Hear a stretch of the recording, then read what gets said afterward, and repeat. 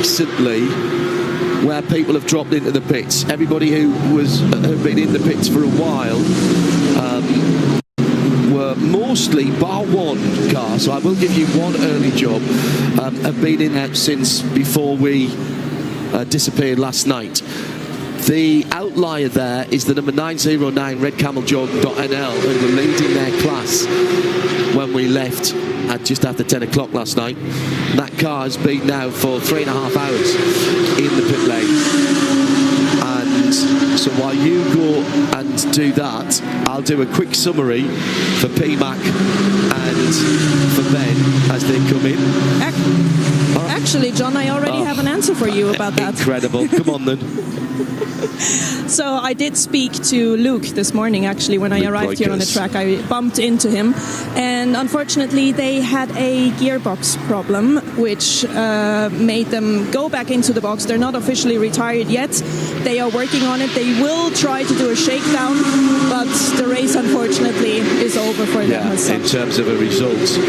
Now, the championship will have to start working out the points paying positions and things like that, but I think the championship will have gone from that. Peter Mackay joins me in the Global Broadcast Centre. I refuse to talk about the golf so that I don't jinx it. The story I was going to tell, and also as I said to Snowy, I'm off to the States on Tuesday, flying through Chicago into Atlanta, and I'm not going to do as an esteemed colleague of mine did one year after the Ryder Cup, when asked on his way into the United States by the Customs and Border Patrol officer, anything to declare, or just the Ryder Cup. That didn't go down overly well, so I'm not doing anything like that at the moment. Let me tell you, dear audience, with a minute to go to another race hour being completed, and also to bring Ben and PMAC up to speed, the big talking point here, a couple of changes of position at the sharp end of the field, but the big talking point was TFT Racing. Mauro Engel plugged back into that car. Benjamin Pack, Belgian driver, was in second position, had unlapped himself from Alexander Prince, and was therefore just one lap back and closing him down at 2.5, 3 seconds a lap. And bizarre incident at turn 13, going past the white Cupra. An overtake that's been made many times by other people, including his teammate when he got in the car, and just understeered off into the gravel and lost the laps. So now has dropped back to 5 laps away from the lead. A very, very bizarre moment for Ben. He got the pass made down the inside of the 102 and then just looped it into the gravel. The car got pulled out into the pit lane. Mauro Engel was installed, and with a new set of Michelin tyres, Mauro then drove 13 laps. The car was fine, and came back in, topped the car off. So he's still got a bit of time left to run. So as they stand, Maxi Partle, who took over from Alexander Prince, leads now by the better part of 3 laps over Jutta Racing, who've gradually been coming up, and it's the 3 AM cars again on 6:38, 6:35 and 6:34 laps, those being the Hoffer number 11, Jutta number 71 just crossing the line under my feet, and the Continental Racing by Simpson Audi in 3rd place. Hazard T, the best of the GT3 Pro cars, has been in the top 3 but has just pitted, and Mathis Lesmont has just taken that car out in the classes. Mullner Motorsport up to 9th and leading 992, with the AM battle in 992 behind him. HRT, RPM, Seb Lejeune in the class places. GT4 in fuel at the moment. Owen Hissey just coming to the end of his stint now for AMG and the 421 Venture team, with many laps in hand over Team Zor Grensport, but fast laps coming in from everybody, including a new fastest lap of the race, by the way, from Maro Engel, just after 8 o'clock this morning. TCE, Asbest first and second now with the Cupra and the Porsche, and the best of the THRW Hondas are up into third, and the best of the THRW Hondas in third is the one that had to have the repaired steering arm. And other than that, I'm told it had been a quiet night. Good morning, Peter Mackay. Good morning. Good morning. Just filled up with a wonderful breakfast. A cream donut actually was on offer, so I had to partake in one of those. Little bit of smoked salmon as well. Always good food here at the Michelin 24-hour series. Now, Proton Huber Competition are in a very strong position in their purple and orange Porsche. Konstantin Dressler at the moment is gaining time hand over fist to the number 69 Continental Racing Audi. Now, that is the battle for third position as things stand. But for Proton Huber Competition, as the points currently sit, they would be champions overall in GT3 from Hofer Racing. They would win by 22 points, but in the Pro-Am Championship, they would win by a fairly considerable margin over Scuderia Praha. That is if you threw the checker flag out right now, but in endurance racing, yeah, it's not done till it's done. 2 hours and 57 minutes to go, but Dressler running very, very strongly at the moment. But interestingly, we had a quick chat with, as you can understand, very disappointed Red Camel Jordan's team, but they thought that the championship was over. If things finish the way they are right now, with RPM Racing third in the 992 class, that would be the case. But if they were to drop down, that could well switch the other way, because there's only, at the moment in the live points, RPM Racing would win the championship by 4 points and would be 10 points ahead of Mühlner. So there is Mühlner at the moment are scoring as top points, and they are in the lead of the race, so they can't score anymore. So that, they will not win the championship. But it's I don't know if it's actually done or not in 992. So we'll keep a watch on that one. But if RPM Racing keep clicking off the laps in the next 2 hours and 55 minutes, they will be 992 AM champions and 992 overall. Now, Carla Velti, she's done a super job all weekend of finding different aspects of the Michelin 24-hour series, and one very important, in fact I would say critical aspect, is race control. Carla, what is going on down there? I am currently in a very special place. I figured I'm going to leave the pit lane and go into race control. And if Sepp turns around the camera, you will see that there are a bunch of people sitting here. It is a place you don't normally get to see, so I'm very honored that I get to do this. But there are a whole bunch of people with a whole bunch of screens actually looking into every single detail that happens on the racetrack. No matter which tiny little problem there is. Apparently there was a little problem with the racetrack at some point in turn 5, if I remember correctly, where they had to do some repairments. That's the small details they see here, and they control that everyone behaves within regulations, and if there's any problem, they make sure that code 60 is deployed, that the marshals are deployed, and all of that happens here in the heart of the circuit in Barcelona. Critical part of the race, having to keep an eye on an entire racetrack, a space of 4.6 kilometers, over 30 cars, having to keep an eye on everyone. It's not a job that I would volunteer for, that's for sure. Quite happy with my seat here in the commentary booth, that is for sure. What an interesting year it's been for Proton Huber Competition, because they started off not that well. Only 6 points in Mugello after a couple of crashes. Then things started to get better.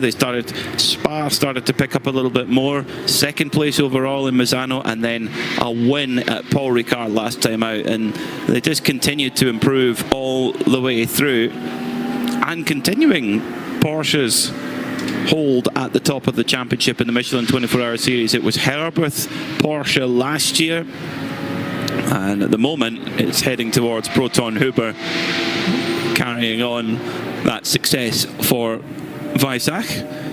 Ben Constanduros joins me in the commentary booth now. Ben, good morning. Hello, how is everyone?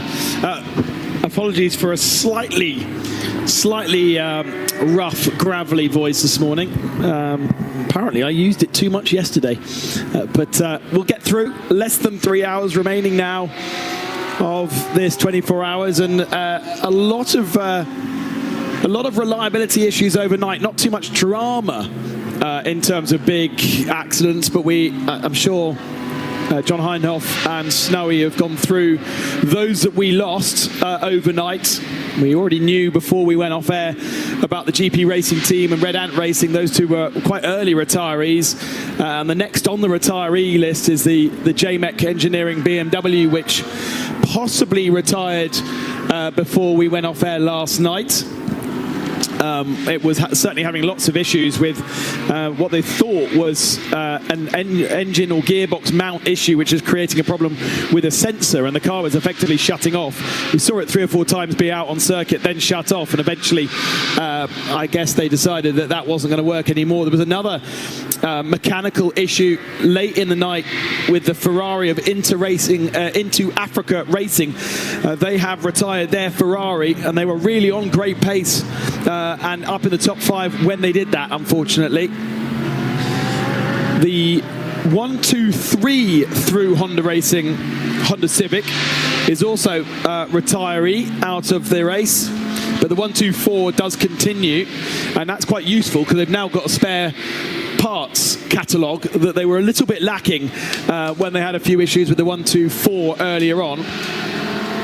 And the one that I can't get my head around yet is the Get Speed Mercedes, the 286. That is a retirement, and it is a retirement again in the early hours of the morning. It shows as in the pits, so it would have been taken into the pits. So there's going to be a mechanical issue as well. What that mechanical issue is, we don't know. But we have lost the Get Speed 186, and we have lost the Red Camels Jordan, which we've already covered off with Fabian Dance at the wheel when the gearbox decided that it didn't want to be in the same structure as it was designed to be. We will see that car back on the circuit, but probably just as a shakedown before it's shipped off to Malaysia. And they will live to fight another day, that's for sure. The Red Camel Jordan's team, a team with big spirit, and they seem to think that their championship was over, but it could be. But by my mathematics, I think it would. If RPM finish where they are, they would be champions. But if any problem for RPM, then we need to get the calculators back out again, I think. But RPM have been super consistent all year and have dominated the AM class, really. When we are, this is 2 hours and 50 minutes to go in the race, but 2 hours and 50 minutes to go in what's been a season, and what a grand tour it is of the very best of Europe. Mugello is a circuit which, certainly in the two-wheel world, is almost spoken about in hushed tones. It has this mythical property, and it's an amazing circuit to go to. Spa needs no introduction, but if you'd like an hour lecture on it, Ben Constanduros is available anytime. It's very great too. Actually, when you retire, Ben, you should just do Mazda MX-5 guided tours an hour after each other. You take people out, and you just smart for two, and you just take them around the old circuit. Then we went to the seaside, Misano, a lovely place to spend in the summer. Paul Ricard is a circuit where you look at it and you think, oh, it's actually a very modern circuit, but actually it's a circuit with huge heritage, and the amazing, most iconic race cars in history have all usually went to test there in the winter before being rolled out for the season. So it's a place with real heritage behind it. And then here in Barcelona, which has been a home to Grand Prix racing on both 2 and 4 wheels for well over 30 years. It's not a bad little calendar. Next year we'll swap out Misano for the legendary Nürburgring, not the Nordschleife, but the GP circuit at the start of July. But all other circuits will remain the same, with a visit to Mugello at the late March, to Spa in late April. Then it will be Paul Ricard at the start of June, the week before the Le Mans 24 Hours, which actually is a traditional SRO date. Back in the day where the 1,000 kilometers was run, a 6-hour race was run for GT World Challenge. That was always on that weekend, the weekend before Le Mans. But they've recently moved that to be a season opener. So Paul Ricard opens the championship for GT World Challenge, which means there is that availability. And of course, you have a very, very long day in the south of France at the start of June. You're almost at the longest day. And they're quite good at putting on rooftop parties at that time of the year as the sun goes down. It's a very enjoyable area to party down on the coastline of the Côte d'Azur, and they try and replicate it at the Paul Ricard circuit. So usually tickets are very cheap to come and have a watch, and the local towns come up and enjoy a rooftop party on Saturday evening, and we can then be racing or have finished racing around that time. So it's be an enjoyable change of date, which means Nürburgring in July, the week after the Spa 24 Hours. So that should be interesting to see how that affects any entry, whether we'll have we'll have guys from Spa just driving their cars across to do a 12 hours at Nürburgring after 24 hours at Spa. Why not? And then the traditional end of season race here at Barcelona in its basically its traditional date, although a week earlier next year than it is this year. Won't have too much of an effect really, although I think it does clash with the revival. Not that particularly matters, but it does mean that we won't have this Spa 6-hour clash that we have this year. The classic endurance race at Spa-Francorchamps happening this weekend, and even if it's a classic race, it does take away a lot of the gentleman drivers that might also be racing in this kind of a race, because you have your gentleman drivers that will own a modern GT3 car as well as perhaps a couple of classics. Lots of toys in the toy box, definitely. Yeah, you can't just have one. No, definitely not. Konstantin Dressler is tearing time out of Andrei Solochev for the overall podium. Dressler putting in a great stint there. He's 145.1 on the previous lap, 149.8 for the Continental Racing Audi ahead. So Dressler is pulling time hand over fist. He's only 5 seconds away now. So at this current burn rate, just a couple of laps, and he'll be right on that blue, white and red Audi R8 LMS GT3. Still at the front of the field though, we have two, in fact we have an AM class 1, 2, 3 at the front of the field. Those crews, big respect to the driver lineups to keep on trucking and not make the mistakes when other pro cars have, they've had problems or made mistakes or what have you. They've just kept on trucking, and to, of course, the teams that prepare the car and keep them going through 24 hours. Yeah, just the one full-fat pro car left in GT3, with Hassarti at the moment sitting in 5th position. There were only 3 of them, but the other 2 have retired, Red and into Africa, which leaves Pro-Ams and AMs and that one Hassarti Audi. Yeah, as we were leaving the circuit last night, around 10:30, the poor old Into Africa Ferrari was being brought back on the Royal Automobile of Catalonia. Oh, is that early on, was it? Yeah, for the second time, unfortunately. So, yeah, a real pity for that crew, but they'll be back, I'm sure of it as well. And yeah, a very strong package indeed to go racing with. Now, the time, the gap for 3rd position is now down to 2.2. So Dressler is getting closer and closer, and could well get the move done on this lap, because sector by sector just tearing time out of the Continental Audi. Proton Huber in position to win the championship overall in GT3. We saw last year an AM class car win the overall GT3 championship in Herbert. This year, if Proton Huber can get it through the next 2 hours and 44 minutes, they will do it as a Pro-Am class car. So really impressive, and what an experience for Jörg Dreisau, the car owner. to be able to do a full championship with a Porsche factory driver and Klaus Bachler on the team. Manuel Lauck, an absolute legend at the Nürburgring. I think he's up to 7 class wins now at the Nürburgring 24-hour.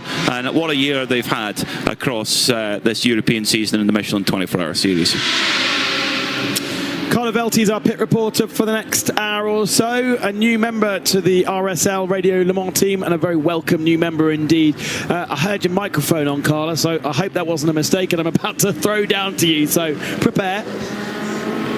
I'm ready. I'm always ready for you guys, Ben. I figured I'm going to show you a little bit what the mood is down here in the pit lane, because the race has already been going on for quite long and mechanics are getting tired. They are trying to stay awake, and I feel like the closer we get to the end, the more the adrenaline will go again. But definitely, since at the moment there's not a lot happening, people are resting, people are taking a little breather, drinking some coffee. But look, there's people smiling everywhere. There's a very good mood in here in the Scuderia Praha box. Everyone seems to be of good spirit. As far as I know, they are running on P10 in the GT3 category. And let's hope that they can rev everything back up and power through for the last few hours. I mean, P10 is surprisingly low down for them. They are 27 laps back off the leader. That suggests to me that they have had some drama overnight to be actually behind E2P Racing, which we know had drama. Had a couple of spins and then had that loose wheel nut just as we went off air last night around 9 o'clock. So it would be maybe something to dig into down there at Scuderia Praha as to how their night went. They are smiling, they're still moving, as Carla can see, but I have one of the drivers. Yeah, I don't know whether it's been completely plain sailing, to use a sailing term. Carla's got one of the drivers. Let's go and find out. Exactly. I'm here with Joseph, is that right? Sorry, I'm still learning all the names of all the drivers down here in this grid. Tell me, what happened overnight? Well, we had a problem with the power steering loom, which never happened before to us, unfortunately. So we had to repair the car, even though that the pace was quite okay, I would say. We were position 2 overall, so which was nice, and we were planning to be on a good position for the first 12 hours.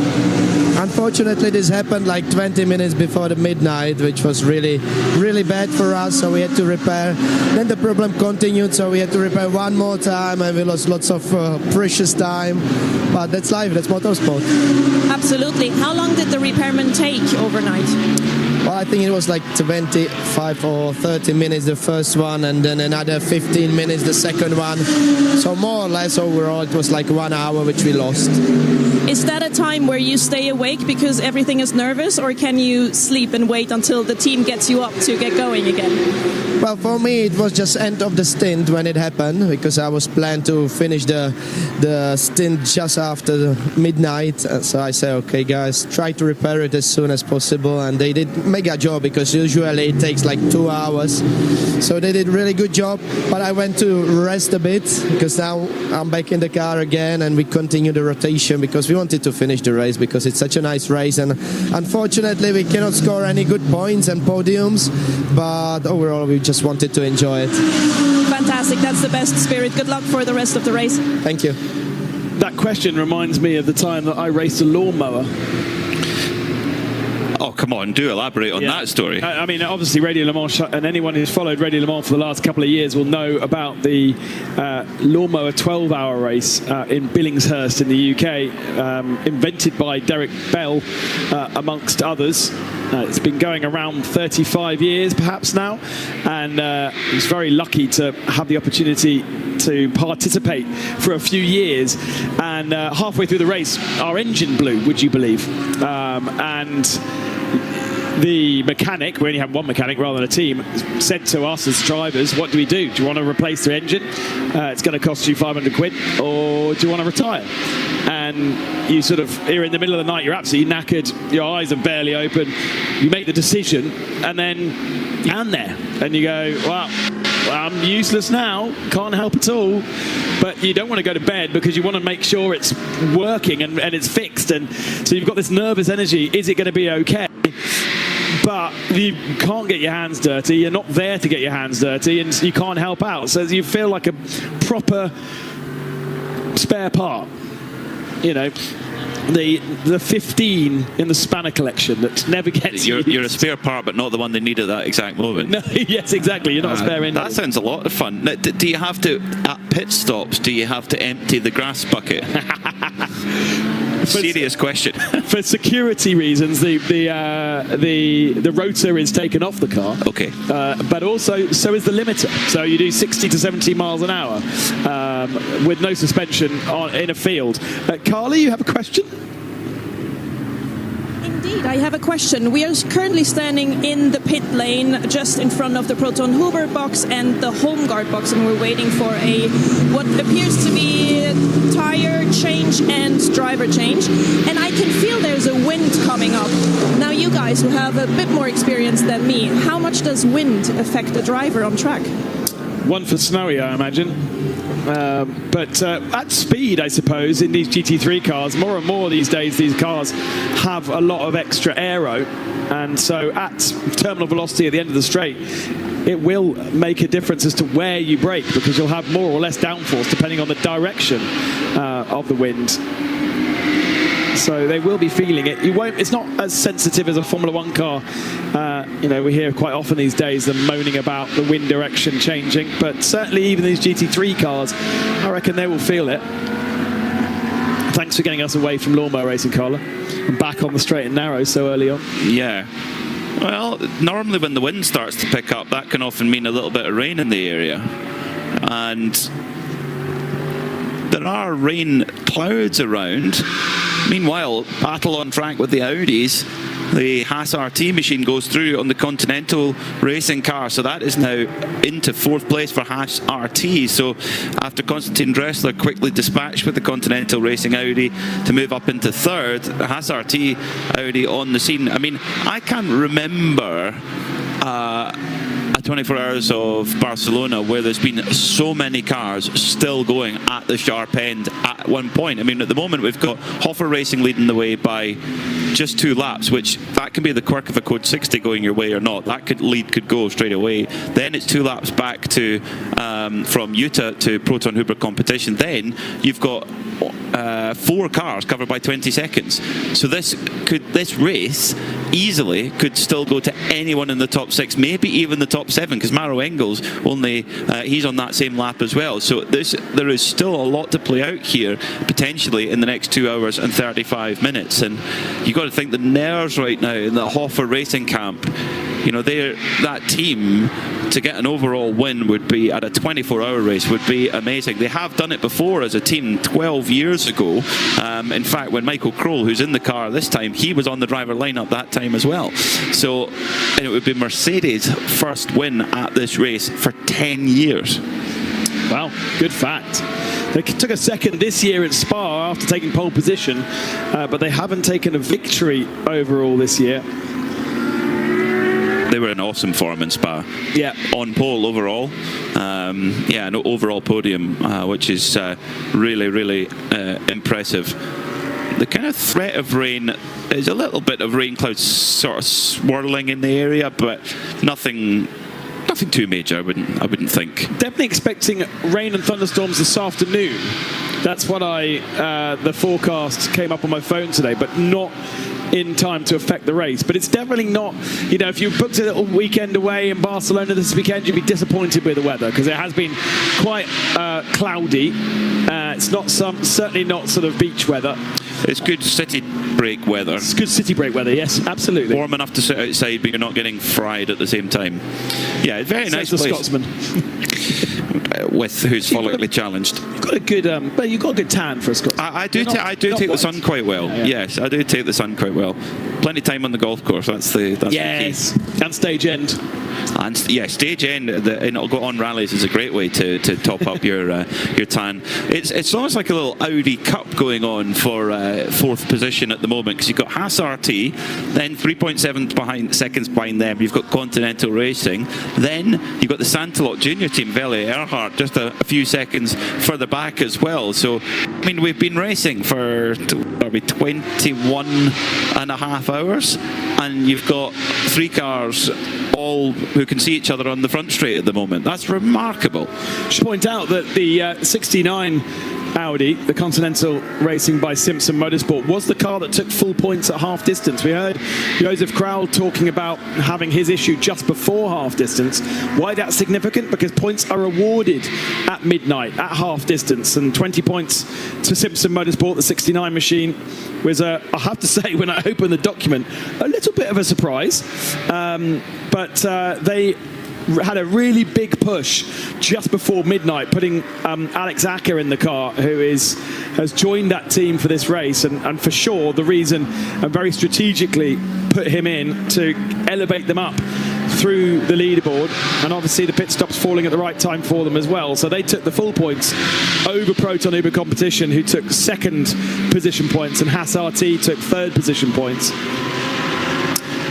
But with full points on offer, as it stands at the moment, even if Proton Uber Competition finished in third position, they would still be well ahead in the championship.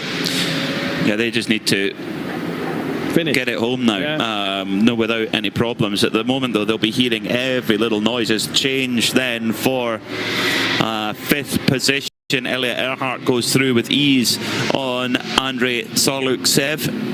Do you know what? Even if they finished in 8th position in class, or 9th, sorry, where E2P are, they would still win. So, and actually, even if they drop down behind Scuderia Praha, they'd still have enough points to take victory. Okay. Because you're not going to drop you're not going to drop this round. Because this round obviously scores so many points. So Renan Racing are dropping this score because they scored nothing. But because you get points even for the middle part of this race, which is half points to a 12-hour race, you're still going to have some points in your pocket. Yeah. Yeah, it's a similar system actually in the 24-hour races, at least, to the Michelin Endurance Cup in IMSA, where they hand out points at waypoints throughout the race, and sometimes you can play the strategy to do that, to pick up those points. Oh, you might compromise yourself for the next couple of hours, but you've booked the points and they're in your pocket and they can't be taken from you at that stage. So the three-pointed star, Mercedes AMG, in a strong position at the moment. They've had good pace since they've rolled out this weekend, and interestingly, Maroengo 1 minute 40.6, fastest lap of the race. That came in the middle of the night. It's taken until then to beat the best lap, which is the 24-hour series lap record last year, set by Frederick Schandorf in the McLaren, which was absolutely rapid on one lap pace last year. That was a 141.1. That's gone 140.6. But we've seen lap records go by multiple seconds this year, in the first year of the Michelin tyre supply, and it's just been the track conditions really that haven't quite given the performance that teams might well have expected. But the lap record is gone, and I think we'll continue to see those benchmarks continue to be improved upon as the years go by. Ooh, bit of a slide coming through turn 3 for the Haas RT Audi. Mathis Lismol, a young Belgian driver, giving it a good old push through there. Driver with good GT3 experience for a man of his tender years. 2.5 hours remaining. It is time to start talking spirit of race. Every single 24-hour series race, we award an award or a trophy to somebody who, as a collective commentary team, we feel is deserving of the spirit of race. So often it seems to be teams that have battled against adversity, come back from accident damage or difficulties, and sometimes it can be awarded as it was to Venture in Misano, I think it was, where we decided that because they didn't have any other competitors to race against in GT4, they could have really taken it easy, but they didn't. They pushed really, really hard, and even got themselves a penalty because they were pushing so hard, and they therefore were awarded the Spirit of Race in Misano. Last time out in Paul Ricard, we awarded it to Viper Nisa Racing that had an accident in qualifying on the Friday evening, got themselves built up a new car for Saturday morning, and then just reminding me of the result, but they had a really good result initially, I think, at the end of the race. So, and also the fact they all fly over from Malaysia, and they're not using European mechanics and just a couple of Malaysian drivers. The whole team is Malaysian, and so they were awarded Spirit of Race for Paul Ricard. I can't remember who we awarded it at Spa. Oh no, at Spa it went to the outgoing Geraint Williams. Jerry, thank you. Haven't quite got the name right there. He, as somebody who had been part of Preventic almost since the beginning and was retiring, so he won the Spirit of Race then. Going back to Mugello, I really can't remember. Neither can I. But maybe that gives you the idea that it's not just simply about crashing a car and rebuilding it. And I really have no idea here. I've got an idea. Go on. My feeling, my heart is tugging me towards Asbest Racing. Asbest Racing have been a great supporter of the Michelin 24-hour series. They bring often one car, sometimes two, for the longer races. They go to every corner of the world. They bring their old Cupra out. They've got their Porsche as well. And in this race, we've got in our global broadcast center, we've got a piece of software that tells us what the age of the tyre is. It's done with a little RFID. And at the moment, Asbest Racing, who are leading comprehensively in the TCE category, in fact, they're 1-2 with their Cupra leading from their Porsche. The Cupra has 135 lap old tyres on it at the moment, and they have just kept on trucking all the way through. And there's a spirit of the race as well from the drivers that they've kept their nerve as well and have been able to just keep on clicking off the laps, which is the spirit of endurance. And when you're in that slower class, you've got to put up with GT3 cars coming by you like fighter jets all the time when you're driving absolutely on the limit of the car and of your limit, and you've got cars coming left and right of you as well. So my early nomination would be for Asbest Racing, who are in a good position right now. They've got a 20-lap lead over their sister car, so they're 1-2 Cupra from the Porsche. Yeah, they would be my early nomination. Maybe Carla can, if she can hear us, can chip in with her thoughts if she's got a nomination, perhaps. Still thinking about it. While she thinks about it, yeah. I would throw out the Vortexes for a similar reason. We heard from them a little bit earlier on how they were doing 100 laps on their tyres, and actually they seem to have got a point where those GTX machines are reliable and ticking off the laps. They've moved themselves away from being the one that the Code 60 flies for. There was almost a joke a few years ago that the Code 60 was Vortex colours, because every Code 60 that came out was because a Vortex had parked on the side of the road. That is a story of the past now for Vortex. Solène Amarouche was really strong. Olivia Gomez was faster than the 992s in qualifying, and they're able to run 100 laps on their tyres. So in a similar vein to Asbest, and I really like the idea of Asbest, I would also put Vortex out there. Carlo has turned the microphone on, so I don't know whether she has any thoughts on Spirit of Race Award at all, or whether she's got an interview. Carla? Well, listen, when you were talking about this Spirit Award, I headed straight to Viper. I know that they received that award at the Circuit Paul Ricard already, but Douglas, one of the drivers, is here with me. You had quite the race already. There were a few repairments going on. Can you give me a little recap what happened? Well, the recap was we had a bit of contact in turn one in the second stint. and that damaged the upright. So we had to bring the car back in. Managed to change that quite quickly and sort of continued, but we didn't realize that there was actually damage to the steering rack as well.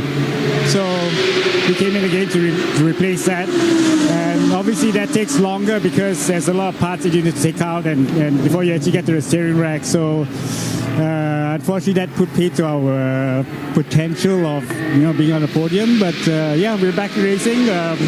It's been good so far. I don't know how many we got, whether 3 hours or 2 hours left, and let's hope we just take the checkered flag and count as finishing the race. Your whole team travels here from Malaysia, pretty much, right? Are you planning to be in Malaysia at the race, at the Creventic race as well in December? Definitely, we will be there. It's home ground, so we definitely have to be there. So we all welcome you to be at Sepang 12 hours, and we look forward to that race. Now, how much driving did you actually do during the night? Were you very active in the night, or did you get some rest? Unfortunately, as an old man, I've got issues with my eyes, so I can't really see. So I did not do any of the night stints. That's why I have young drivers with me, so that they can actually do that, and I do the day stint. That sounds very good. Then let's see how the next few hours are going. Thank you very much. Yeah. Douglas Koo there, a really, really great character, and the leader really of the Viper Nisa team. I'm hoping, Douglas, that we have a great party that you put up for us when we end up heading over to Malaysia, to Sepang. The Sepang circuit is about an hour from Kuala Lumpur city centre, so please don't put the party in the city centre because it's quite a long way. It's a very quick train journey though. Yes, that's true, but you have to get to the airport to do it. Yes, which is very close. It isn't too bad. Mm-hmm. It looks not too bad on the map, but it's a little bit more fiddly. I can't wait for that trip. It's been a long time, about 10 years since I've been to Malaysia. I cannot wait. Have you been to? Did you go to Sepang? No. Okay. No.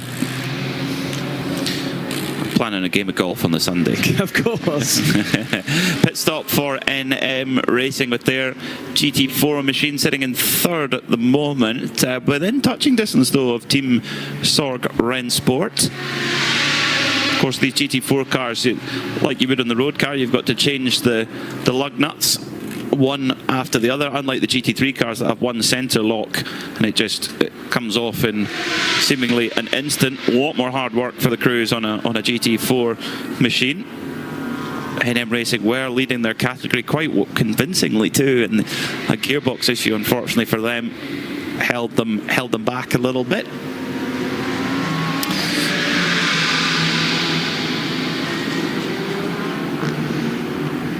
So it's a bit of an orchestrated affair trying to get the pit stop just right, but the mechanics, that's their wheelhouse. That is their lane, if you like. So what they've got there is they've got a sort of a system where the nuts are pre-placed inside the wheel of the alloy wheel, so that when it gets pushed onto the lug nuts, they should be in the right place. That's the idea of that sort of aluminium circle in the center, and therefore then you just get the nut. I was looking at these the other day. Nut lugger, I think they're called officially, to just go bish bosh bash bosh. But what we saw there was a couple of the nuts just being knocked out of position. But it's not a big deal, and it didn't really cost them too much time. But of course, we've got to do 5 or 4 rather than the one centre nut. There is a GT4 car, and I think it's the McLaren that has a single nut in the centre, but it's it's a rarity to have that. Carla's down at let's try and get this right, Uskidia Faron, down in 23rd position. They are 7th in 992 AM, in 992 and 6th in AM. Porsche coming in, and I looked at it from the front and I wondered, hold on, is this the Scuderia Faron or is this the red ant car? And that's when I realized, remember guys, yesterday we wondered why exactly they would change the back of the car, the boot, so to say. I think I know now why, because that helps you guys on the camera to understand which which one is the car that got rented out because Red Ant had a crash on Friday night in night practice, therefore needed a new car, took the one from Faraon, and somehow you need to understand which one is which, right? So I think that's why they did it. It's very kind of them, yes, to have the Ajit Kumar engine cover, so at least we could just about, certainly from the back, we could tell the difference between them. Off go Escuderia Faraon then, back into the race, number 949, 6th in 992 at this moment in time. Whereas effectively the sister car, if you like, the Red Ant car for Ajit Kumar Racing is in 4th in 992 at the moment. In 992, it is Milner who lead the way overall by 4 laps over HRT Performance, who in turn have 2 laps over RPM Racing, who at this moment in time are in position to win not just the 992 AM category, but the entire 992 category, which would be quite an achievement to be able to do that. And they've got 2 hours and 18 minutes of running, which I'm sure will be nervous. I'm sure you'll hear every little noise, and the noise coming from the engine, from the transmission, going, oh, please keep going, please last. Because at last race of the season, the teams have had quite a lot of track time as well this week, so that the cars themselves will be tired. The cars themselves will have had a lot of hours on them, a lot of hours on the different components. Now, some teams, of course, will put fresh in as well, but generally the cars at the end of the season, they're ready for their winter rebuild.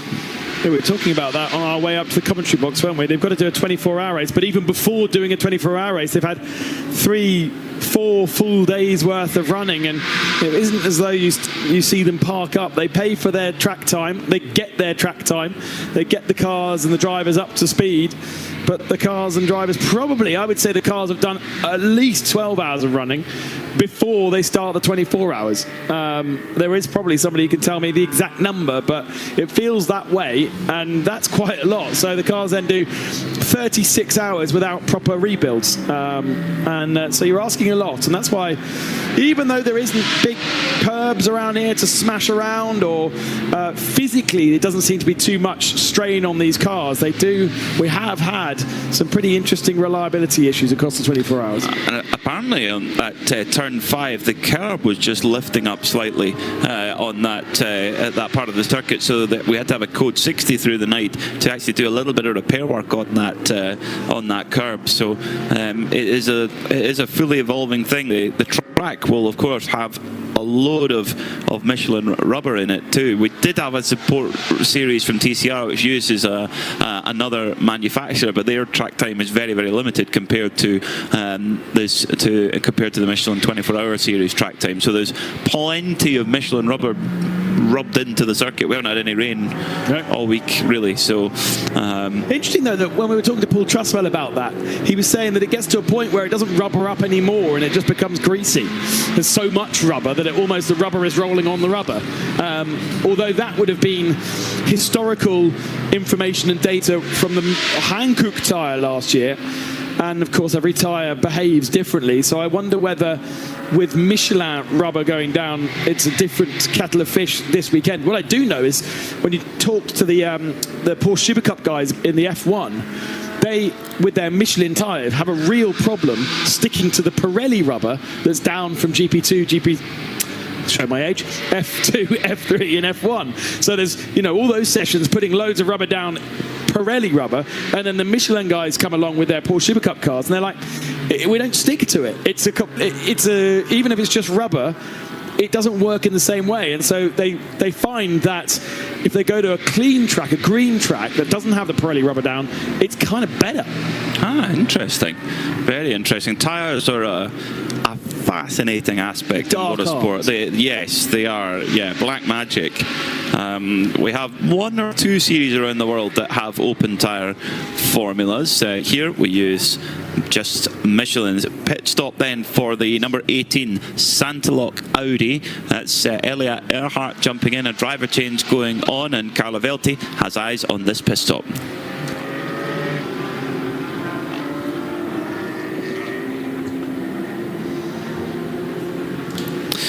So driver change going on there. Can't quite tell the helmet there of who it is who's jumped in. We'll confirm once they come over the line. Is that Lars getting... No, it was different car? No, different car. So Ellie Earhart, it's definitely not Lars, no, because Ellie Earhart brought the car in. So we'll confirm that once they get to the end of the pit lane. And Lars has got into an Audi and it turns out it's the wrong team. And whoever's got in the car has not changed the driver ID yet. Ah, dear. And there's different processes, because some teams get the driver to do it as they come down pit lane into the pit box. So you change your driver ID away from yourself, and then others say that you should do it leaving the pit box. So get in the car, get everything done, then change the driver ID, because it's a little switch on the steering wheel or on the dashboard, and literally it says 1, 2, 3, 4 or 5, and you switch it to your number, which I think probably makes more sense than doing it beforehand, not knowing who's getting in. So got to remember to do that, and you do get told off by race control if you don't switch it out. But at the moment, Earhart's showing as in the car, but we definitely saw him getting out. We saw him getting out for sure, so we'll confirm that in a moment. It shouldn't take too long. It isn't Pierre Caffer. Correct. Because Pierre Caffer was at the back of the garage, and...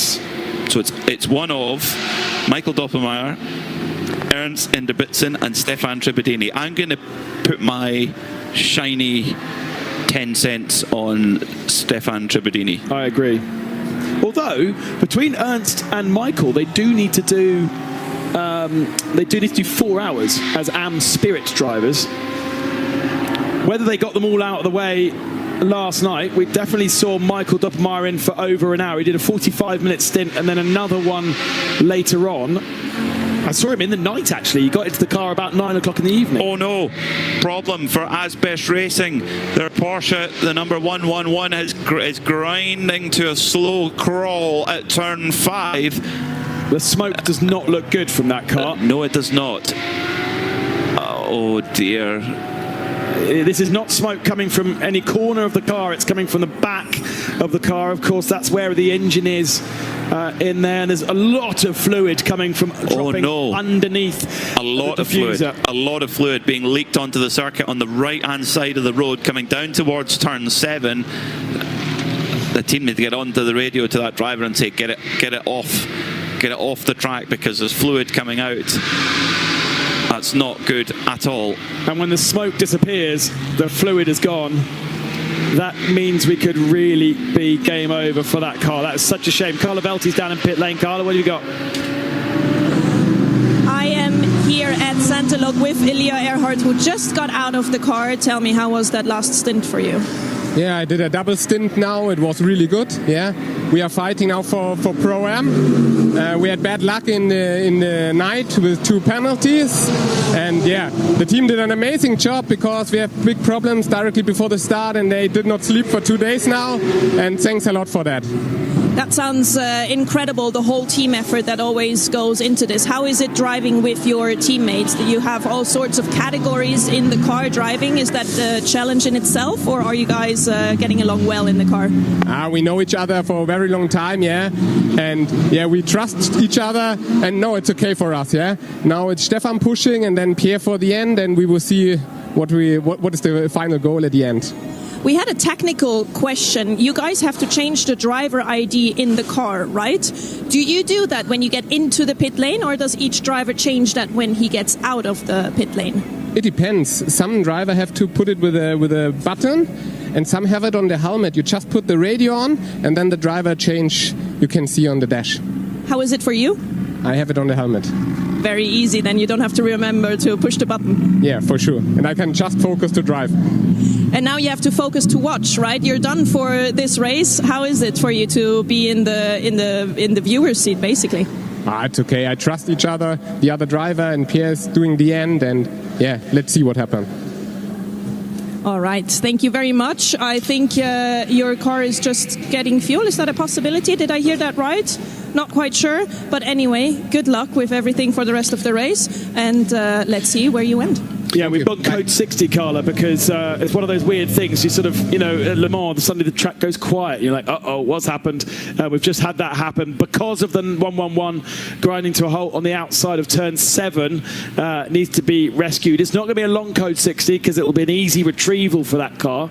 But there might be some sweeping. Was that a sweeping sign? No, that was me going, fluid. Oh, fluid, yes, good point. Yeah, the fluid, that will take a little bit of time to clear up as well. You cannot leave any kind of fluid on the circuit. Looked to me like fuel coming out rather than oil. Okay. Looked more clear than oil from the pictures that we've got here. But, so that, let's see. But Santalok taking the opportunity just to top the car up under the code 60. You can do that, but only up to 25% of your allowance when the code 60 is out. Also, you cannot change tyres if there have been 50. I take that back. That probably is oil, actually. That's a dark fluid. It's globular-like. Oh, no. Oh, no. That was our leader, wasn't it? Or was it? No, second place. So okay. Asbest did have a 1-2 in TCE. Now, they do have a fairly chunky margin back, but it depends on what the others do behind, whether that 1-2 is broken up or not. But it wasn't their leading car, so if you've got two cars out there, one's leading, you just don't want that to be the one. So car has been put into a position of safety behind the barrier. My concern would be the fluid on track now.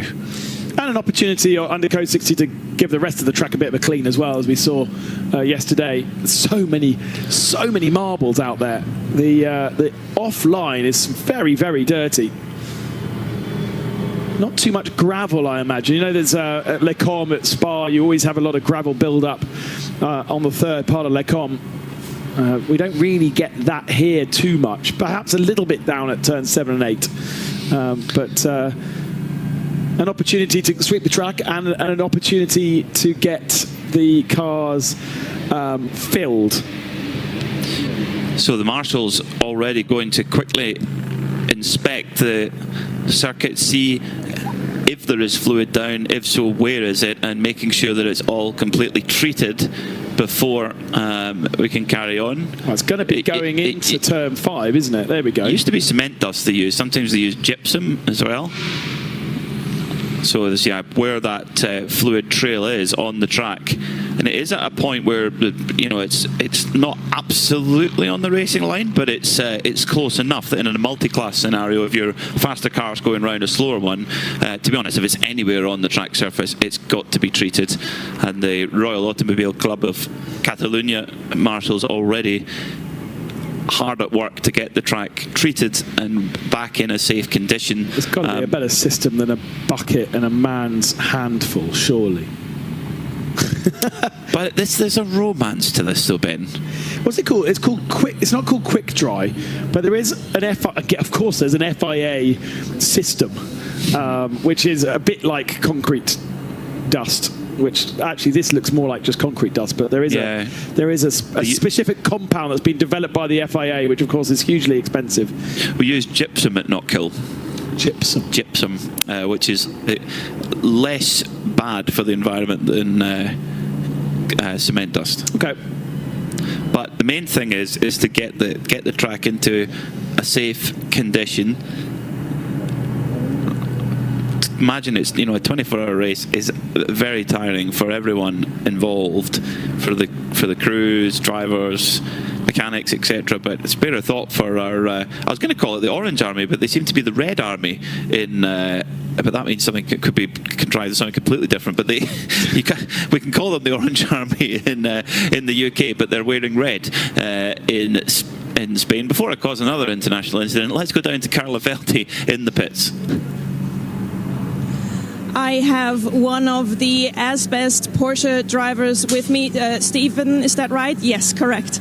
I'm so sorry. I can see the heartbreak in all of your faces. Your team has been working so hard to keep that car alive. We don't know yet what exactly is going on. What are your thoughts right now? Yeah, what can I say? This is not the 24 hours as we hoped for, but yeah, it's racing. It's always something.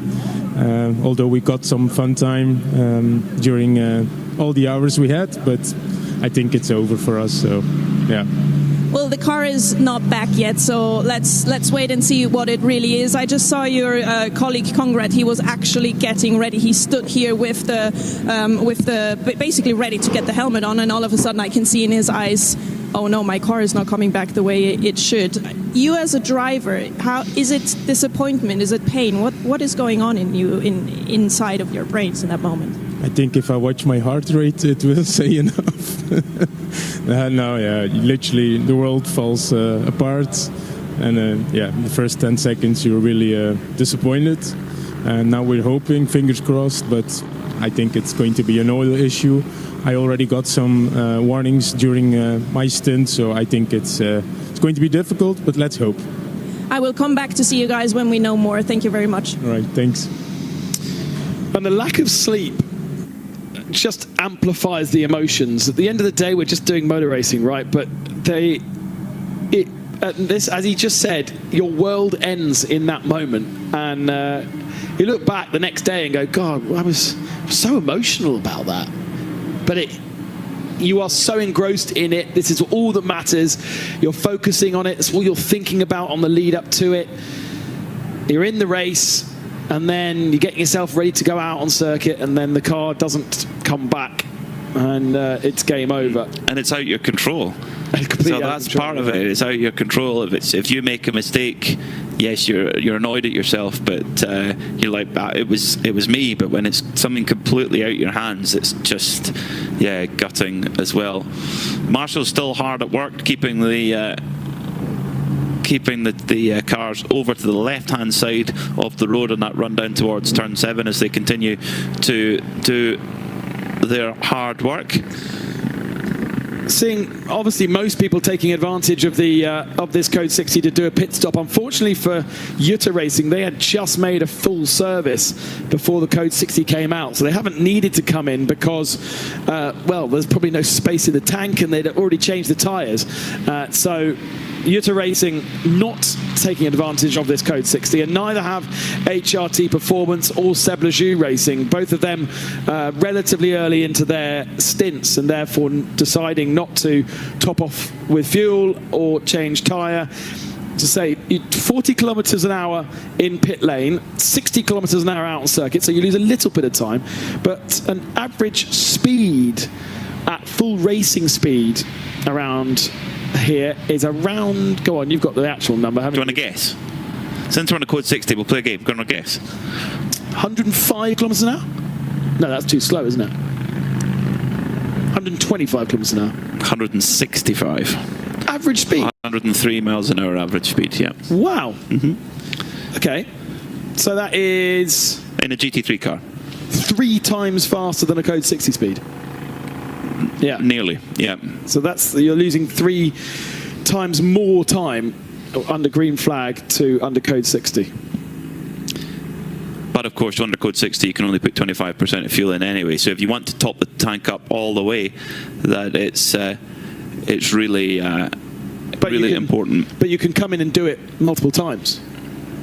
You can, but it would need to be a very long Code 60 to get all the way back around to come through. Now, a little bit of information from our crew that are down there. Apparently a smell of fuel, so I was maybe right on the fuel to begin with rather than the oil. Carla, what do you smell down there?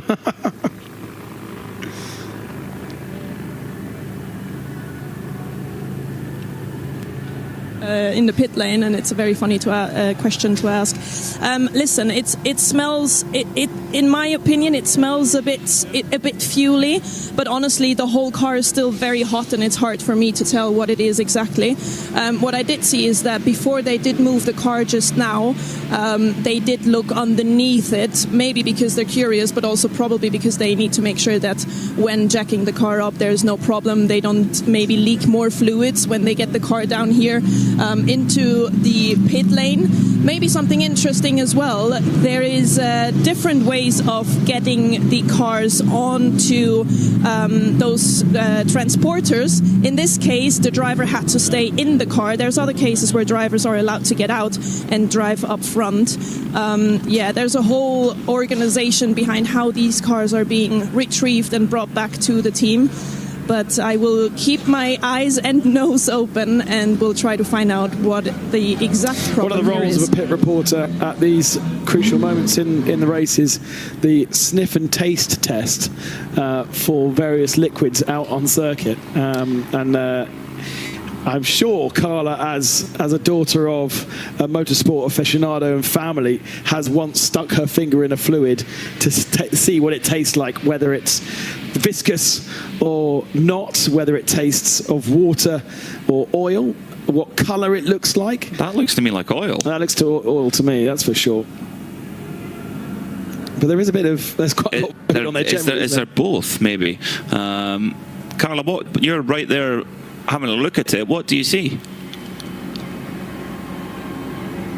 Thick liquid, especially the part back here.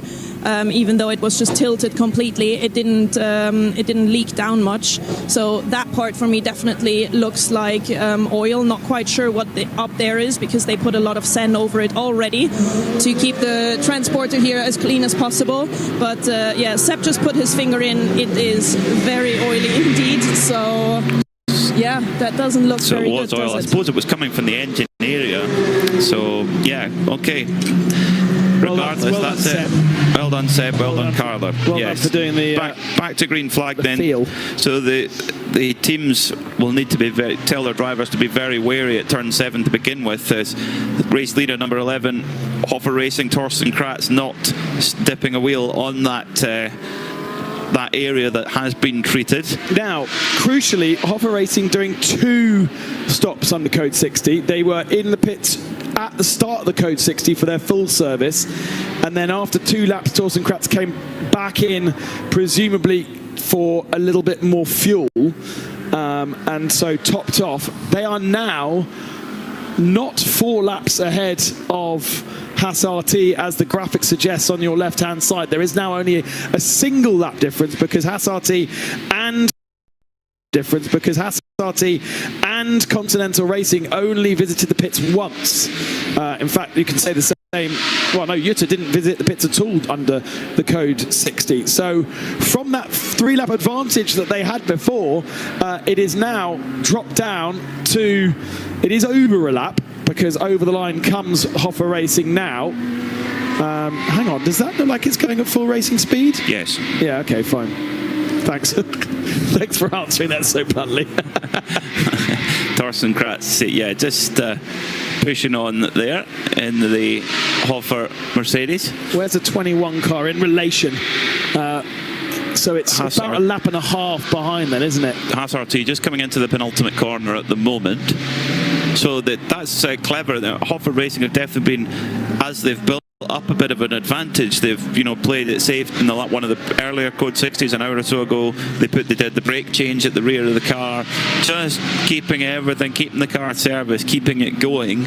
An hour and 56 minutes to go. I mean, what this would mean for that team, a family team led by Dad, Michael Kroll, and his daughter Chantal's husband Alexander in the car as well. Even Chantal and Alexander's kids, they come to every race. They've all got their Hoffer Racing uniforms and everything. It's a family affair. And then Max Bartel and Torsten Kratz, part of the team this weekend. They're huge supporters of this championship. I've been racing in this championship for so many years.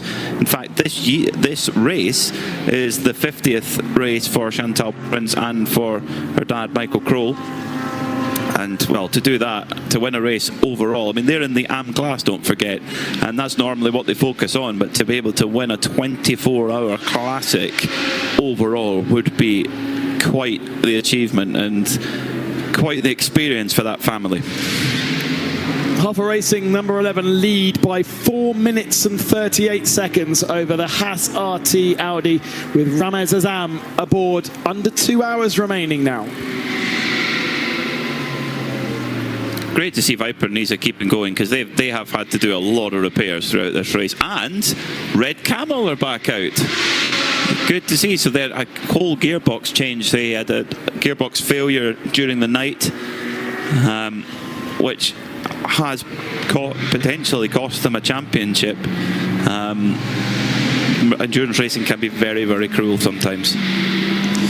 Yeah, so I'm not sure we're going to see this car finish the race. It is just going to go out and have a bit of a shakedown, make sure it's good and ready, because well, I guess it doesn't. I don't know exactly how long it takes to ship cars out to Malaysia.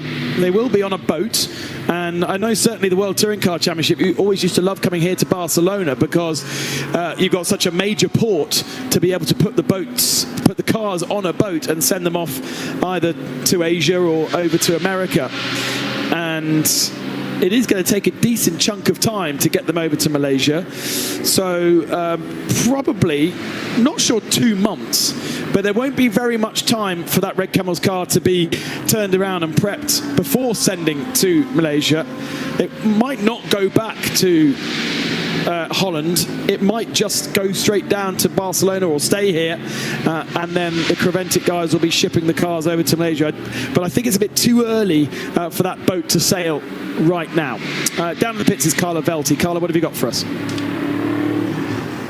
Unfortunately, I have heartbreaking news from the asbest box. So they got the car in, they are checking everything, and within almost no time I got the news that the engine blew, and that's it for this car.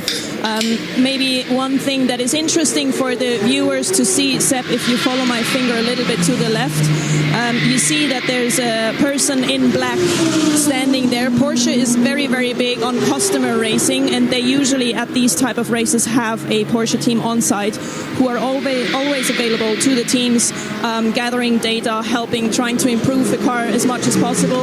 In this case, it's all about data and understanding what actually happened.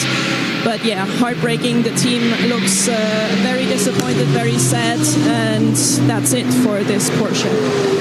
Quite an unusual thing for a Porsche Flat 6 to go pop. Very unusual thing, I would say.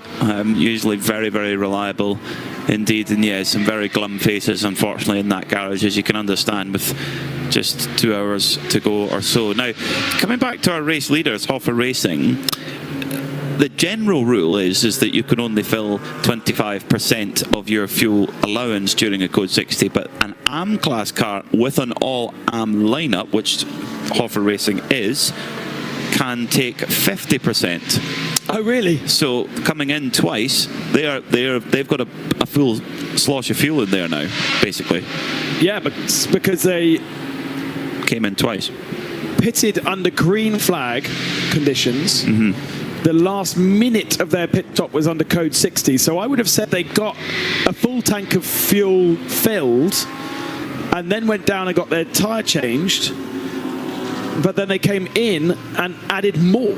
So they're not going to have got another 50% in. They wouldn't have been the capacity. No, they didn't need to, but they've topped it up. And absolutely, they've got, and as you know, being an AM class car, they can take the full 120 litre. The car only has a 120 litre fuel cell, so you cannot fit any more in it. So it's really fuel to go. So that means they will need only one pit stop before the end of the race. And actually, if you had a lot of Code 60 in the last hour and 50 minutes, they might not even need to stop at all. Yeah, we have seen cars do an hour and 50 odd.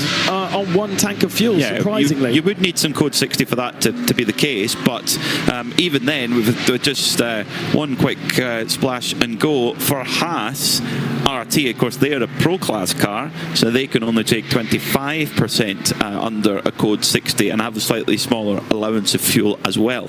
So they sit in second. Continental Racing are in third. They're an AM Class car, so they get the allowances, as do Utah Racing, who are in fourth overall. Proton Uber Competition are in fifth right now, but that is still good enough for them to win the championship overall. Continental are an AM class car, but they do have a semi-pro in their car. So they can't. That's right. Well, which is a rare thing, because they don't usually have Alex Acker or a semi-pro in that car. So they will have only been able to do 25%. So for sure, Haas RT and Continental Racing owe us one more stop, I would say, or certainly a proper stop versus Hoffer's maybe not full service. Jutta Racing also will owe us a stop. Hadn't thought about how close we were to the end of the race. It feels like we only just woke up, but we are definitely working back from the end of the race to now with 1 hour and 50 minutes remaining. Carla. I actually have a question for PMAC, who is our data guy with all the amazing prep that he does. So now in the case of the Asbest Porsche, how many points do they get? Will they get points until the very end of the race, or is that lost now, the second half of the race? No, they will. They will get all of the laps that they've completed. So right now they sit in second in class, but the car third in class, which is the THRW Honda, is circulating and is 30 laps behind.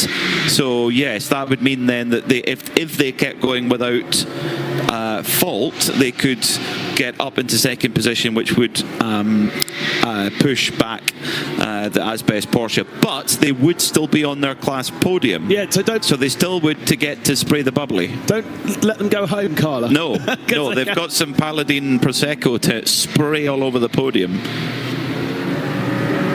I hope that they are listening, because they actually, some of the mechanics asked me and I just forwarded that question to you, but I'm sure they know that and I'm sure they will be around to celebrate. It is one of those little quirks of Creventic racing that if your class is small enough, or if you retire late enough in the race, you can still be on the podium. So you have this weird feeling of deflation because you haven't finished because the car is retired, but then you are still invited up in the podium to celebrate your third position or whatever. But every lap counts. You know, it's like you're almost like points being booked. Is that if you've completed the laps, that's how you get it. So number 28, Benjamin Pack for TFT Racing, the pole sitting car, sits in 6th at the moment, but is interestingly lapping considerably quicker than the car ahead, which is Manuel Lauk in the Proton Huber competition car. That I wouldn't necessarily expect it. I don't think there's anything necessarily to worry about for Proton Huber competition. They potentially could be on a fuel save to try and not have an unnecessary pit stop. They are leading the Pro-Am category at the moment, but of course their nearest rival is TFT Racing with their Mercedes AMG. So this is properly game on. GT3 Pro-Am is alive. Hoffer Racing effectively have lost the ability to win the GT3 Championship by dint of not scoring enough points at midnight. 20 points available at midnight, and they only scored 10 of them. Had they scored 20, they would have been much, much closer to Proton Uber competition. But even in the position that they are in right now, which is 5th position overall and 5th in GT3, they are still holding on to the championship by dint of finishing 2nd at midnight and being 5th right now, and actually they still have a decent buffer over everybody else. Hoffer Racing would be 2nd if we checkered flagged it right now, just 2 points ahead of the Continental Racing by Simpson Motorsport car. That's 3rd in this race, so they could overhaul Hoffer if they moved up ahead of the Jutta Racing, the Haas RT Audi that sits in 2nd, and that would see Continental Racing by Simpson Motorsport finish the championship in 2nd. And cast your mind back to Mugello and the first stint of the season, where they had the front tyres on the rear and the rear on the fronts. That is quite a progress to get 2nd in the championship after learning the hard way in Mugello at the start of the year. And they're in position to win the AM category. Yes, of course. Yeah, which would be a great run, that win in the AM category at Paul Ricard. 2 podiums as well in there in class. In fact, it would be a total of 4 podiums overall actually across the 5-round season in the AM class. So it's been a great battle all year long, all the way through. Now, personal best lap times are being put in at the front of the field. Torsten Kratz has just done a 141.9, and Ramez Azam in the Haas RT Audi in 2nd has done a 141.5. So, unlike last year, where we saw the best lap of the race set on lap 3, the lap times are coming thick and fast now at this stage of the race. Just an hour and 45 to go. And I think that's due to the fact that we don't have blazing sunshine this morning. The temperature is still cool. It almost feels a little bit humid. Carlo will be able to tell us exactly what it feels like in pit lane, but it's certainly not what you expect from mid-September, mid-September day in Barcelona, where you would usually feel that Mediterranean heat still blaring down. We haven't seen the sun all weekend long. Carla, you just said you're on the podium. Indeed, I am. And the podium here in Barcelona is positioned right at the beginning of the pit lane, and you guys are positioned in the very first comms boxes up there. So I can actually wave up to you, which is very nice for a change. But this here is where every driver wants to be at the end of the race. They want to be on here on the podium, enjoying and celebrating with champagne.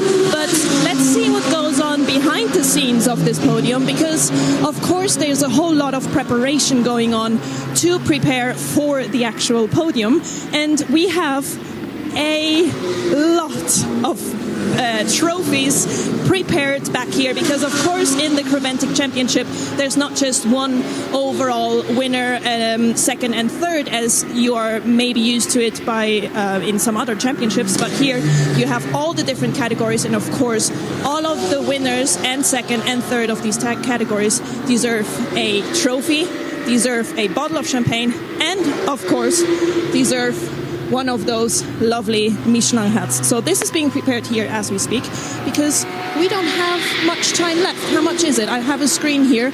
It's 1 hour 43 left in this 24-hour race. I can't wait to see who wins. And there should also be Olomagato watches for our podium winners. But I did hear that there was a few delays in shipping them out to Barcelona from the UK. But the best part is meeting the Michelin Man. No. I think we went through this before. I have a childhood fear of Bibendum. What? I do. I literally, even the other day, I had to do an interview with the Michelin Man at the Silverstone Festival, and he still makes me slightly shudder. It's just freaky. He's so happy. It's just freaky. No, he's not. He's a big cuddly Michelin Man. I did learn that the Bibendum, Mr. Michelin Man, Bibendum obviously means to drink. He was originally on a wine advert and it was stolen by the original founders of Michelin, because they thought, oh, well, we could make a version of that out of white tyres. So that's how the first Bibendum came on 115 years ago. And so he's a very old mascot. I'm sorry. Every so often in WRC, he'd creep up behind me and freak me out, and it just, I'm not a fan. I got my photograph taken with him at Rensport reunion, and it was great. And he kind of he was cheering with his little arms. He's kind of got little T-Rex arms, doesn't he? And then he puts his arms out, and I thought he was going for a hug, so I hugged him, and he stayed perfectly still, and I was like, he wasn't going for the hug. Anyway, so I hugged the Michelin Man. Sorry, Michelin Man, about that. But you need to be careful, because if you don't want to squeeze him too hard, he'll deflate. That's true. You don't want to deflate tyres, that's for sure. You know that the Michelin Man needs charging. My interview at Silverstone Festival was delayed because he wasn't charged up yet. Charged up? Yeah. Oh, to inflate the suit? Oh, wow. Yeah. Okay. My wife has promised me she's going to make a Michelin Man costume for Halloween. Never. Yes. I'd like to send you a picture. For you or for her? No, for me. Oh, yes, absolutely. That needs to be on all social media. No, I'm the right build to be the Michelin Man as well. He doesn't need to be inflated. My favourite... You won't need to be charged, no. Just paint you. My favourite Michelin Man story is at the 2008 Sebring 12 Hours, which Porsche won overall in the end with an LMP2 car against the Audis and the Peugeots. And... the car ran on Michelin tyres, and it was Roger Penske's team that were running the car, and on the grid at Sebring, loads of people, big pressure, and the mechanics are forming a protective shield around the car to stop anything going wrong. And Roger Penske, as he does, is checking every last little detail, everything to make sure it's okay. And he grabs a mechanic and says, he says, where's the Michelin Man? Because he wanted to check that everything was okay with the tyres, the pressures were right, everything was in place. And the mechanic panicked, because of course it's the big boss, Mr. Penske. He's like, he's over there, Mr. Penske. And Roger Penske turns round, and here's the Michelin Man with his hands in the air, and he goes, not that Michelin Man, you idiot. What he wanted was the Michelin tyre technician, not Bibendum. Brilliant. He's a treasure as the Michelin Man. Who knew that the Michelin Man would get 5 minutes of airtime. Please, maybe Carla, you can go and find the Michelin Man and try and interview him. He's not allowed to speak. I can try and... No. He is not allowed to speak, that is right. But I did see him, what did you call it now, guys? Charge up, inflate, whatever it is. I did see that happen yesterday. Well, you talked about it. You started with that, so that does happen.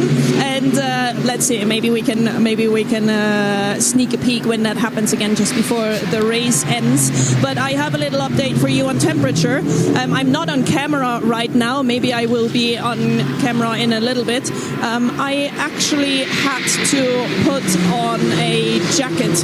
It is quite windy. It is quite fresh, and I was just not comfortable anymore just in the shirt. So there you have it. I also see a lot of team people that put on jackets. Some of them even added blankets. Oh, look at that. There is kids in the box of HRT waving. Everyone is in a very good mood, even though it got a bit chilly. But yeah, I can believe that these temperature ups and downs that we have here are not so easy to Perfect handle. for the tyres. There were shorts in that box, though, and I'm sure John Hindhaugh would still have shorts on. There's hello to you all who are watching on Preventing Motorsport TV and indeed on the listening on the Radio Show Limited network of channels. There's a lot of love for the Michelin Man. Is there? Yes. Someone's saying, how can you hate the Michelin Man? I don't hate the Michelin Yeah, Man. he's That's just- not true. What I said was he gives me the fear. I have a childhood PTSD or whatever. Put it in my Wikipedia page. But what did he do to you? I don't know, but he definitely scared me at some point. Okay. when I We was need a to get you child. over this because I need some therapy. Anyone out there who can help me with my we love the Binda is another one. hashtag? As well. Don't treat him like Jules Counon and Daniel Hunkadea did as well. Don't do that. If you don't do that, I'll tell you after. Don't do that. Yes, we love the Michelin Man, or I certainly do. What I also know, as Carla was about to, there is.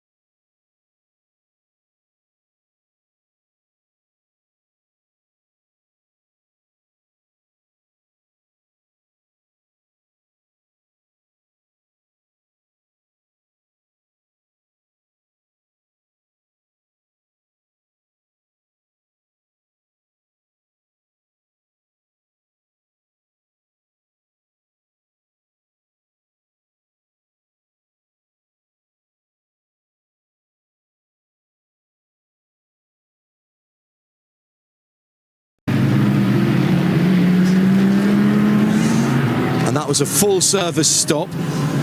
Ben Pack out of the car. We'll let him get his helmet off, and then if you come back down to me, Peter, I'm here at TFT if Seb's listening. We'll get the camera back. Actually had to put on a jacket.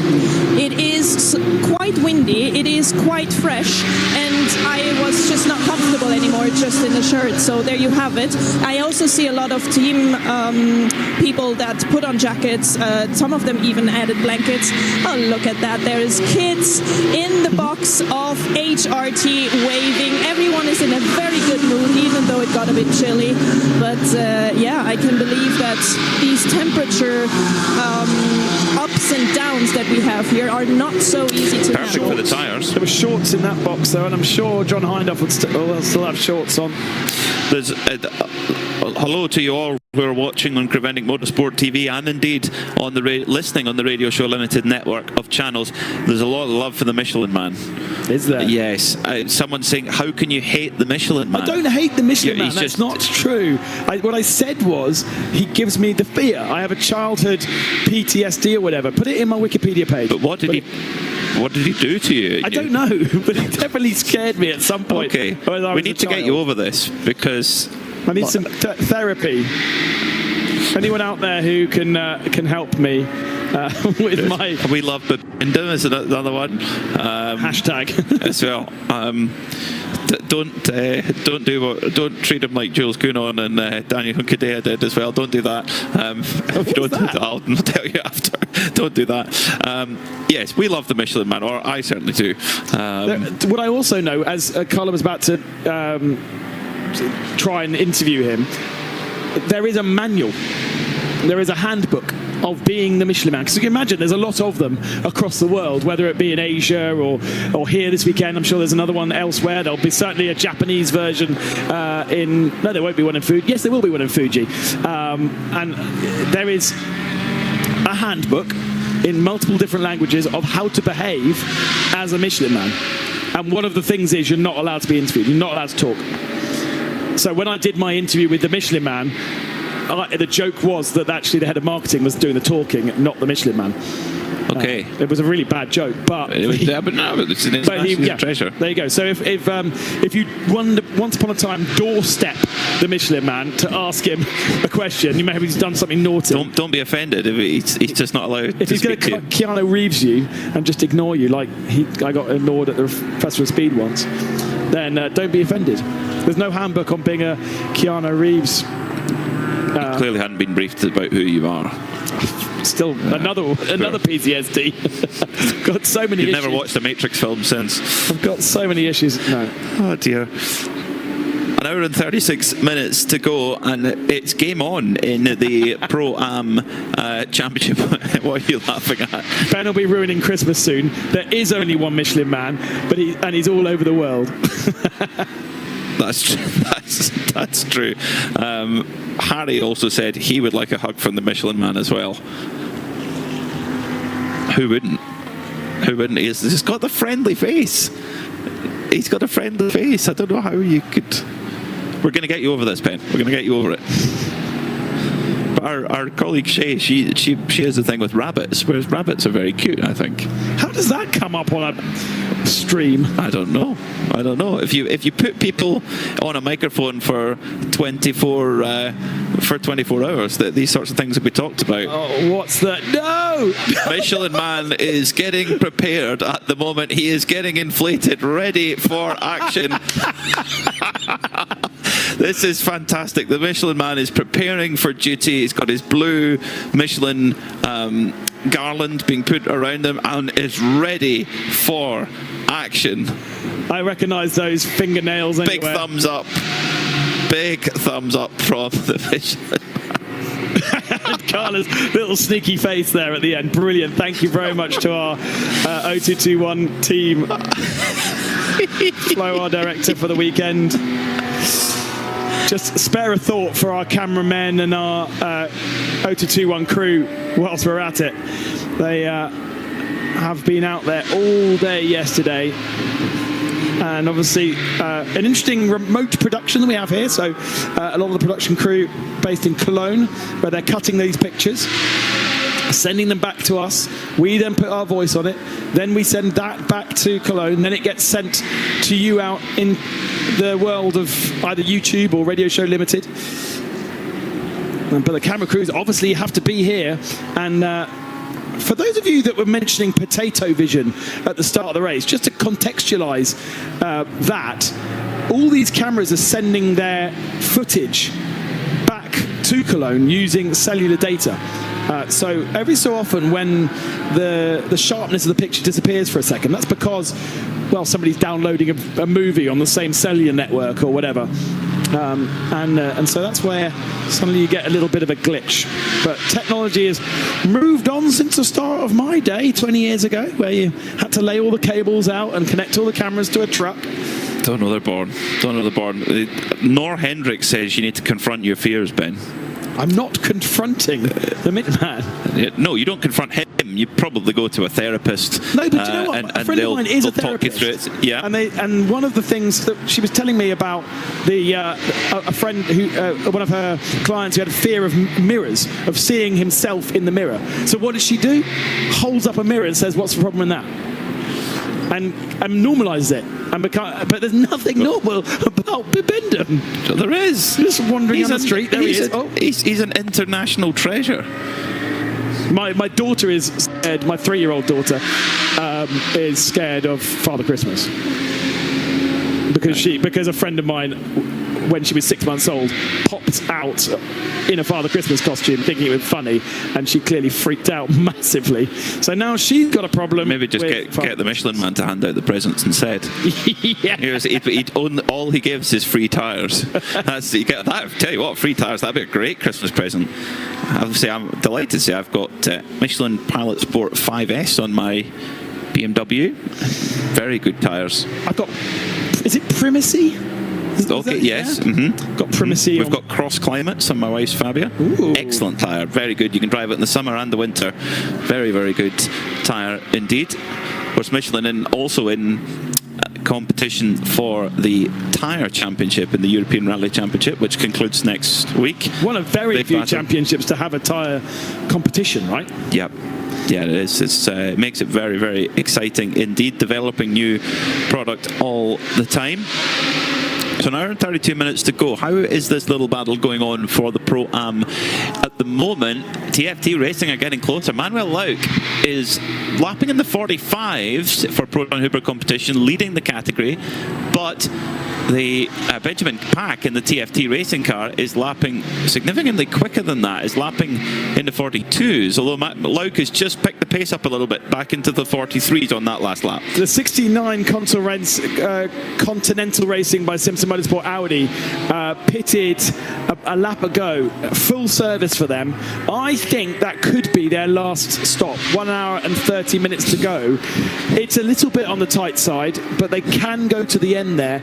And so whilst at the moment they sit down in 7th position, expect Vasily Vladikin to move back up the order as we come towards the end of the race. We're watching Benji Pack, who is laying down 41s and 42s in his TFT Racing Mercedes. That's the star of the show from qualifying and trying to get themselves back up onto the podium for the end of this race. Carla, you're down the pit lane. What have you got for us? I'm currently standing in the Seb Lajoux team box with the team owner Seb Lajoux himself. Seb, dites-moi, vous avez fait avec tout le team toute la saison. Comment ça a été pour le team? C'était une superbe expérience de pouvoir faire toute la saison. On a pris nos marques, on a montré qu'on arrivait à être performant. Et on est vraiment content d'avoir pu participer à tous les meetings organisés par Kravotic. Et maintenant on est en Barcelone. Comment ça vous traite d'être en Barcelone? J'ai pas compris. Comment ça vous traite d'être en Barcelone? Vous aimez bien d'être ici? Oui, Barcelone c'est un super circuit. C'est quelque chose que j'apprécie d'être ici avec une course d'endurance. C'est vraiment génial. J'adore ce circuit. Et pour la dernière heure et un petit peu, est-ce que vous êtes encore une fois dans la voiture ou c'est ça maintenant pour vous? Oui, c'est moi qui va faire le dernier relais parce que tout le monde a fait ses relais. Je vais finir et on va bien voir ce qui se passe, si ça bouge ou pas. Là, on va essayer de rester troisième. Très bien, alors bonne chance. And as a little translation for you guys, Seb Lajoux did the full season and I asked him how it is to be in the team for the full season. He said he enjoyed himself a lot. It was amazing to be able to do all of the races. He loves Barcelona. He's really happy to be here and they are hoping to be third at the end of this race and he will be the one doing the last stint. Don't forget they had a absolutely mad accident at the start of the year at Paul Ricard in an Ultimate Cup race in France. Absolutely made a mess of this car. And that was the very, very end of March. I think it was the weekend after the first round of Creventic, actually. So they had to get their car ready for the second round, which was Spa, in 3 weeks. They had to completely rebuild their Cup car, which they were able to do. But if you haven't seen it, Google Seb Lajoux and have a look at his crash in the 4 hours of Paul Ricard. You can't imagine that you can have such a massive accident at Paul Ricard. He was in contact with Thiago Montero, of all people, who was racing in the championship as a guest driver for the weekend, and he got sent into the barriers hard. But But great to have him with us. The Triple Eight, good lineup this weekend with Stéphane Perrin. We've had Stéphane in the championship for many, many years. And also this weekend they've got Fabien Dufault and Mathieu Detry, who have been with us all year with the Ajit Kumar car, but have moved across to Seb Lejoux. Sometimes see them run 2 cars in 992. They were obviously at the sharp end of the 992 Endurance Cup race, the 12 hours at Spa-Francorchamps at the start of September. And it's a big step up from, you know, the Ultimate Endurance Series, which is a French championship, into this. But they have shown at the sharp end. They're third in AM. They're 23 seconds. Well, they're 23 seconds behind the Aston Martin, which is actually a separate class. But we have Mulder at the head of the field. Maximum points for them, but they won't win the championship. And they're 6 laps ahead of HRT and RPM now. Carla has been doing a bit of digging because we had a question mark over what happened to the Get Speed Mercedes overnight. It is one of our 6 retirements, and now we can clear up that mystery. Indeed, I cleared up that mystery. I am without a camera right now because Seb went on a break, so I'm going to do my best to describe what I see.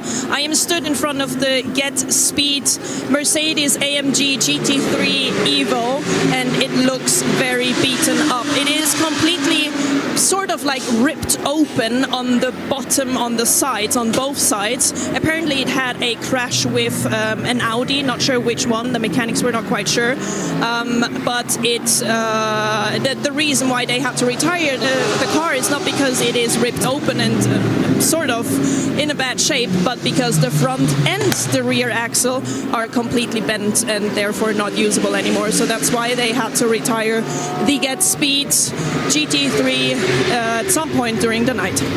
Gosh, that does sound like quite a hefty accident for Get Speeds. When we talked to race control, they didn't say anything had happened overnight, but clearly there was something. Yaroslav Vesalo would have been aboard that car when it had its crash. The young Ukrainian that we spoke to just before we went off air last night. He'd done a chunky 2-hour stint and barely looked like he'd done any work at all, such was his fitness level. But after 422 laps, they retired their Mercedes. One, as I say, of actually 8 retirees now.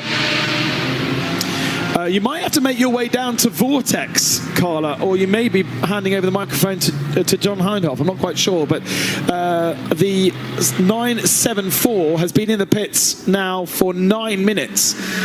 So that is a bit of a worry. One, Olivier from the Reunion Island has brought that car in, and that is another P on our timing screen that slightly worries me. In the commentary box, we've had a quick swap of Peters, and we've now got Snowy back with us. And Snowy, good breakfast. Did you get there in time? Only just in time, yes. We've got the last scrapings, as it were, but enough to sustain myself to the end of the stint, I think. It's not long, is it? 90 minutes left of this race. It's barely a Formula One race. Exactly, yeah. I think we've confused all our listeners and viewers, though, but we've had a swap of the Peters in the commentary box. Welcome, Snowy. Well, yes. to those that don't know, there's Peter Mackay, Peter Snowden. I'm known as Snowy. Yes. We don't go into that why that is. Well, because you're called Peter Snowden. Not everybody gets that, Ben. Really? No. You would be amazed, exactly. You will look and voice and everything. Really? You'd be amazed the amount of people that look at me and just go, why Snowy? You've done exactly that. I so wish we had that studio cam that John and I were talking about earlier, because as I've just said that, Ben's eyes just automatically looked up at my hair, which is the colour of snow. So it's not difficult on 2 levels, Snowden and the hair. That would only work if you had been grey since the age of 18, and then you'd be like, It's not far off, actually. Yeah, really? No, it was back to getting married again. That's when I went grey. It's early in the morning. We have been following Benji Pack because by far the fastest man out on circuit. He has now taken shine off his tyres. He's on 40 5 minutes of his stint, so he's down in the 43s now, but only 10 seconds off Manuel Lauk for 4th position.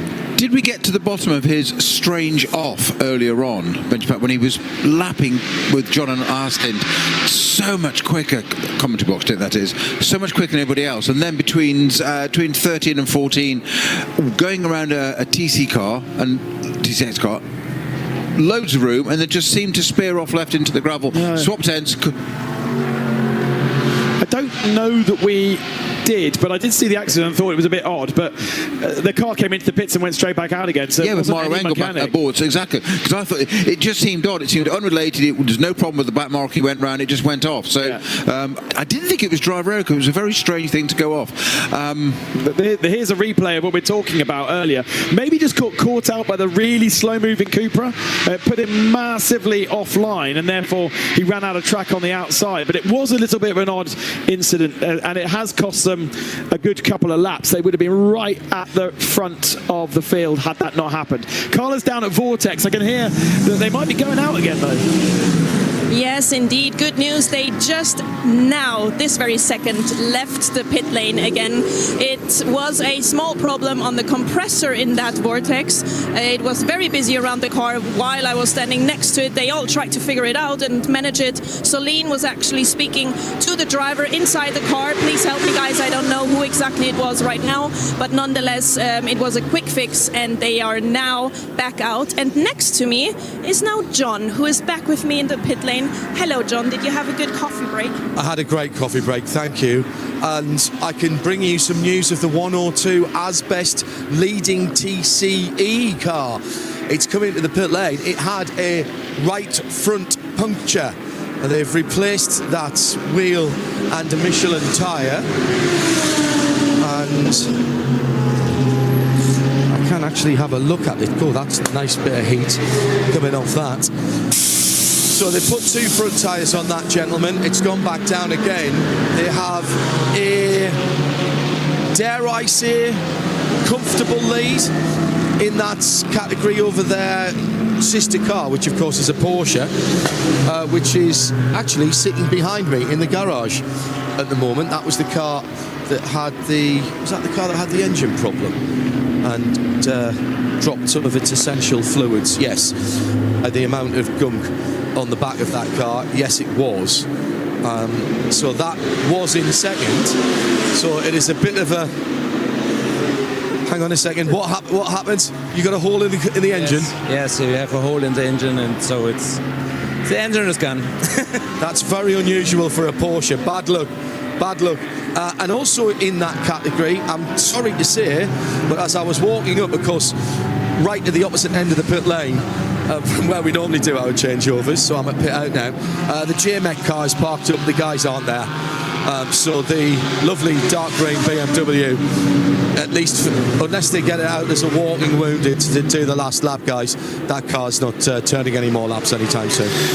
Yeah, the comfort off the Porsche well with Carla a little bit earlier on. The Cupra had done like 150 laps on one of its tyres that was registering to the RFID, so not surprising that it had a puncture, to be honest. They have been running those tyres. I wonder how many sets the Cupra guys have used. It's a good question of Cupra and of Vortex, because those are the two teams that have been showing up as using them for hundreds of laps. So probably not using the same amount of sets as like a GT3 team. It'd be an interesting question to go to Cupra and go, so how many sets of tyres have you used? And they're like, well, 4, 5, and the GT3 team's a collective gasp as they're like, what? We've done 20. Exactly. But I was just trying to work out, Carla just reporting the compressor had an issue on the Vortex, but compressor translates from French to English as supercharger, but the Vortex is normally aspirated, so I'm a little bit confused as to what was meant by compressor, whether that might have been the jacks, the hydraulic system that lifts the car off the ground. That would also be a compressor type system. But anyway, only 11 minutes lost in pit lane, and Juan Olivier has gone back out onto circuit. But it has meant that they, as the 974, have lost the advantage at the head of GTX over the sister car, the 701. And it's the 701 that scores the points anyway, because 974 is a number to the Vortex squad. They run 701, 702, 703 usually, but as one Olivier is from the Reunion Island, we learned last night, 974 is the department code for the Reunion Island. If you ever see a car with 974 on its number plate, it means it's registered to the Reunion Island, much like my car is number 74, because Haute-Savoie, where I live, is number 74.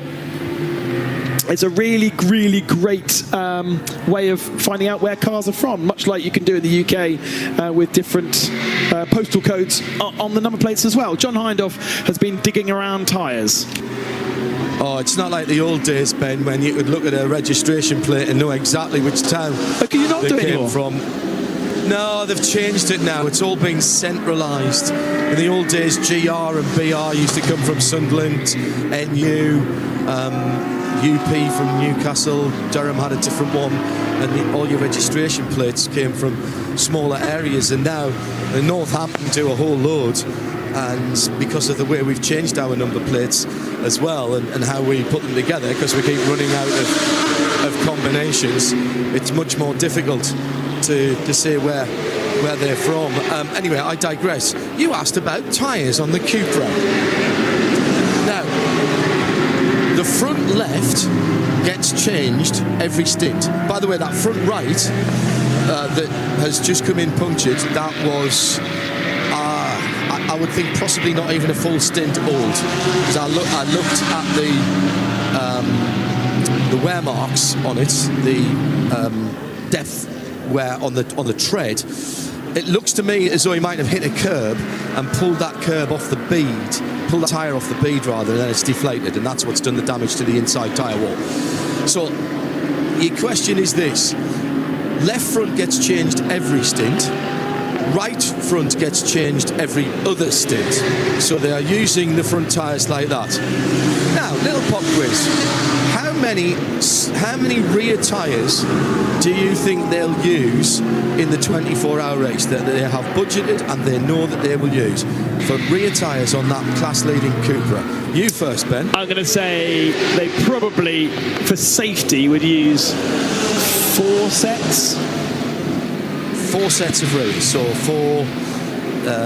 8 tyres is what you're saying. 6 hours per set. Right. Snowy, any advance on that? High No, I'm going to go 3. And Snowy wins. Still got 6 tyres. He's still got it. He's still got it. 6 tyres, so 3 sets of rears for the 24 hours. And they are on course to complete the 24 hours on 6 Michelin GT tyres, Pilot GT tyres for the 24 hours. Motor racing doesn't have to be that expensive. And there is a great argument for why we should keep the TC front-wheel drive category alive. Totally, mate. Absolutely. And you know what? They are having an absolute party in there, even with the problems. Very disappointed about the fist-sized hole in the flat 6, but they're going to win their class. It has been a battle of attrition in that class, but yes, you're absolutely right. It gives the opportunity for a little bit of difference and variety. At Red Ant, the car is about to come in. This is the Ajit Kumar Racing Red Ant car, and Cameron McLeod is about to get in, the Super 2, Dunlop Super 2 driver from Australia. But there is some action out on the track, so let's get back to that. Benji Pack is now right on the tail of Matthias Lau. This is for 4th position. Battle on track, same strategy almost to the two of them. Within a lap, I reckon, they came into the pits last time. They still owe us a pit stop. They've got traffic to contend with. The Vortex stays nicely out the way into turn number 1. And we've got a 992 category car as well on the flashers, saying to the GT4 GT4 Cayman to get out of the way. It does get out of the way, but the 992 still in front of our two GT3 cars. Lauk to the inside of it. It's James Kellett who they are trying to pass, who's not a slouch. James does get out of the way though. Lauk staying ahead of Benjamin Pack as they head down towards turn number 5, which is a good opportunity for Benji to slot down the inside, but there isn't space. Lauk covers it off like we are in a Formula 1 race now. An hour and 15 minutes remaining. These two probably in their last throes of their driving for this particular 24-hour race. Not sure either would make it to the flag. No, they wouldn't. So they won't stay in until the very end. Although, no, they won't be allowed to because they would just be slightly over their drive time. Benji Pack to the outside at turn 10. Can he sweep all the way around the outside? Surely not. Matthias needs to give it a little bit of a squeeze, which he does. In fact, not too aggressive, to be honest. Benji deciding not to dive up the inside at turn number 12. And now they come around the final couple of turns to complete the lap.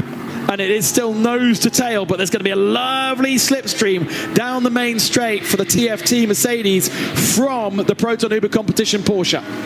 Yeah, nothing in them, between them in terms of straight line speed there. Manuel Lauk on the previous lap on turn 4, though, dived to the right-hand side to cover it, but the danger with that was that then gave him, he had to slow up more at the mid-corner, so he lost mid-corner speed, allowing the Mercedes to gain a little look around the outside. So we're going to see that repeated on this lap, this time with no traffic in front quite yet. They are going to catch it with 102 and 888 at around about turn 5, I would suggest. Yeah, and 102 is the Cupra, so they will catch him pretty quickly because the Cupra closing speed is a good 30 to 40 kilometers an hour. Back into turn number 4 they go. It is still that blue and orange Porsche ahead of the black and yellow Mercedes. Now to turn 4, and they do catch the Cupra bang on the apex of turn 4, so they both need to dive to the inside. There's a little bit of a squeeze for Benji Pack in the Mercedes second through, and that has created an extra car length between the two of them. What's the next car in front? Seblashu Racing, I think, in their 992 category, purple Porsche, which will be a little bit more of a struggle to get past. They catch it on the apex of turn 9. Now straight down towards the hard braking at turn 10. Benji Pack on the gravel, on the grass to try and get past Seblashu, and now down the inside of Matthias Lauk. He does move Lauk to the outside of the corner. Him himself runs deep too and makes the move stick. So TFT back ahead of Proton Uber Competition. Benji Pack ahead of Manuel Lauk, but Lauk won't let that stick for sure. Big 11s coming out of turn 13 as he frantically tries to get back on the power and now dives to the pits. Yeah, once he was beaten there, I mean, he's just caught up the back with the 124, hasn't he? Going into the pits there, almost rear-ended it as they came into there. But no point in continuing that when you've been overtaken. That I think the Mercedes had just got the slightly greater lap time, but not in terms of terminal speed. So it was to the corners he was able to do it. So the Porsche pits, Manuel Lauk for fuel straight away. That's a Proton Uber number 73 entry. Benji Pack takes a TFT number 28 Mercedes back up to 4th place. And now in hot pursuit of Ramez Azam in the Haas RT with another 53 seconds ahead. Last pit stops coming up for all of our top contenders, starting off with Proton Uber Competition, and Hindhoff is down there.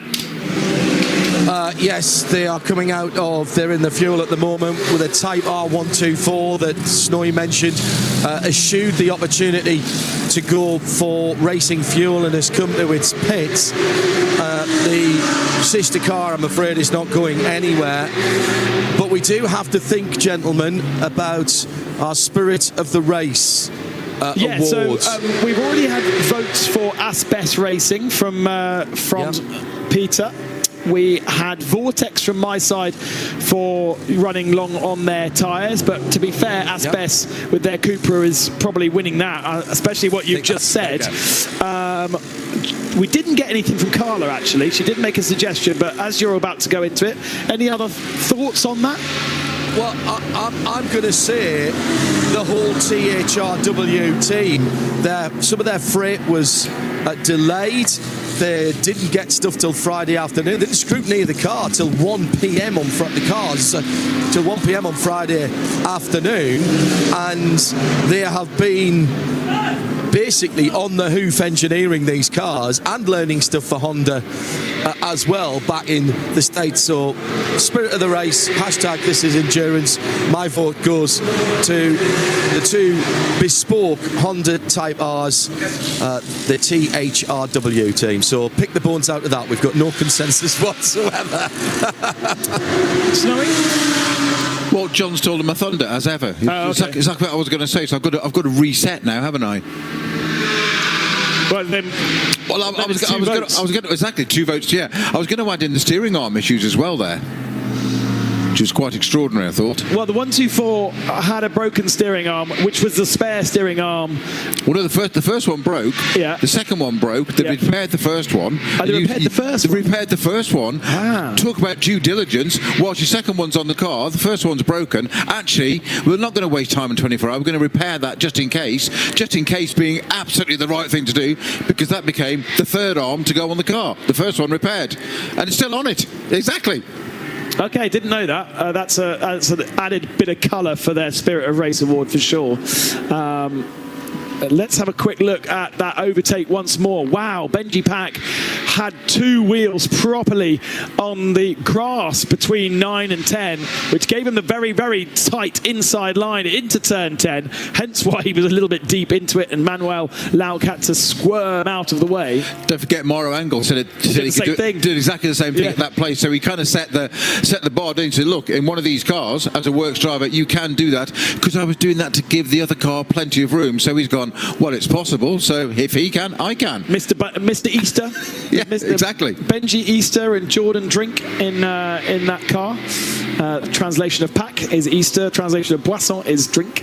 Bertrand Baguette has always been Bertie Breadstick to me, for exactly the same reason. It isn't racist, it's just fun. Romain Grosjean, Big John. You live in France, so you're allowed to do these things. Do you know what? Romain Grosjean once raced a sim race that I was commentating on with a teammate called Petit Jean. So there was Grosjean and Petit Jean. Big and small John. Big John and Little John. Brilliant. Absolutely brilliant. John, you were going to say something? I don't know if you were, actually. Yeah, that just got thrown. I think it was I despair. He's just thrown down his microphone. Can't work with these. Can't work with the unprofessional fools. Oh, there you go. Sorry, mic drop moment there. Absolutely not. Let me just check to see why that Honda came in. See if I can, because it's gone out. They've faffed about a little bit. Jeremy, what a race of ups and downs it's been for the whole Honda crew. Didn't come in for fuel there. What was the problem there? Just the last driver change. Since we have the position where we don't necessarily have to run out the full 2 hours, we just get another driver in the rotation, get some more seat time. Do you know you're now in second in class? Yeah, we saw that just as I was going out. The other car was smoking, so looks like we got lucky there. I think everybody in this class had a little bit of trouble today. I don't think anybody ran the entire time, so it's just a matter of managing the incidents. We're so used now to seeing in all kinds of endurance racing almost impeccable reliability. Your class in particular has been a bit old school. Everybody's had to deal with issues on the hoof and do perhaps some unconventional engineering. For sure, I think you see more stock parts in this class as opposed to full race engineered parts. And when you go to the slicks, I think you just have more issues that you weren't really expecting with stock type parts. So some upgrades are in order. Well done, mate. Is that you finished now? All right, thank you. Have you enjoyed the racing and have you enjoyed the whole experience? It's been great. Looking forward to doing another one. Right, come back and see us again. Right. Really enjoyed having that whole team with us. So just, we didn't need fuel. We've got enough to do the last hour and 10 minutes already in the car. So stick the last driver in. And how many laps are they down on the leaders there? They are 57 laps down. Oh, wow. Benji Pack has been off the road at the final turn. 2 wheels in the gravel only, but he really is absolutely wringing the neck out of this Mercedes. Unnecessarily, perhaps. What's the gap between himself and third position? He's got a 48-second disadvantage to Ramaz Azam, who himself is pushing on to try and chase down the Jutta Racing Audi.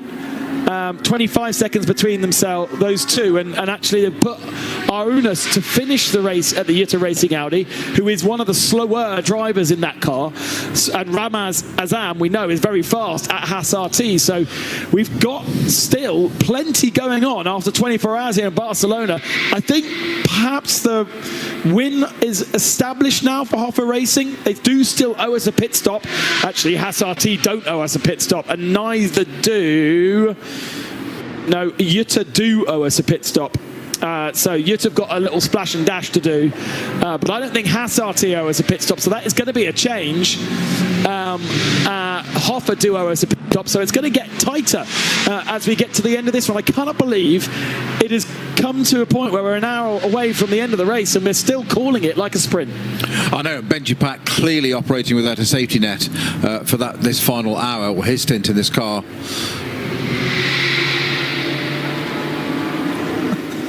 So the quiet in the commentary box is because Carla Velti is not only an amazing pit reporter, she is also keeping us caffeinated. As soon as she is off air, the coffees are being distributed to the commentary box. We are a long way away from hospitality in the commentary box. I've put this case forward to Mr. Hindhoff this morning that, as at Le Mans, we need a studio cam, because that was a great little cameo there where Carla just walked in and just delivered Ben his coffee and stood there looking at me, and she was staring out of the window. She wasn't watching anything on track. She was making me wait for my coffee. Do I get one or do I not? Trying to work out if you deserve it, Snowy. Exactly. Have you been a good boy? Do I tease him? Do I caffeinate him or not? Is he worth it? You know, shall I just pour it over his lap or something? But she's very good. She's absolutely very depends good. on how much smuttery has come out of your mouth over the 24 hours. I better hand this coffee back then. You've got the coffee, so you're okay. That's why I've got a cold one. Exactly. Yes. Well, we definitely have a motor race to Carla. call. Yeah, thank you very much, Carla. And actually, thank you very much for all of the work in the pits. For the very first time, you would not have known that Carla Velti has never been a pit reporter on live television before, would you? Because that was a proper stint. Yeah, so somebody tell us she's the newbie. Yeah, no, right. Way more professional than me, that's for sure. Thank the Lord we have Peter Mackay with us. And John Hindhoff, of course. But you've got me and Snowy for the next... well, actually, no, I think I'm off in about 1 minute. You're off in a minute, yes. Yeah. Mackay I'm back again, once he gets back in again. Get rid of me. Yes. But you're back in again for the final bit, aren't you? Glory. You're to the end. For the glory, yeah, well. Yeah, some things just don't need saying. Yes. Just put my feet up and then pop in just to call the end. Sorry, John. You were talking, but you were talking over me, and therefore I couldn't hear you. That's right. Sorry about that. I didn't realise I was talking to the world. You might not have been. I have no idea. Yes, indeed. Just a quick point that you were making about Benjamin Pack. He was taking 2 and 3 seconds a lap out of Alexander Prince at 10-8 this morning. Battling for the lead, and in fact he unlapped himself once from that number 11 Hoffa car, and he was sort of 3 or 4 corners ahead of Alex when that strange off happened, which cost him another pretty much 3 laps. So they came in, they plugged in Mauro Engel, who did 13 laps on a new set of Michelins because they were scuffed up in the off. And then they filled Mauro, and I said at the time that means Mauro could get in before the end of the race. So I think how long's Benji been in the car now? And they're due a pit stop. They must be due a pit stop before the end of the race. Top 5 yeah, pit stops. I think Engel, if he's got time left, might get back in that car. 36 laps old. And Benji can't go to the end. He would be over his drive time. So that is going to be a driver change there. But don't forget that Benji's progress is being equalled by Ramaz Azam, a man we haven't spoken to, and definitely one to put on your list, John, for this last stint, because the driver from Haas RT that was part of the Into Africa Racing Ferrari in Paul Ricard, switching to the Audi for this one, has definitely been their start. And it's not really a name that is particularly well known in European motorsport, but is a driving instructor in Dubai, has that Canadian license, but is equal to Benji Pack. So we're watching and obviously following the Mercedes because he's charging through the field, but Ramaz Azam is taking seconds out of the Jutta Racing Audi just ahead of him. So we're all closing up with 1 hour remaining, a little pit stop change in the box, and I will be calling you to the flag in about half an hour's time.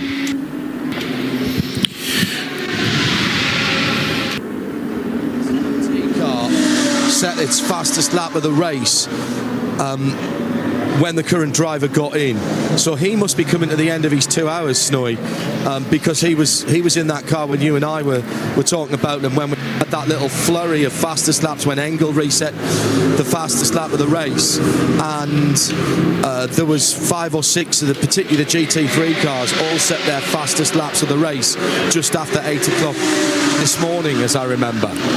Yeah, you're absolutely right. I would say that the Haas RT car on tyres has done 34 laps, so that is 2 less than our leading car and 3 less than the TFT Racing Mercedes.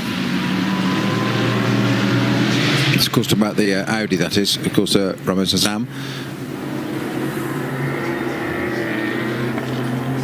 We are rejoined in the commentary box by Peter Mackay, who's been off watching golf. I'm not going to say anything other than no, not. Well, I'm sorry. That must be the first time this weekend you've not been watching golf. Yeah, probably fair comment. Yeah. You've not been watching replays or anything? No. Watched it all. I've heard a rumour that they're going to make you head of crowd control next year at golf.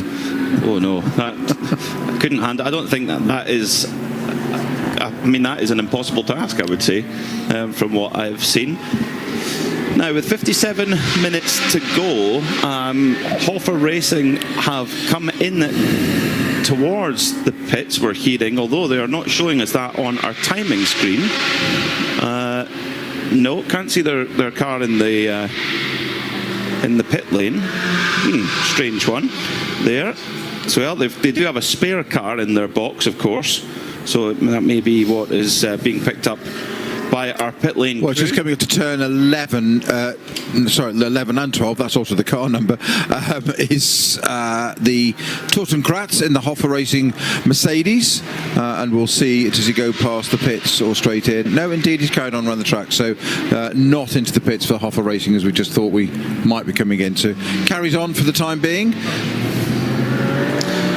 So, yeah, there's the race leader, Torsten Kratz, lapping well at the moment. They got quite on the previous code 60, because they're an AM class car with an all AM driver lineup, they could take 50% rather than 25% of their fuel allowance, and they came in twice. So that was with around an hour and 50 minutes to go. So they probably will need a little splash and dash if we stay green all the way to the flag, but at the moment they're looking in a good position to win a quite momentous victory here in a 24-hour classic as an AM class car to win. First win for Mercedes in 10 years, and the first win for Hoffer in 12 years. Quite remarkable.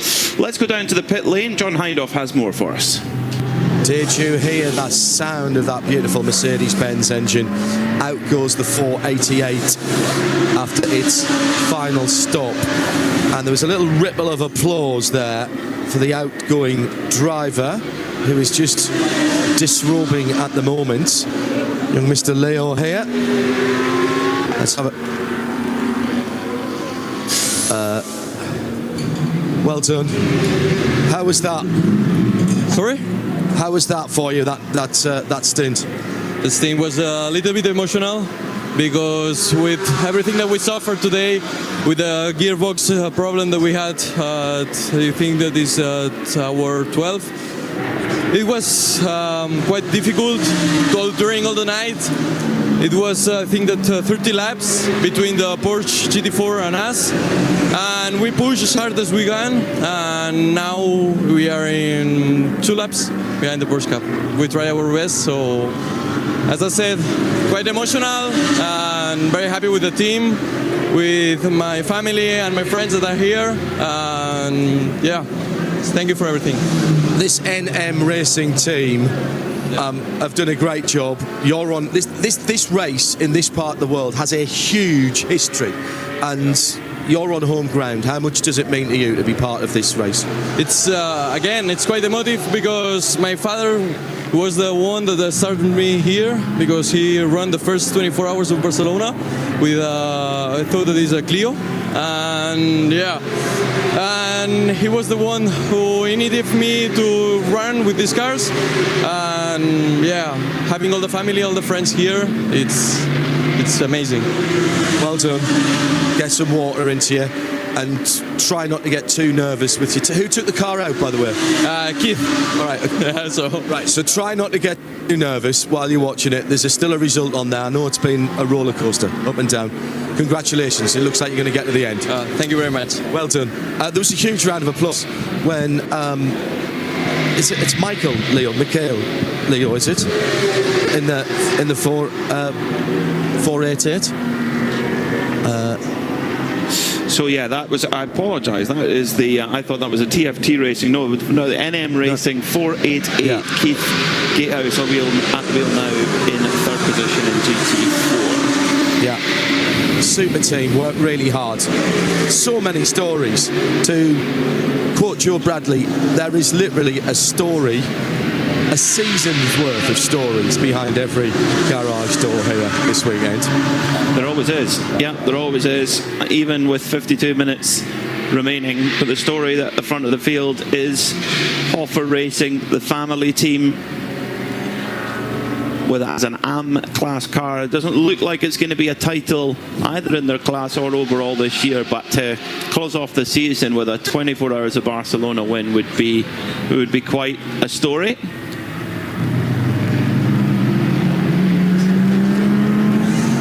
And that was a full service stop.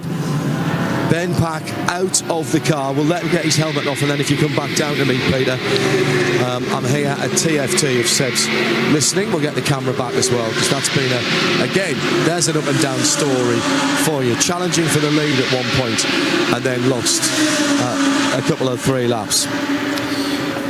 Yeah, it has been a story of what could have been for TFT on pole. They have the fastest lap of the race, so they could be forgiven to think we had the fastest car, we had the best chance to win, and unfortunately it just seems to be slipping through the fingers ever so slightly. But they are leading the Pro-Am category, so that is good, although they may well be about to be overtaken by Proton Hoover Competition and their Porsche, which at the moment is being driven by Klaus Bachler, the Porsche factory driver and reigning World Endurance Champion in the LMGT3 category. He had a great win earlier on in the season at Sebring in the GTD Pro class.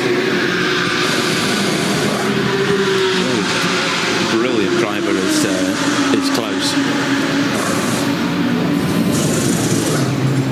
So who has got enough fuel then to get to the end of the race? We think that the Hoffer Racing car will have enough, probably just need a little bit of a splash and dash if it goes green all the way to the end. If there's code 60, they may actually have enough to make it. They pitted with about an hour and 50 to go, top the tank all the way up full. So if it went all green, they would need a top up, but they at the moment they have the time in hand. They've got a 3-lap advantage over Jutta Racing, who are actually on a very similar stint schedule at the moment. So with John Hindhaugh down in the pit lane waiting on Benjamin Pack. Is Benjamin ready to go, John? No? Okay. So I can hear the microphone exactly. open, so that's hear it. a bit of a giveaway. We can hear him. 50 minutes to go, Snow. Your thoughts on the Barcelona 24 Hours this year? This year, or with 50 minutes to go? There's two different things. I didn't think. I mean, 24-hour races can become not necessarily turgid, but it can pan out, slow down. You give a bit of drama at the beginning. We've had this all the way through here, from literally not even the first lap, but the first corner onwards. It's been excitement all the way through. Relatively quiet during the night, they claim, but there were a few safety cars. Sorry, not safety cars. A few code 60s.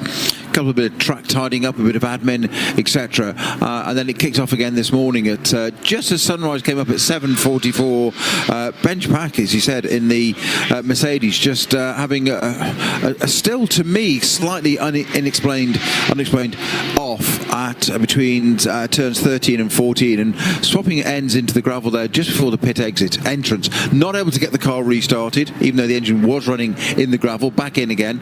So it's still game on. And again, Benji Pat's been running in this car with this, to me, I've used the phrase already, clearly operating without a safety net, as in taking some risks and running wide. Mauro Engel's proved that you can do that at the top of turn 9 onto the grass there and run it round. Kevin Estra style, pass on the grass, Kevin, as we know, NLS and other things.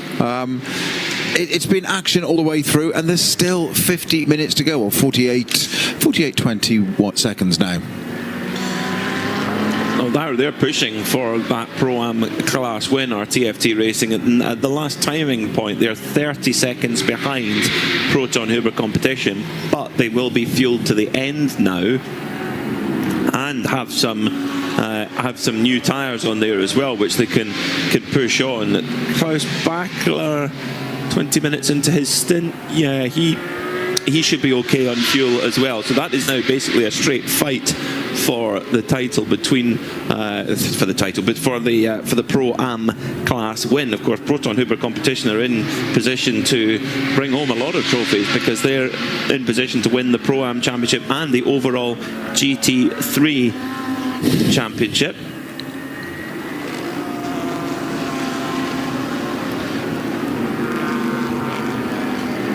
So our race leader has come into fueling now. So Hoffer Racing obviously deciding that they need a top up, and that will definitely get them to the end of the race. This is the last scheduled pit stop then for our race leader, the number 11 Hoffer Racing car, taken in by Torsten Kratz. I do wonder if they will change driver, or if simply they will just crack on and minimise the time in the pits and minimise the chance of things going wrong, Snowy, as well. Keep it simple at this point. So, just to clarify, they're sticking with who you think they could change to? Well, I wonder. What's available to them? What's left on time stints? And I think they've probably got quite a choice. They've got a 5-driver lineup, so they're probably not pressed on driver time. I mean, actually, in fact, they're an all-AM lineup, so there's no minimum or maximum. No, exactly. Okay. Got free choice. They might put Alex Prince in as well. You know, it's a family team as well, of course. Michael Kroll, their father, Alex's father-in-law, part of the team. I would think if they were going to do a driver change, then maybe put Alex in before the end. But Torsten Kratz, a very, very safe pair of hands. If I was a team manager, I would be saying, let's just keep the variables to an absolute minimum. Well, it's in fuel as we speak, so it'll be down there taking its full load. And how many laps has it done on those tyres? Done 42, so it's definitely needs a set of tyres now, does it not? Being a GT3.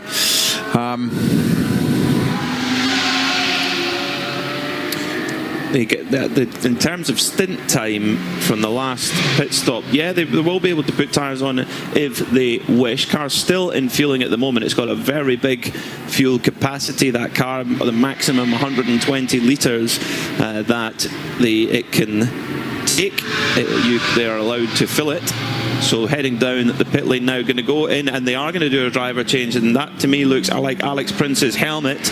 So this last scheduled pit stop then for Hoffer Racing. New Michelin tyres going on the race leading car. Out gets Torsten Kratz, pat on the back for Alex Prince. He climbs aboard, team watching on intently. And it's all very routine at the moment for Hoffer Racing. Very, very experienced team. They know how to win the 24 Hours of Barcelona. They haven't done it for 12 years, but they know how to do it. Car off the jacks, and off it goes then. So, last scheduled stop then done for Hofer Racing. And Utah, they come in as well, so that effectively covers off the pit stop. It could have been that if Utah didn't have another pit stop, we could have been in for a very, very close run there. But Utah into the pits as well, so that means that Hofer Racing have 44 minutes to keep it clean, get it to the finish. Torsten Kratz brought it in, and it is Alex Prince who takes the car out onto track. He goes 44 minutes away from a first Barcelona 24-hour win for Alex, and not for his father-in-law Michael Kroll, who won it when Hofer last won it 12 years ago, alongside Kenny Hyer, who of course was competing for the Red Ant team this weekend.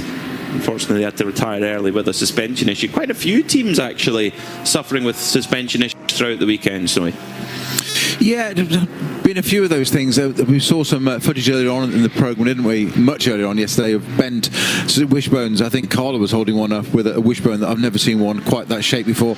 It was so bent, I'd never actually realised one could go that far without breaking. It was quite extraordinary. And then that just seems to have calmed down. It wasn't always accident damage either, just a bit of stress. It could be metal fatigue, various things, but at least it hasn't failed washer in the car at speed, which is the important element. So you can imagine the nerves at the moment in the Hofer Racing pit box. And they've got a good advantage right now. Their nearest rival, the Utah Audi, has come into the pits as well. Haas RT, they will actually have to pit because, regardless of where they are on fuel, because Rames Azman has done an hour and 20 minutes of driving time and there's 42 left on the clock. You have a maximum driving time of 2 hours, so actually they need to do a driver change, regardless of their situation, before the end of the race. Otherwise they will go through the maximum. So Hofer have changed the driver to Alexander Prince. I mentioned that. You did? I missed that. No, I was actually typing messages to us on the WhatsApp group at the time, so no, you're right, I wasn't listening to you. Even though you sit next to me, I'm going to put my hand on. No, I wasn't. No, so I'm sorry for repeating myself and looking like an idiot, but I can do it without any help on my own. Arūnas Kukuskas coming down into the pits in the Utah Audi. Lithuanian driver, Lithuanian team, Utah car dealership in Lithuania with the Circle K sponsorship.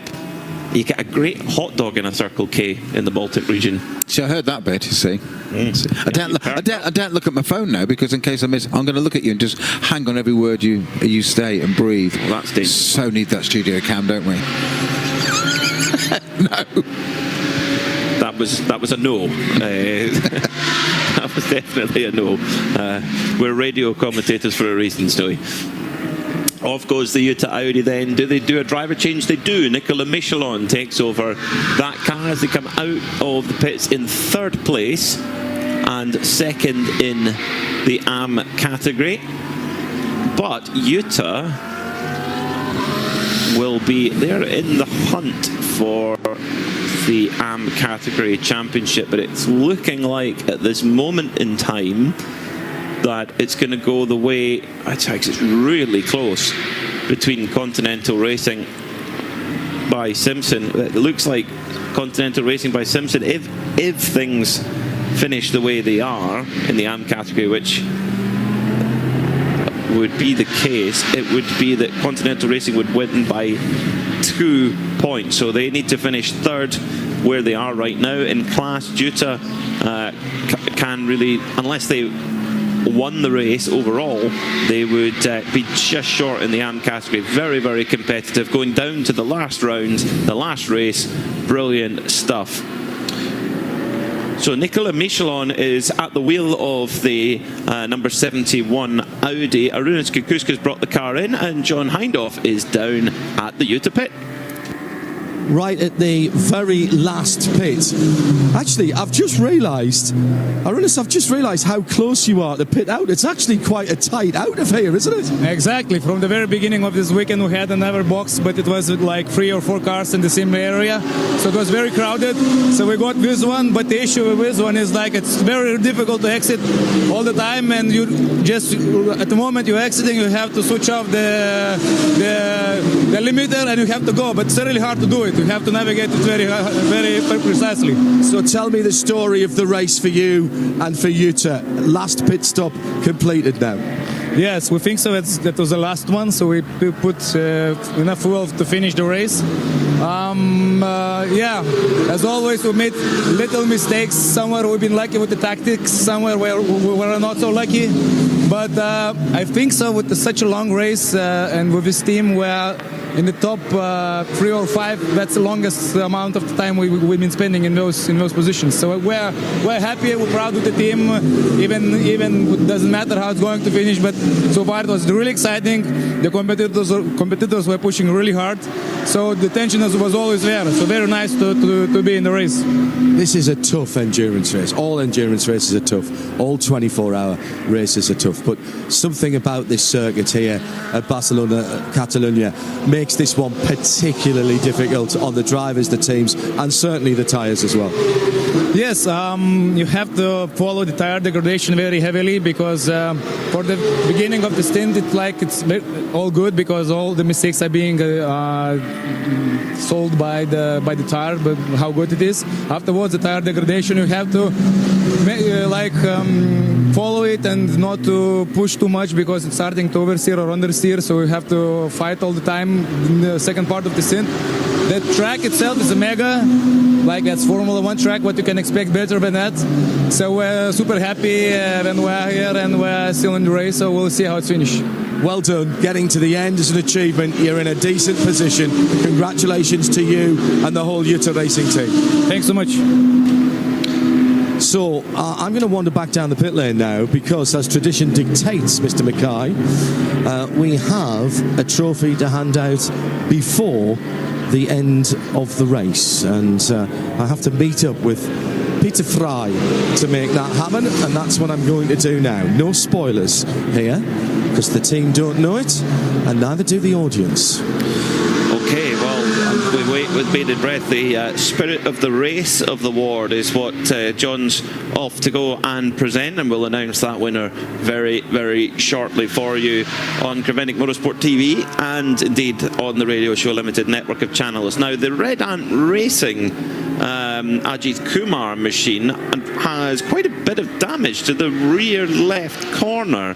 The bodywork hanging off there. Not quite sure what's happened there. At the moment, the car is being driven by Cameron McLeod, and it almost looks like someone's clipped into the back of them to cause that damage, but the bodywork hanging off. And at this point, Snowy, you know, the race control, do they call you in, or do they let you go with that?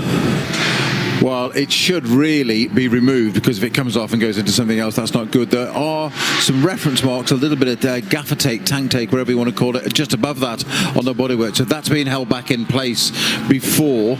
So I'm guessing that's some previous damage that has now recurred because of the whatever secured it before has now failed completely. Well, 36 minutes to go then. The THRW Honda team still trucking on. John Hindhaugh is down there with one of the teams that have won our hearts over the course of this weekend.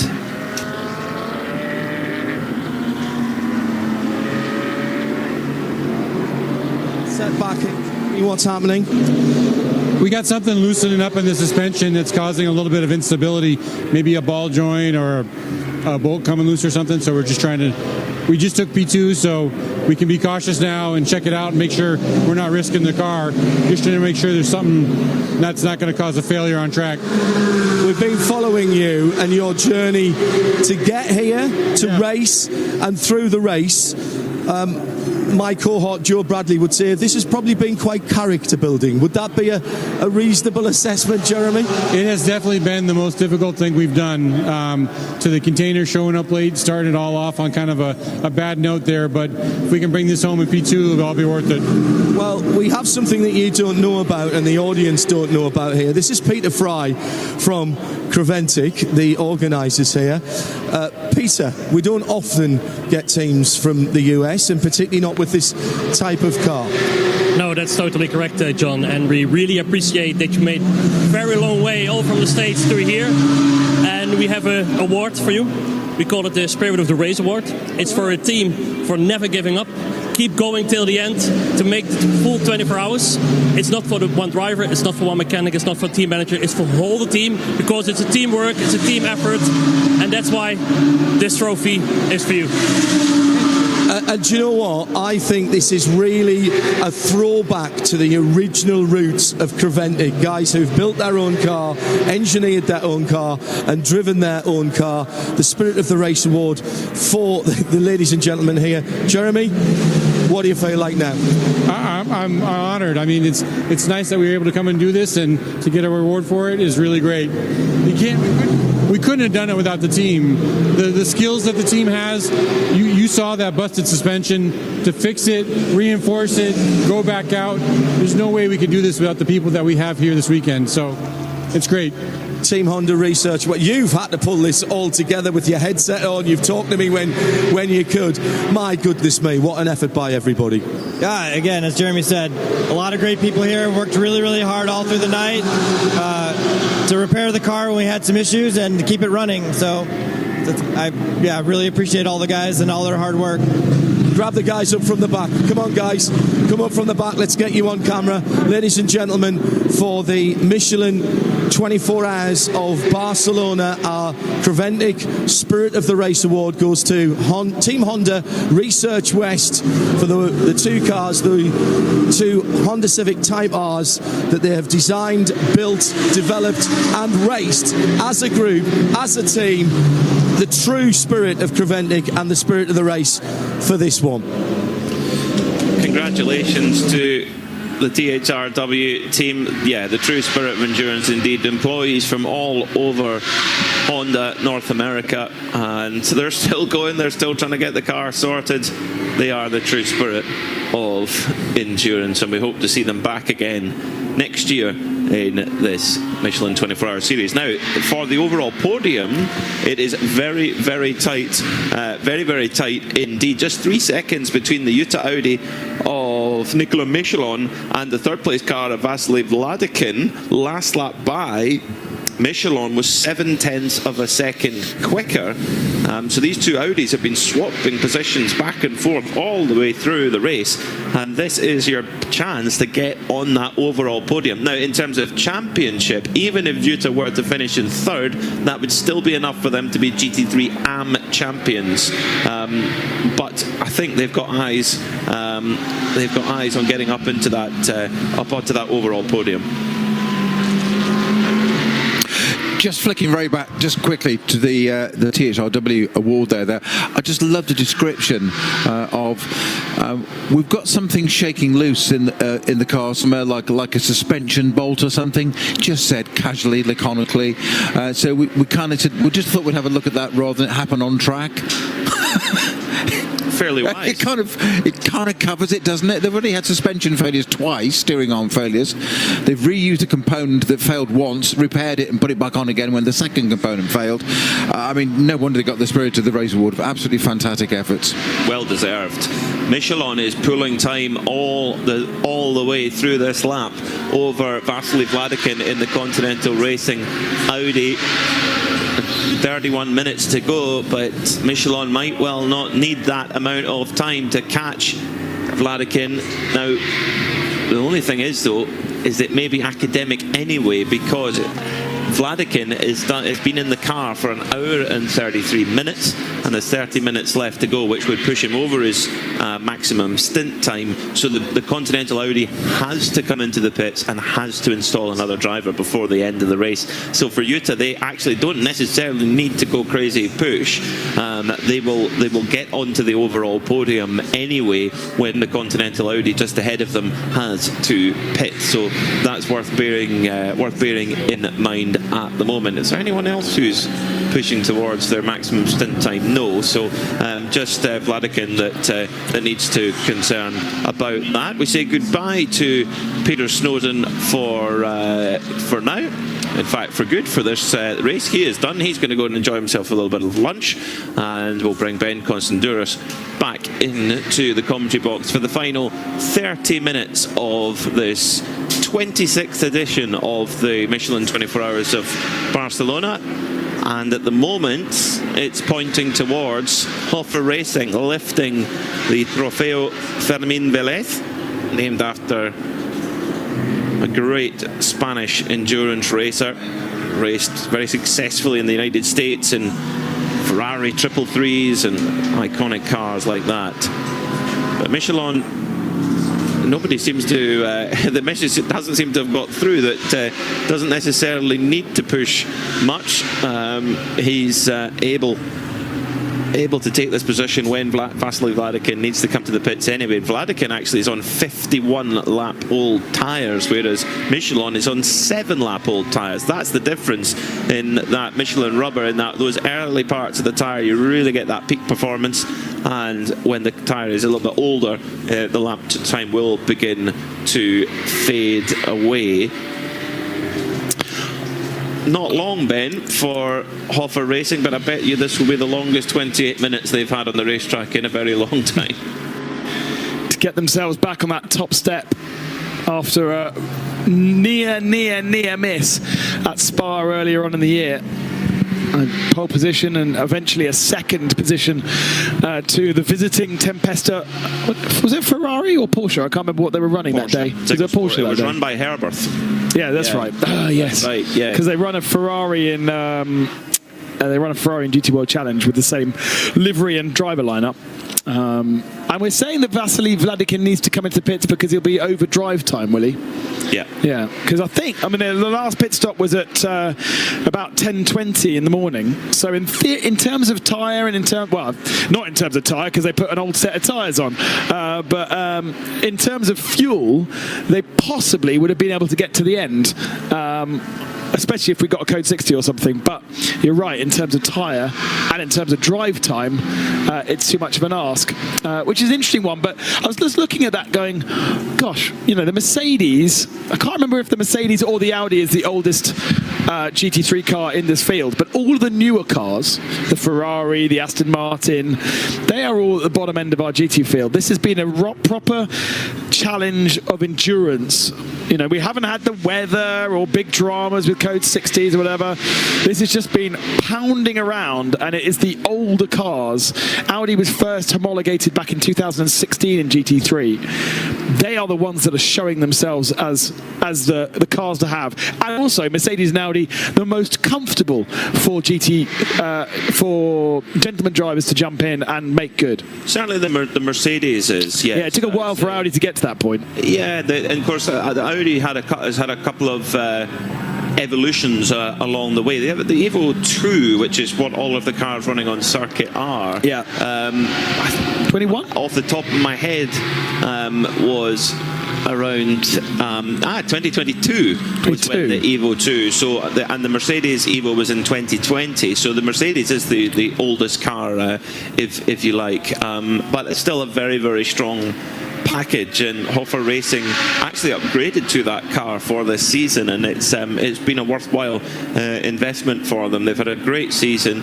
They're not going to. It's hard to say actually that they're not going to be coming away with a championship, but I think if you were to say, okay, it's going to be no championship, but you're going to win overall, not just in your class, win overall.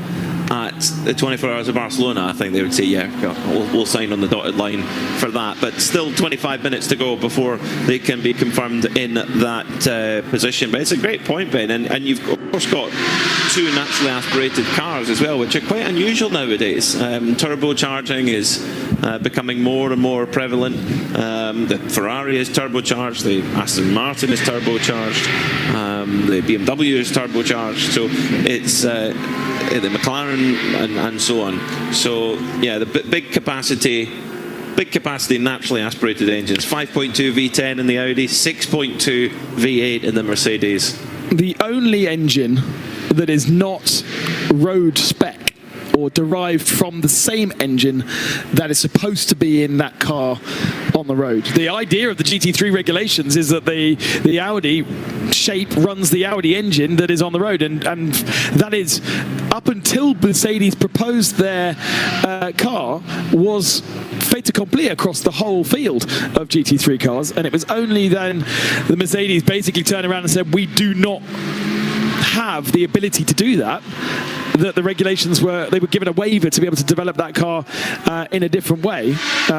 When they get the next Evo out, it will go back to the engine in which the Mercedes has on the road. Yeah, it's a bit of a question mark, Mercedes, if a new GT3 car is going to come along. It's all very interesting. They're waiting to see that 6.2 V8. I remember the first time I heard one of those in action. I was 18 years old, so 2008, and heard one of those that you could buy a C-Class saloon with that engine in it. 6.2 V8, and I thought, wow, how cool is that? And it's still powering cars to race victories. Those two cars have changed positions. So Michelin is back in front of Vladikin, who's just dipped a wheel into the gravel, but we're not getting that excited about it because we do know that Michelin has done all of his pit stops, and Continental Racing are expecting to bring that 69 car into the pit. So it is really a bit of a dead rubber, that pass. Yeah, that doesn't have an enormous bearing on the overall results because, yeah, Vasily Vladikin does need to come in. Klaus Bachler at the moment leading in the Pro-Am category for Proton Huber competition. Should be okay in terms of stint length, in terms of fuel on board, etc. Pierre Caffer is going to try and chase him though for the Pro-Am win in the Sunterlock Junior Team Audi, and then only 19 seconds further back from Pierre Caffer is Jordan Boisson for TFT Racing. And we should also mention Era Motorsport as well. They sit fourth in the Pro-Am category, 8th overall. Jake Hill on board at the moment. Of course, last mention for New Life Special Baby Care Units, the charity that they've been racing for this weekend. The car is normally blue and purple. It's in a pink livery this weekend, the 81 Era Motorsport Ferrari, and they've been raising money all weekend for New Life Special Care Babies. A fantastic cause. Do go onto the Era Motorsport social media. There's a link there where you can donate. They've got a £5,000 target. Do help them out towards that target. It's a fantastic cause for newborn babies who need special medical care. But what I don't understand is why they're not further up the field. We haven't really heard any particular issue from them. They are only 5 laps off the lead of the race, but just generally, looking at the lineup of drivers, you think, yeah, they should be right at the sharp end. They've got Ryan Diel, they've got Jake Hill, but over the year, to be honest, other than Mugello, where we're like, whoa, this is cool. Jake was like 2 seconds faster than everybody else in the drizzle on dry tyres when it really should be wet conditions. Outside of that sort of starring performance, we're kind of like, they're the leading Ferrari. Vibo's down in 13th, and the Inter Africa is out of the race, but I would want to see more of them. I'm not quite sure what's gone on. John, you've got some thoughts? on a couple of occasions. First of all, remember they got a minute penalty for changing their tyres within the 50 minutes, so that was their first issue. As you say, their pace has been excellent at times, and they are the best Ferrari, so I suppose they'll take that. There was a little problem during the night, which I've just had explained to me, that was outside of their control, to do with a problem with one of the fuel pumps, and that cost them an extra lap through the pit lane and an extra stop effectively. Now in fairness, the organisers did try to make that up with an increased fuel rate for the extra stop, but that lost them at least another lap, I would have thought. So it hasn't been a completely clear run for them in that respect, in terms of not hitting anybody and not being hit. Yeah, you're absolutely right. Car still looks pristine, and I think they're relatively pleased with what they've done. Dwight's done more than the amount of laps and time that he needed to. He's had an absolute joyous weekend and enjoyed driving the 296 around here. So podium finish, still potential maybe for that in the last 20 minutes. Then I think they'll go away happy if they take a bit of silverware. It's going to probably need to see things fall into their lap though. They're running they're probably at least a lap behind the podium at the moment, but stranger things have happened. I'd never forget last year in the GT4 category, Samantha Tan Racing were leading the way, and they had some sort of strange fuel feed issue which cost them victory, and Venture Engineering came through. This time Venture Engineering leading the way by a very handy margin at the moment, and they've just been running really strongly at the moment. Now, in terms of distance records, we're going to come up short actually, because last year the record was 738 laps. We're 721 laps right now, so we're 17 laps short with 18 minutes on the clock. So we're going to be ever so slightly short, Ben. Yeah, 731 predicted laps with just under 20 minutes remaining. Another question for you. Why have Continental Racing by Simpson Motorsport not pitted Vasily Valikin? Probably because they can still run him for another 10 to 12 minutes or so. They've got Alex Acker. But Vasily Valikin's a handy peddler as well. Yeah. So, not sure. It's got 57. The reason I ask is tyres have done 57 laps, so they're way past their best. The stint for Vladikin has been 1 hour and 45, so he's only 3 minutes shy of being able to stay in that car. Fuel-wise, they pitted on the limit, so I think they will possibly be able to go to the end fuel-wise. I would have had them in way earlier to get a nice new set of boots on and make up the difference that they're going to lose by that last lap splash and dash. But unless there's an issue with the stint length time, and they are going to try and go to the end, in which case that was a legitimate pass, and it looks as though they're still fighting a lot.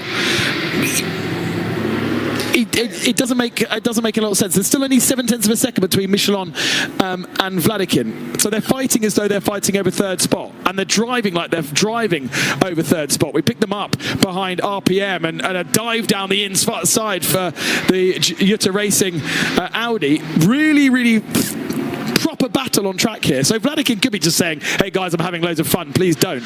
But he could also have a brand new set of Michelins on for the last 17 minutes, and he could have had that another 13 minutes ago. I don't know whether they might be trying to go to the end, but logic says from our timing screen that would not be possible. I don't think it's going to change an awful amount. It's not going to get them on the overall podium, and it's not going to change their position in class where they're third in GT3 AM. So yeah, I think it's more Vasili's having a great time driving hard. Old tyres, car's probably moving around a lot. He's probably having a great time there. But they will, by the rules, they have to make a pit stop. They're going to drop to 7th at least. Yeah, but their position in their class won't change, and it won't mean that they're on the overall podium. So I and they've got to pit. They would have had to pit anyway. So I think it's not going to make an enormous difference to the outcome, really. In the other one team we should mention as well as their leader in 992 is Müllner Motorsport, number 921, driven by Valtteri Zavaridis. At this point, they had a horrible start to the season. Unfortunately, they had some incidents. They had some bad luck. I mean, in the Spa, they had, on the first lap, collided with their sister car. Their sister car had an accident in front of them, and there was nothing they could do to avoid it. That compromised their position, but they're going to looks like they're going to come away with the maximum number of points from this race, with the best halfway points, and indeed looking like they're going to win the race. But they're still going to come up, by the looks of things, 10 points short from RPM Racing, who are in position to win their third 992 AM Championship in a row, but also to win 992 overall with an AM lineup. That's very, very impressive indeed.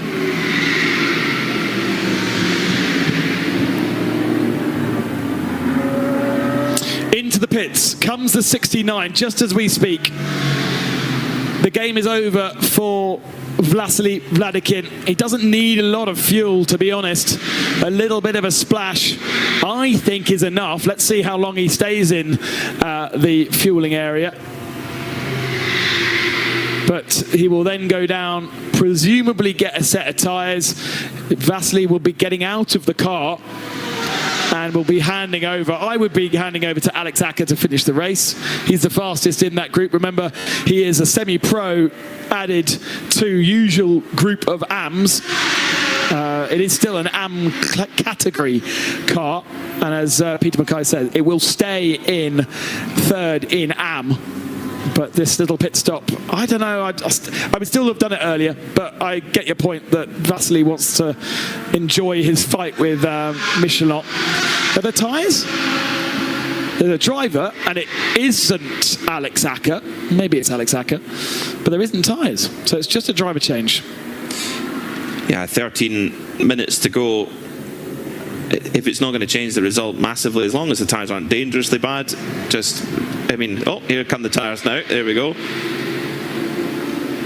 I was surprised. I mean, 58 laps is a decent chunk, and why not? It's a decent chunk, yeah, but it's probably, I don't know, what would that be? €2,500 worth of tyres? Well, yeah, if you think of it like that. But it's great spending other people's money, isn't it? You can't, no, you can't, right? When you're racing, you can't think about it. It's a bit like being the driver. You can't think about how much it's going to cost if you crash. Otherwise, you just never get close to the limit. I'm sure there's plenty of stories in there from your racing career. Yeah, exactly. That is my excuse for not being any good. Klaus Bachler, at the moment, he's been the kingpin of this Proton Huber competition outfit. He's been with them all year. You know, Klaus is a Porsche Works driver, and it shows you his personal commitment. He's a very, very busy driver all over the world, racing nearly every weekend. Racing in America, racing all over the place, and he's committed to the full championship, and the team are going to be rewarded with not only a Pro-Am title, but an overall title if they can get through the next 12 minutes safely. And at this current point, they're sitting leading the Pro-Am category, so another class win to go along. This year they've had 2 category wins, 1 overall win as well, so this would be their 3rd category win if Klaus can get it home. And I think if you were to put your money on anyone to drive it home safely for the last 12 minutes, it would be Klaus. And that's what he's doing. If you look at the lap times, he's not in the 42s, he's not even in the 43s half the time. He is very much bringing that car home in the 43.9 on the last lap. 38 seconds behind the podium in 3rd position overall, but obviously winning that Pro-Am category, it will give him and Proton Uber competition the GT3 overall championship as well. So literally no point in trying to get onto the podium when you've got all of those other prizes coming. Jörg Dreiso, Manuel Lauk and Klaus Bachler's way. Interesting to see what Alex Acker will do. It was Alex jumping into the 69 Audi. He's now got fresh tyres. He's now got not very much fuel in the car. A bit of a show run. I mean, he's not a works Audi driver, but he's been with Audi in different teams for many, many years. Attempto is the last one that I can remember him driving for. He was got to know him very, very well in the SRO world because he was a bit of a star in the sim racing championship that they ran. Don't know why they've decided to call him Alex Arkin Acker this weekend. He's never been ever Alex Arkin Acker on any entry that I've ever seen, but it is his middle name and it is on his license, so that's why they've put it down on this particular weekend. But he's the same guy. AAA. Which is kind of fun. Yeah. I'd rather be a AA battery than a AAA battery, though, wouldn't you? Size matters. Exactly. When you need a power battery. Yeah. 10 minutes to go then, after a long season all across Europe. Some fantastic venues we've been to. Proton Huber competition, have been to them all. Remember, think back to Mugello though, they had a disaster in Mugello at the start. They had crashes, they had all sorts go on. But they've just got improved all the way through the year. Paul Ricard, great overall victory for them there. With, former German rally champion Mark Vollenbein taking the car to the finish. Actually, he's a tyre technician on the World Rally Championship, and I asked him, I said, well, that was a good win for you guys at Paul Ricard. He goes, I didn't have a radio for the last hour. Wow! So he sort of had to play it by ear a little bit in those last moments. Jörg Dreiso, an AM Spirit driver, a new regulation this year which has allowed AM drivers that are not up to the bronze category specification from the FIA to compete, and given a little bit of leeway. Dreiso still needed to do 4 hours, if I remember, of the driving, and he's done that, his drive time 4 hours. Of course, that's split between 2 drivers in the Audi of Santilok Junior team, but an AM Spirit driver rather than just an AM driver, so slightly different regulations. We may see a very late change in the fastest lap of the race, because the fastest lap of the race at the moment is a 1:40.6 set by Maro Engel in the TFT Racing Mercedes, but Alex Acker has done a 1:40.9 on those fresh Michelin tyres and with low fuel, so that could well maybe could get another fastest lap in those final 8 minutes. Let's go down to the pits for the final time and get an update from John Hindroth.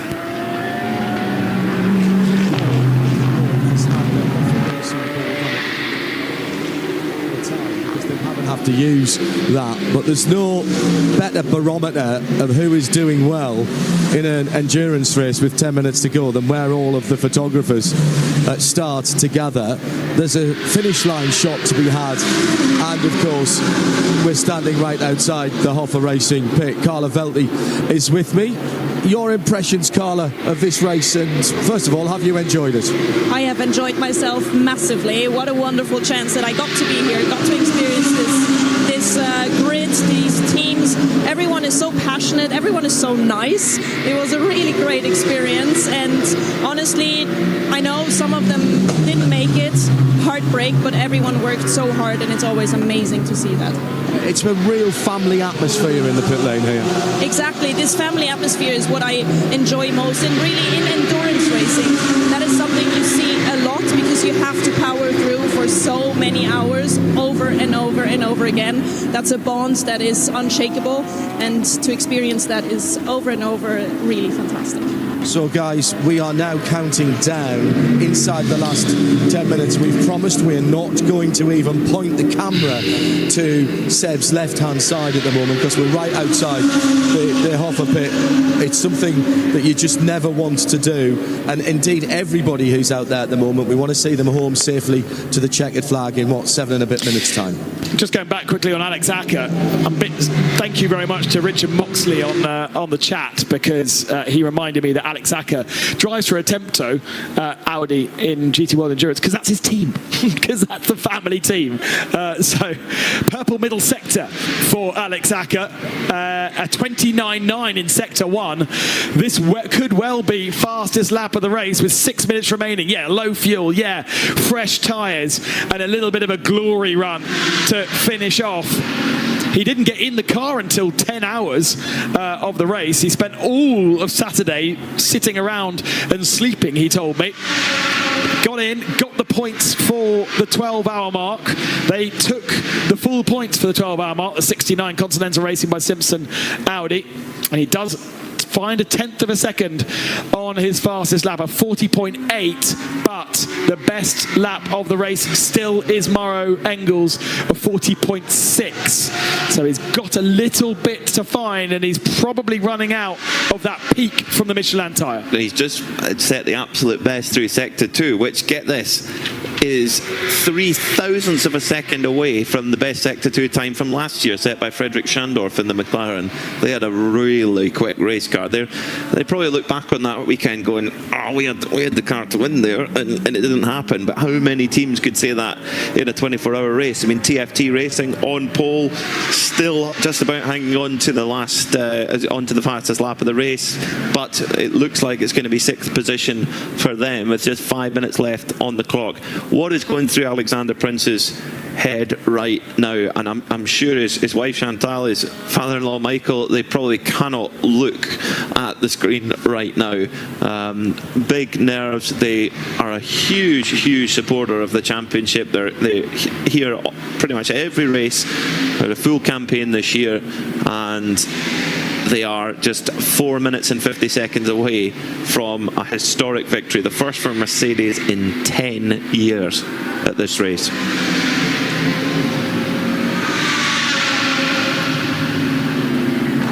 All the gaps have stabilised now. We're just under 5 minutes remaining. Full maximum points to Mulner Motorsport in 992. They took the 12-hour maximum points as well. They are going to be on course for victory. They've got a 4-lap advantage over HRT, who are very strong in 992. And a 3-lap advantage between HRT and RPM. And it will be RPM who will take the 992 championship. Second in AM, third overall is enough. Tracy Crone is going to bring that car to the flag. How many times has he gone for a championship? How many championships does he have under his belt across the world of motorsport across, what, 30-odd years? Must be at least, Tracy. Ever present, and you're going to go, he's a multi-millionaire of successful businesses, from oil to film to motorsport, and he's such an, other than being very tall, a very unassuming character, and he just loves his motorsport, just comes and be as part of the team, and that's another championship for him and Nicholas Johnson. Well, that's a good point with Nick Johnson, because you look at what Tracy has done and the loyalty he has shown to drivers over the years who have driven with him. You can't do endurance racing without teammates, and like I say, him and Nick have driven together for generations almost. Yeah. Philipp Hamprecht, a young German driver who won the Carrera Cup Asia 6 years ago, won the Formula Masters China nearly 10 years ago, and has driven with RPM Racing for several years now. They've been very loyal to him. Patrick Heusman, and you look at Colin Brown, the success he's had in his career in the very early days. It was Tracy that gave him a drive and gave him a start. So it's drivers can go and with as you mentioned, with the funding behind them, can go and drive wherever they want. They can do what they like, but to bring promising drivers along for the ride and be loyal to them is very admirable indeed. 2 minutes 34 to go. It's going to be 2 laps to go then for Alexander Prince. And very oddly, Alex Acker has brought the Simpson Motorsport Audi back into the pits and back into the fuel bay. So is it that they short-filled that car Are they going fastest lap hunting? Or are they going fastest lap hunting again? Surely there isn't any tyres for them. There are people all over pit lane getting ready for the end of the race. But yeah, he didn't have enough fuel to get to the flag. Is that going to cost them another lap? Is that going to cost them a position behind the era Ferrari? It may well do. And well, Alex Acker had a fun go at going for the fastest lap of the race. He won't have the tyres to do it now, but did have to come in and get a splash and dash. 1 lap short. Never mind. Alexander Prince, who started his racing career in the Dacia Logan Cup in Germany. So there you go. Dacia Logans are beloved at the Nürburgring, where, of course, Hofer do a lot of racing. Won their class quite a few times at the Nürburgring 24 hour. They actually, funny enough, E46 M3 they have part of the NLS series, and indeed the Nürburgring 24 hour itself. But yeah, big day. Alex's wife Chantal driving in the team, also her 50th race in 24 hour series competition. Likewise for Michael Kroll, Chantal's father. Last lap board is shown.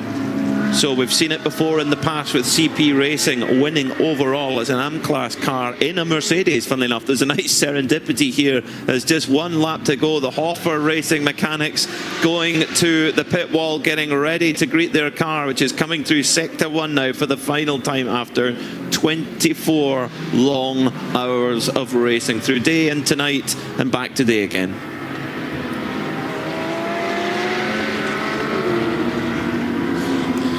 So for the championship, it's not going to be a championship for Hofer Racing this year, but the chance to get the hands on the Trofeo Fermi Velez, a big honour.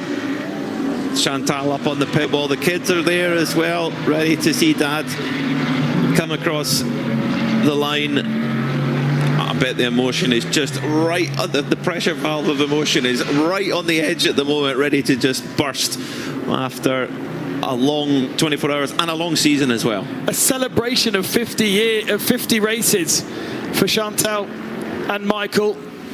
What a weekend. They took pole position at Spa but weren't able to convert that to a victory. You have to go back years to find a victory to the Hofer name. And this ever-present lineup of father, son, daughter, son-in-law. But after 24 hours of relentless endurance racing here at Barcelona, it will be the Mercedes of Hofer Racing who take victory by, in the end, 2 laps over Haas RT. And that's going to be so wonderful for the whole team to celebrate for the rest of the afternoon here. John Hindhoff is down with the team. On the wall with the team, Michael Kroll, you've got your family around you, you've got your actual family, you've got your racing family. This has been a long time coming. Excellent result. Thank you.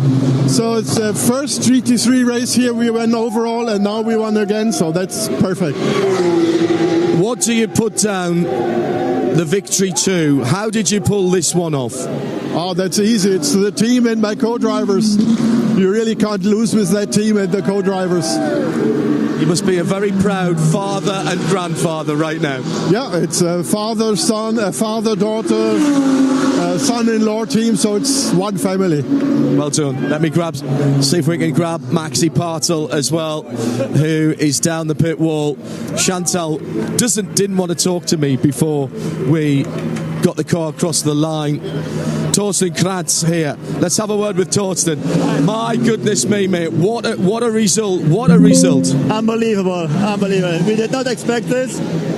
So we hope for a podium, but that we are on the very top, it's unbelievable. It's very surprising.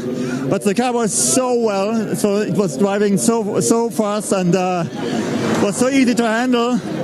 The team did a great job the whole week to find the right setup, especially on the long run. I'm speechless, so it's unbelievable. When did you allow yourself to believe it might be an overall victory? this morning when we survived the night. So during the night we did quite fast stints. So during the night, Alex, Max and me, we were pushing a lot. And then in the morning, we thought, okay, now it could be possible. And right. Yep. You did. Everybody did their turn. Well done. I want to grab Max as well before we pass back up to the booth.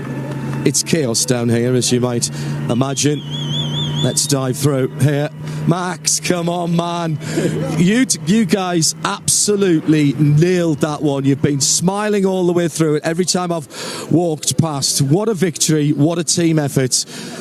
It's been enjoyable for you, dare I say? Yeah, I think the main thing was we got in the stealth mode during the night, and then we were undercover on the race. Yeah, always smiling, and then to fight back on the fourth place and never give them back. That's the reason we are getting up there. And the top of the whole tree. It started early, gents. It started early. On that note, as I've got to travel in this shirt later, I'm going to head off to Parc Fermé, which is just down to my left-hand side.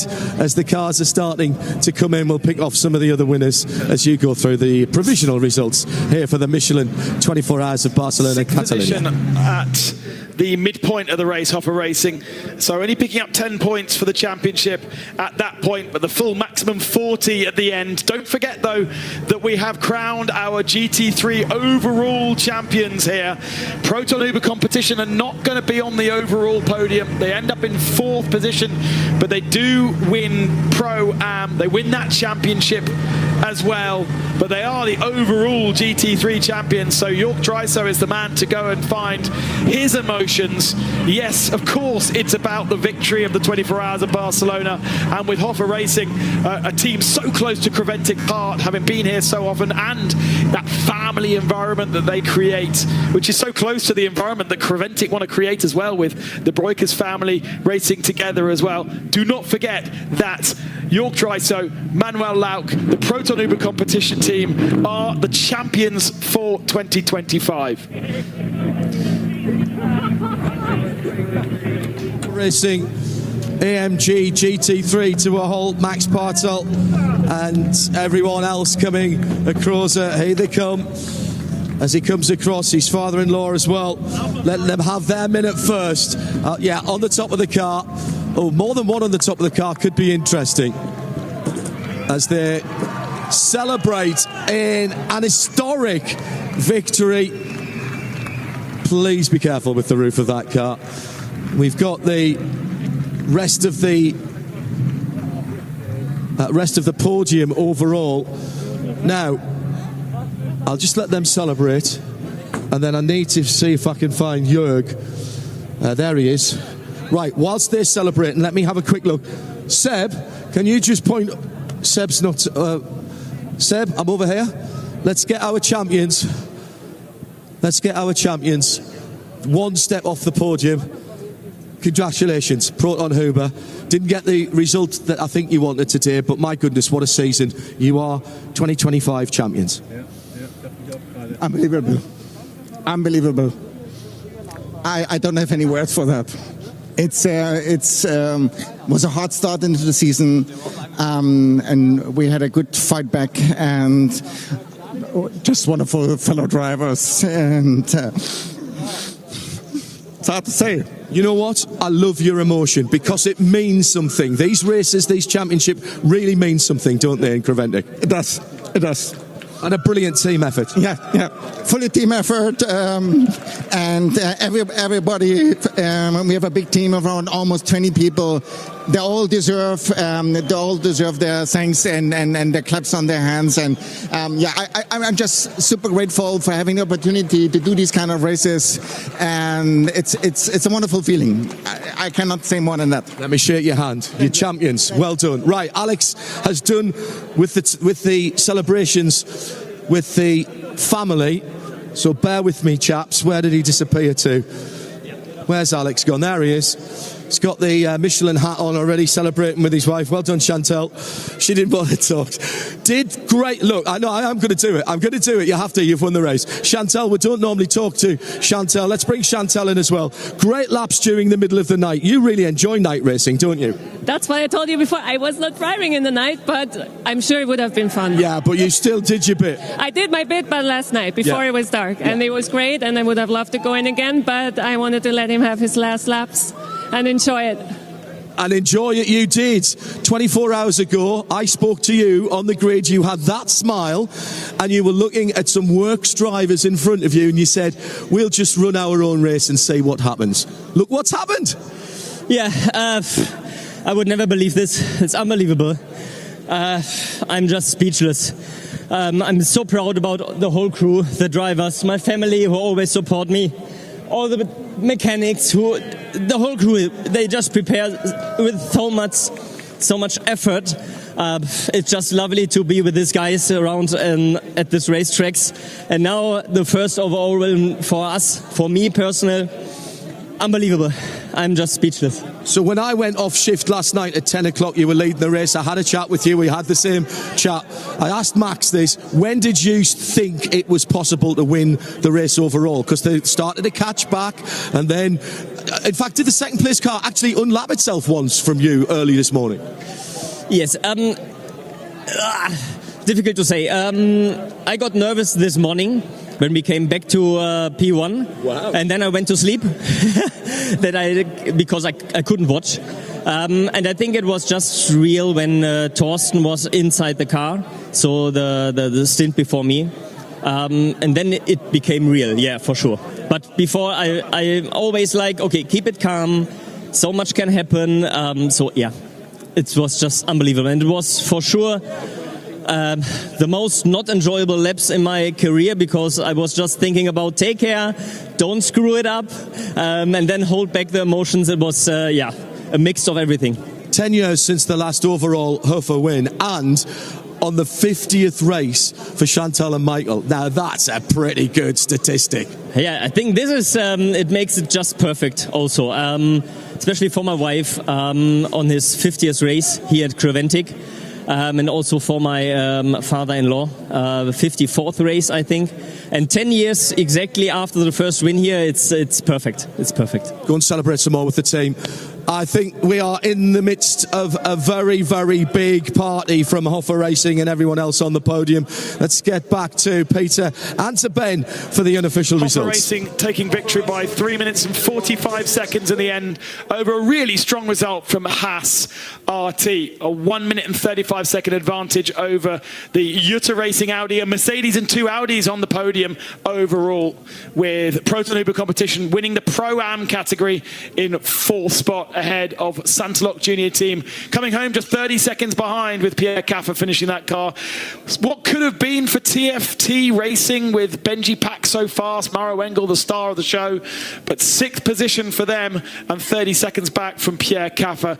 And then in seventh position, the fastest lap hunters, the Continental Racing by Simpson Audi in seventh, and Era Motorsport in eighth. Best of the 992 category was Mulder Motorsport, taking full points and victory and championship, not championship though, in 992. HRT in second position, and RPM Racing in third spot in that category, and taking the championship crucially from that.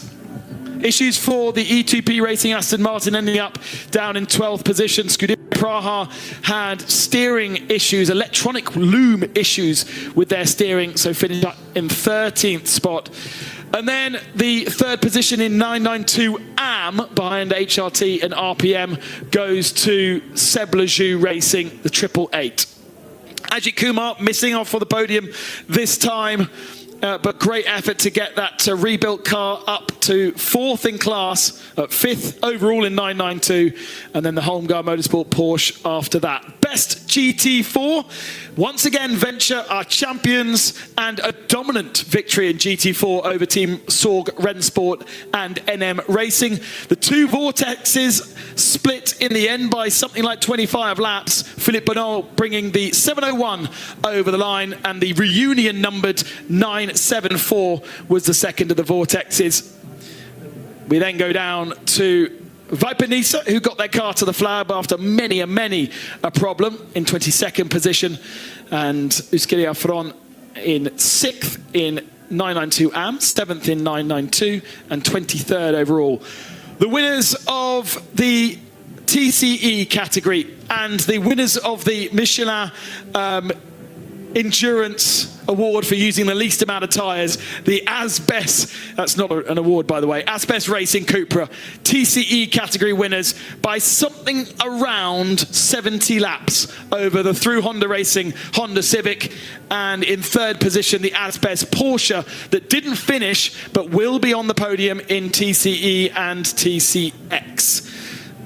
Outside of that, the rest of the cars on your finishing list: retirees, Red Camels Jordan, Get Speed, the second of the Through Honda Civics, Into Africa Racing Ferrari, JMEC BMW, Red Ant Racing were a really early retiree, and GP Racing were the earliest in their 992 Porsche. 33 cars started, 25 cars took the flag. That is not bad for a full fat, very fast 24 hours of Barcelona.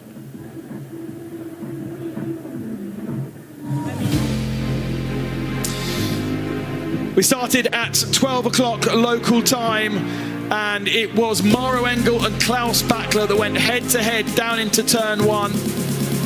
The stars of the show for the early part of the race before cycling through the various different driver lineups.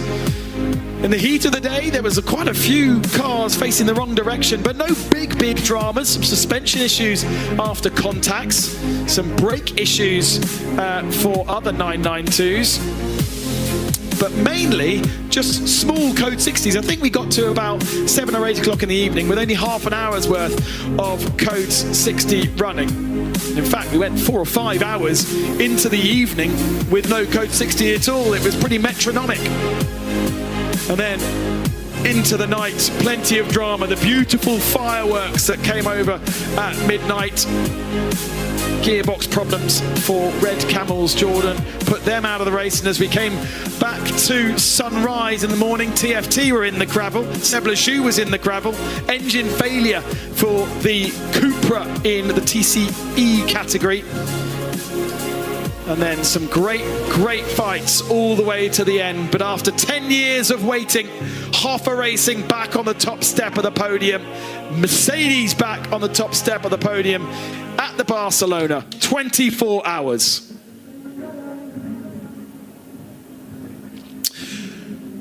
So, Peter, how do you conclude your feelings about this year's 24-hour race?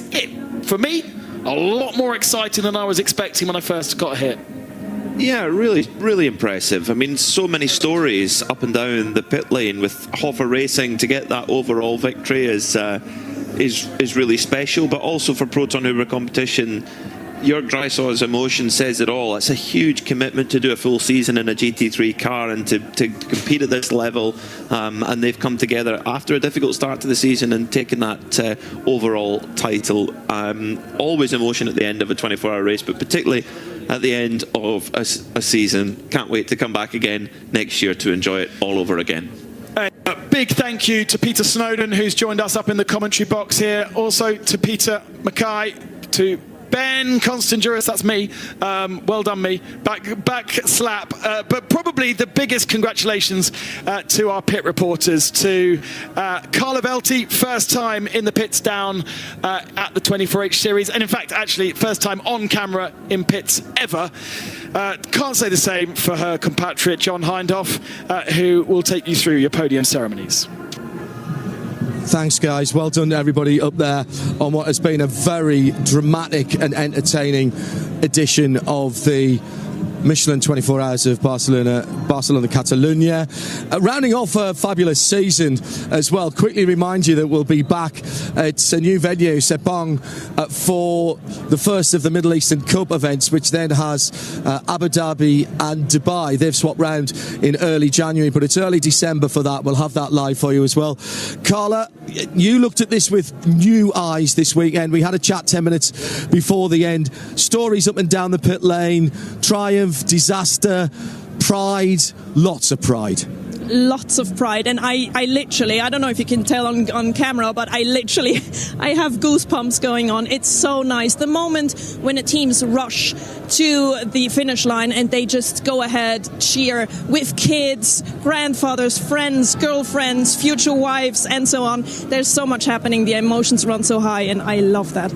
And in fact, we did get an engagement accepted from Dan. We're not going to talk too much about it because they're a little bit shy, but there was something going on in the pit lane. If the car got on the podium or won, then there would be a marriage proposal. One of the mechanics ran down with the ring. The marriage proposal was made and accepted. So congratulations to the new happy couple. We're going to respect their privacy, though. Absolutely, as we always should, but it's still nice to mention that these things happen here. People are so emotional here and do these type of things here on the racetrack at the Creventic Series, and what more do you want? We're just moments away from handing out the trophies for this race. The formalities for the championship will come a little bit later on. We say always, of course, that everything is provisional right now. There's the ring. There is the congratulations, you two. And so they've decided not to be so shy. That was one of our Milner Motorsport drivers, and his now fiancé. We can say that, fiancé. So congratulations to that. That's just a nice payoff. So we're just standing by for some of the drivers. We've got Babendum already here, and we will start with the overall and the top class in just a moment or two's time. Where was your story? What did you enjoy the most about what you've seen and what you've experienced here? Was it an individual? Was it a team?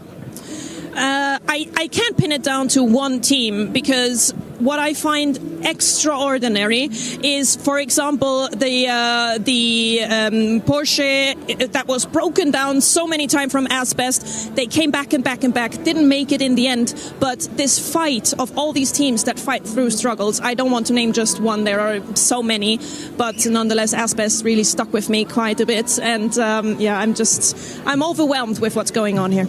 Right, we've got all the teams down below us. Seb, if you take a look at that, I'm going to check in with the control and make sure that we are ready to go for these podiums.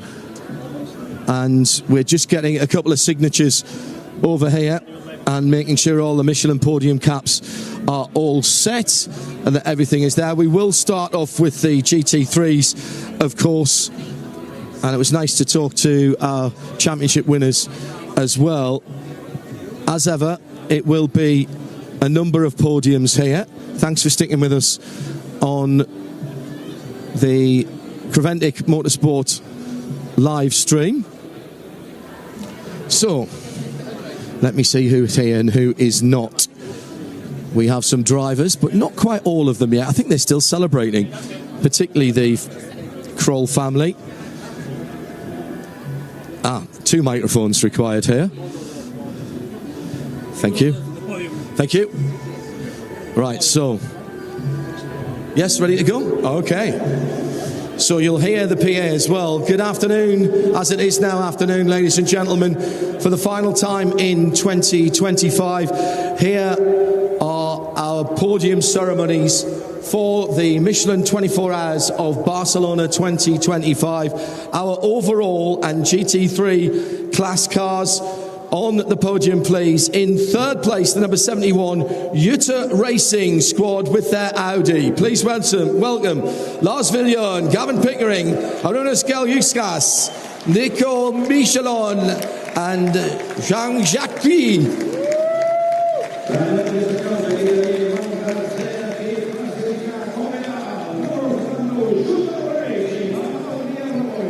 It's another Audi in second place, coming up a tiny bit short this weekend for Haas RT.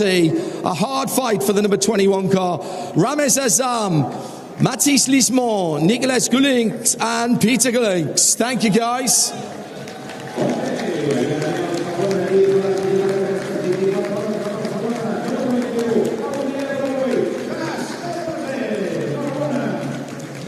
And it's been 10 years in the making.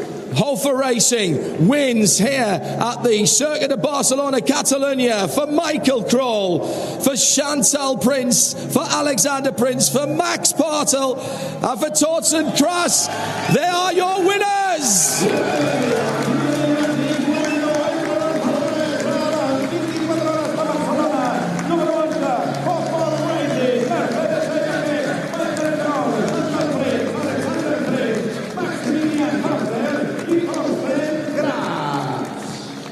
Let's get them up on the podium, and the photographers will want some pictures in a second. Trophies.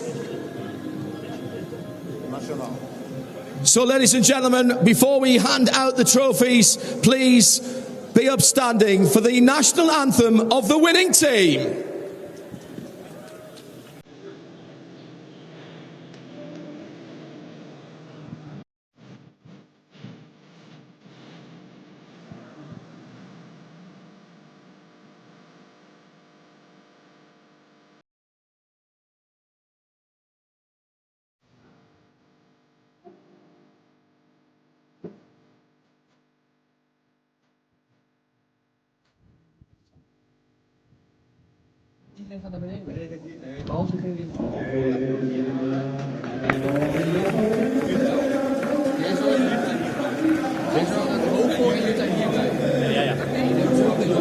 So the awards now to be handed over by representatives from the circuit who have been absolutely brilliant once again this weekend. Thank you.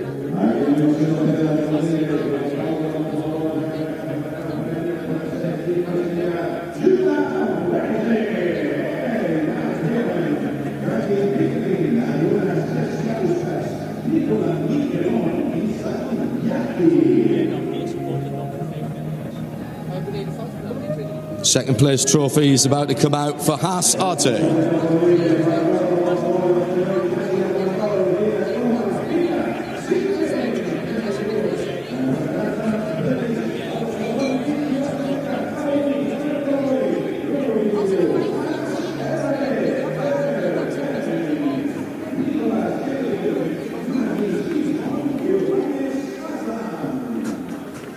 And here are the big trophies for the 26th Michelin 24 Hours of Barcelona, the end of our 2025 Michelin 24 Hours for this middle step and Hofer Racing.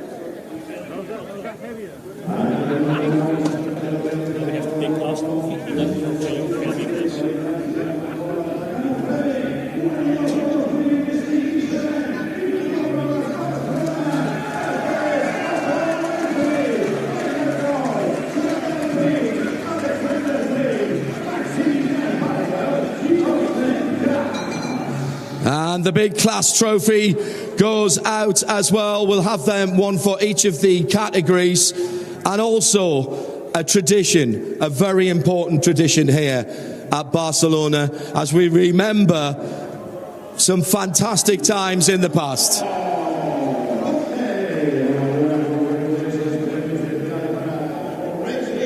And now, the Trofeo Femi Velez for the 24 Hours of Barcelona.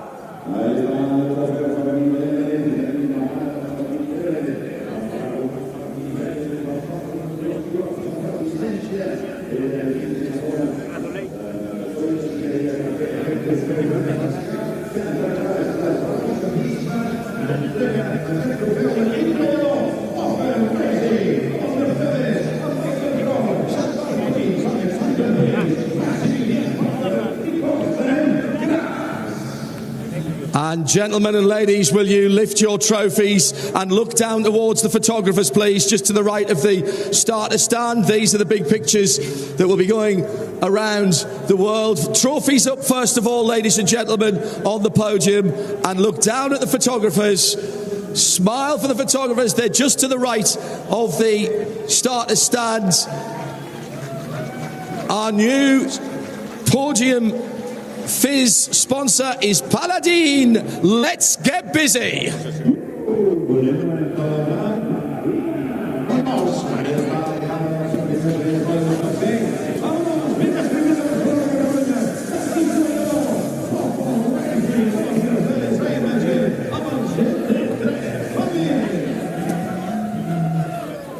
there's one or two people there who perhaps are out of practice of getting the corks out. Good job they weren't that tardy on the track. Ladies and gentlemen, once again, your podium for the overall GT3 cars. Jutta Racing in third, Hassart second, Hoffa Racing, your winners here for the 24 hours, the Michelin 24 hours of Barcelona, Catalunya. Right, we'll clear this off. Well done, everybody. Now, we're going to have to tell all of the following drivers to be very, very careful as they come out. Well done, Nico. Matisse, congratulations. Good driving, man. Well done. Everybody's fought really hard for this one this weekend. Alex Prince smiling as he always does. Michael, congratulations. Well done, guys. Well done. Max. Cheers, mate. Enjoy tonight. Bit of a party, I think. Right, we'll need to quickly reset as we move on to the GT3 Pro Am cars. You're going to see some of the same drivers here through some of the other classes, but we will reset. Can I just say to all the drivers, please be very, very careful when you come out, because this is now a bit wet here on the super podium that we have here. So GT3 Pro Am, just waiting for the Paladin to come out, and in third position for GT3 Pro Am in the GT3 class, and what a battle this was. Please, will you put your hands together for the Mercedes AMG GT3 Evo crew of the number 28 team of TFT Racing. Patrick Charlet, Benjamin Pack, Jordan Boisson and Maro Engel. So close, mate. So close. Looked like they might chase them down to start with.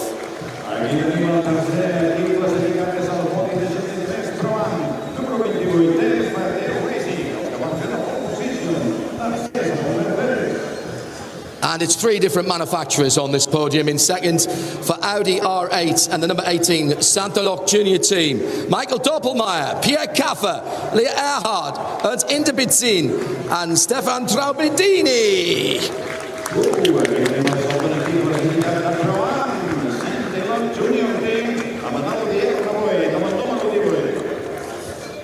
And our winners for Porsche, and provisionally the champions of the season as well, Jörg Dressau, Manuel Lauk, Klaus Bachler and Konstantin Dressler.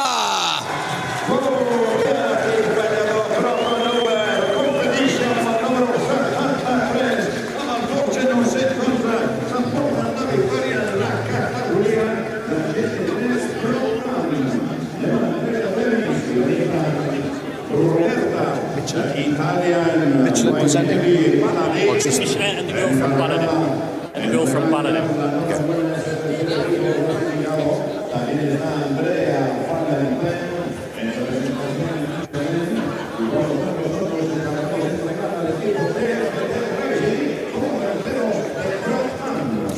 And thank you to our trophy presenters from Michelin and from our podium wine sponsors and partners, Paladin, as the second place trophies come out to Santaloc.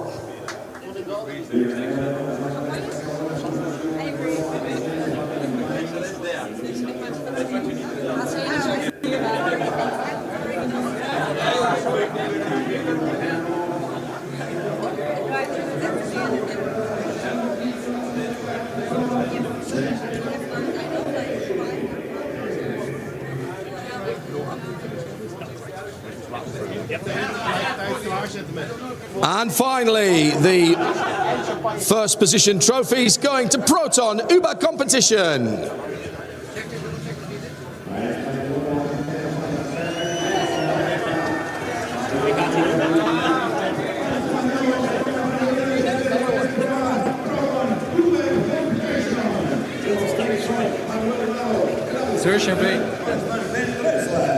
And here is the big class trophy as well.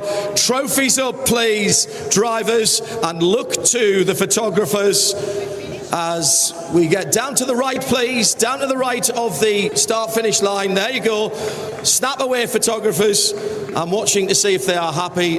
They are happy. And now let's open some Paladin and enjoy.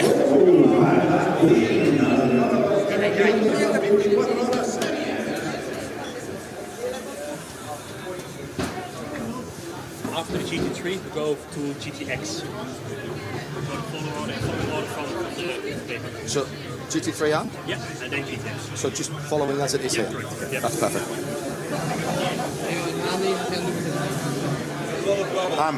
Correct. I'm John, by the way. Hello.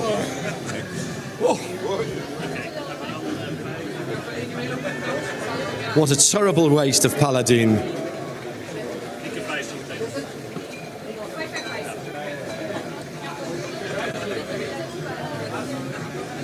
Well done, Elio. Thank you, Michael. Well done. See you later. There's another one. Pierre Caffer has been soaked with champagne more times than I have a hot dinner. So has Maro Engel. Well done, Maro. Lovely to see you here. Klaus Bachler just coming through as well. Congratulations, Klaus. Manuel. Well done, Jörg. Excellent stuff. Great emotions from the team earlier on. Right, now I'll move back out of the way so we can reset the trophies. A reminder, we will be back live in the first week of December from the circuit of Sepang for the first round of the Michelin Middle East Trophy, which will then take us in January to Yas Marina in Abu Dhabi and finally to the Dubai Autodrome for the Michelin Dubai 24 Hours. We'll stay with GT3s here, and our final GT3 podium is for the GT3 AM class. You may recognise some of these drivers.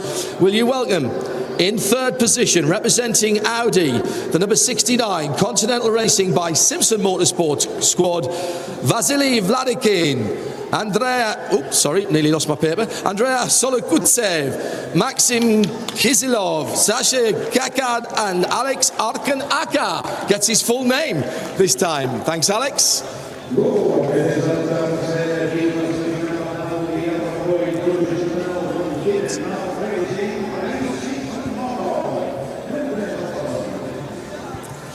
And in second position, welcome back, please, Jutta Racing, the number 71 Audi squad, Zhang Yaqi, Nicolas Michelin, Adonis Gelsiokas, Gavin Pickering, and Lars Villian.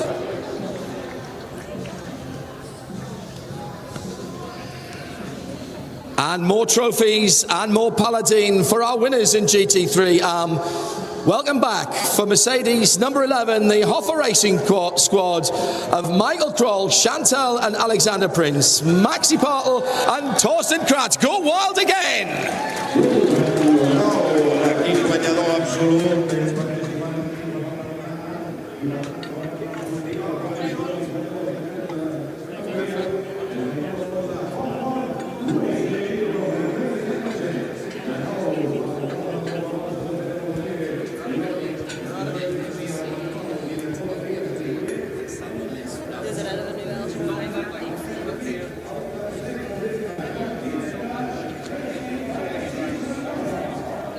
And once again, presenting the podium trophies here in this category are represented from the circuit here at Circuit Barcelona, Catalunya, who have been once again brilliant hosts for us for this, the 26th running of the Michelin 24 Hours of Barcelona.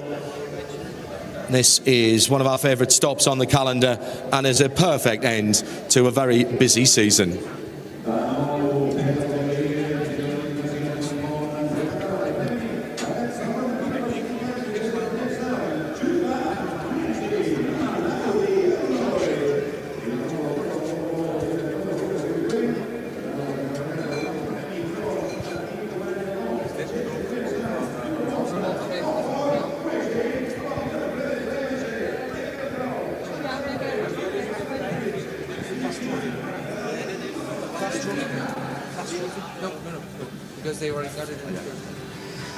So let's get together, please. Get your trophies up for the GT3 arm. Look down at the photographers, please.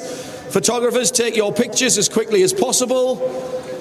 Down to the right of the finishing line. And now, if you are going to celebrate, celebrate properly. Celebrate with Paladin.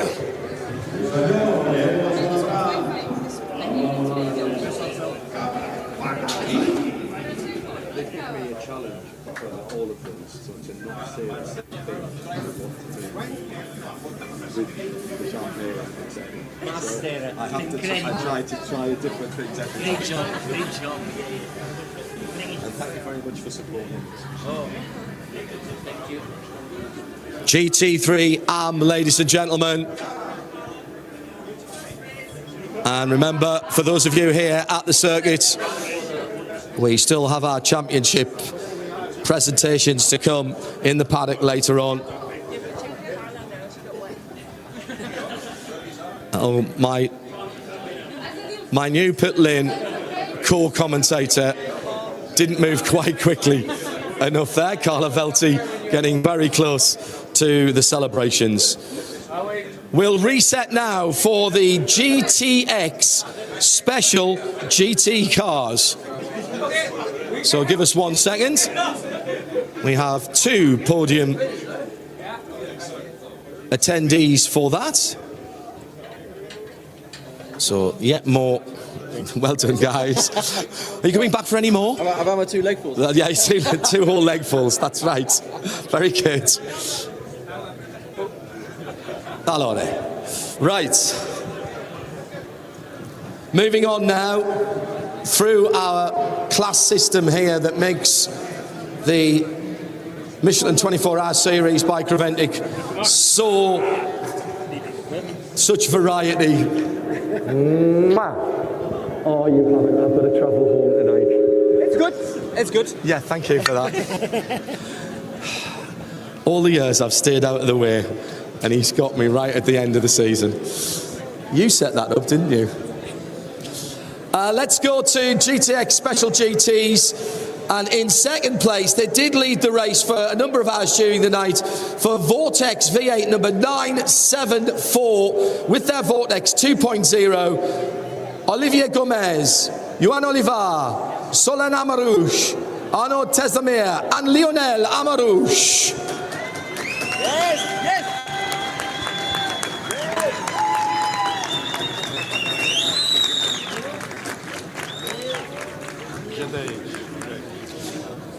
And Lionel has to stand on 2 steps of the podium because he was also part of the 701 team. Lionel, Philippe Bonnel, Cyril Calmont, Gilles Courtois, and Olivier Gomez for the number 701 squad for Vortex.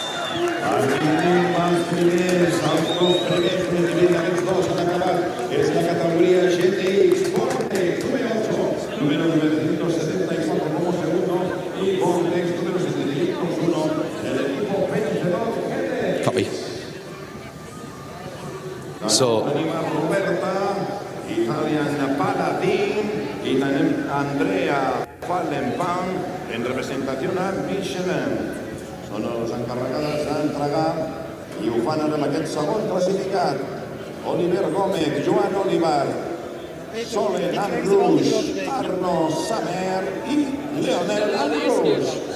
And it's Andrea from Michelin and Renata from Paladin who are doing the presentations. Roberta y Andrea encargados.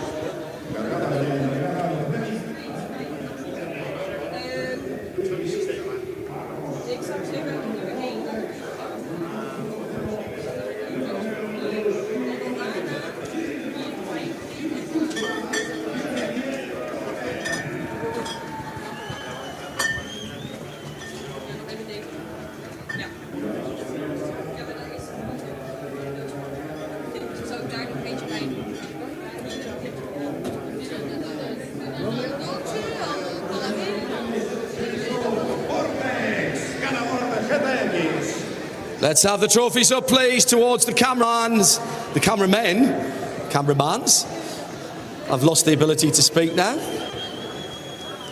And down to the pit wall. Thank you, drivers. Your GTX special GT car podium are about to waste some beautiful paladins. Celebrate, gentlemen and ladies.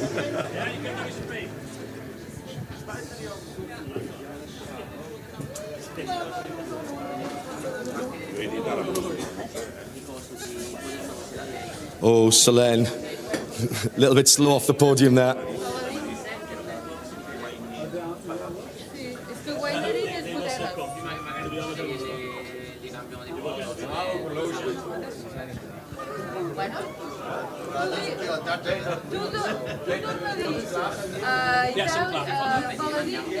And next up, ladies and gentlemen, we head into one of our most popular classes. 2 podium ceremonies for the 992 Porsche GT3 Cup category.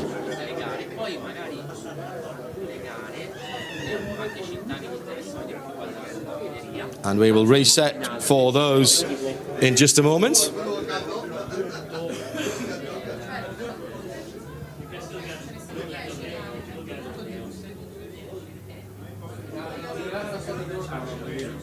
Bibendum standing guard to the left-hand side of the podium as we bring out the Paladin for the next set. Hello, Bib.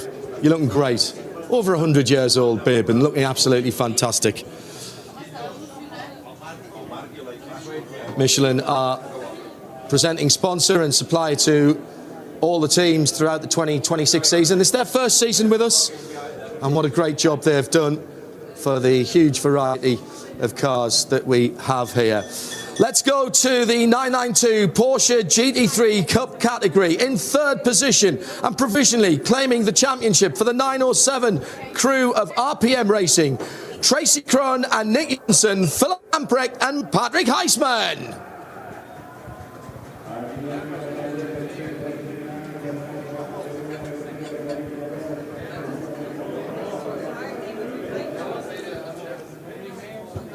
In 2nd position for the number 928, I suppose we say for Porsches, Stephen Gabriel, Jonathan Kedley, Rolando Stack, Igor Sparkin and James Kellett.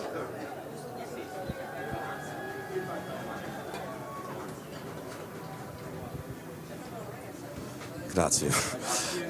Thank you.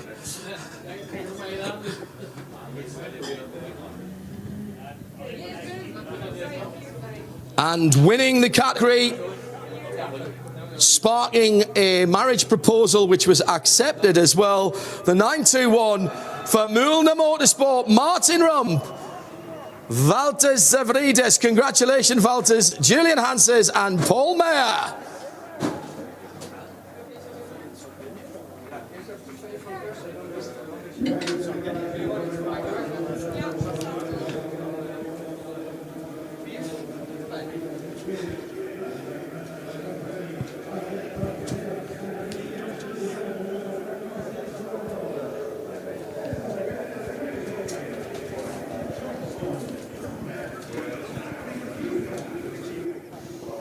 And once again, thank you to our representatives of the circuit here for doing the honours with the podium presentations.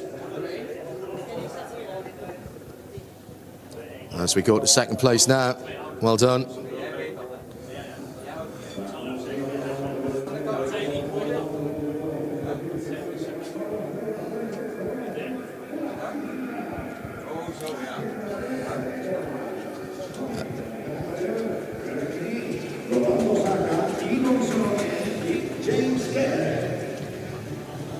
Let's have those trophies nice and high, please, drivers. Here is the class winners trophy coming out as well. The big shiny trophy for the class winner. Let's throw that in as well. Get the photographs for the Porsche 992 GT3 Cup for 992 type cars. New Porsche coming next year, the GT3 Cup Evo in 992.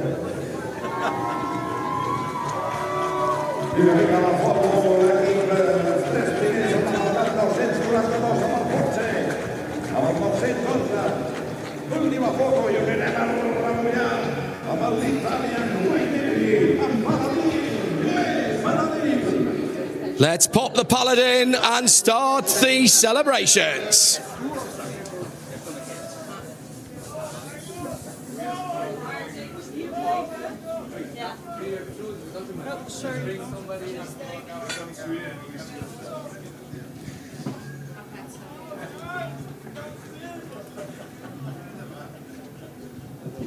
Now, some of those drivers don't have to go very far as we reset for the AM category within the Porsche GT3 Cup for 992 cars. So we'll just quickly reset that before everybody disappears. Patrick. Why are you so dry? So, up goes the trophy. Tasted it in my eye. It's not so good. I don't think you can taste champagne with your eyes, to be honest. It's a good job we don't have a camera back here as well. Right, ladies and gentlemen, we'll continue with the AM category for the Porsche 911 GT3 Cup for 992. Seb Lejeune Racing, the Triple 8 car. Sebastian Lejeune, Stefan Parent, Paul Mayer, Mathieu Dutré and Fabien Defieux for the third place, number 888.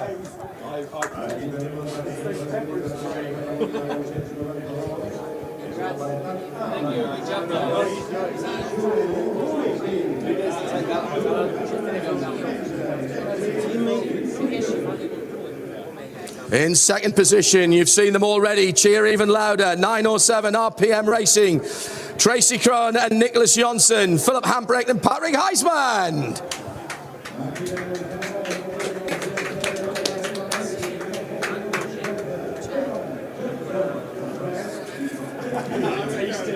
And welcome back, James Kellett, Rolando Zacco, Igor Sorokin, Jonathan Kearney and Stephen Gambrell.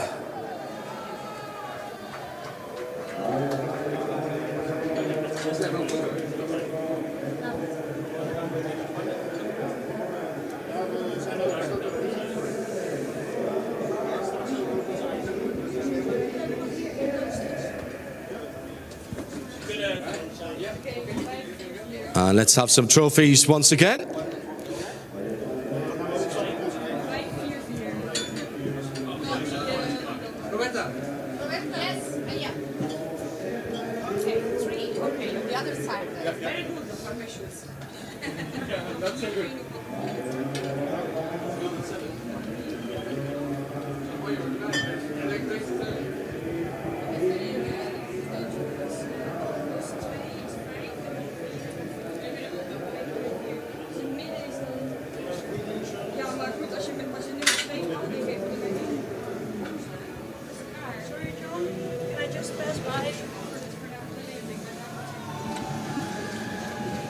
We have a traffic jam of trophies here coming out onto the podium. Representatives are from Palatine and Michelin. Thank you for staying in the pit lane and indeed in the grandstands, ladies and gentlemen, and honouring our winners and some of our champions as well for 2025. That's very thoughtful of you after they have committed to the 24 hours. Finally, here are the top class trophies, top position trophies for Porsche 911, GT3 Cup 992.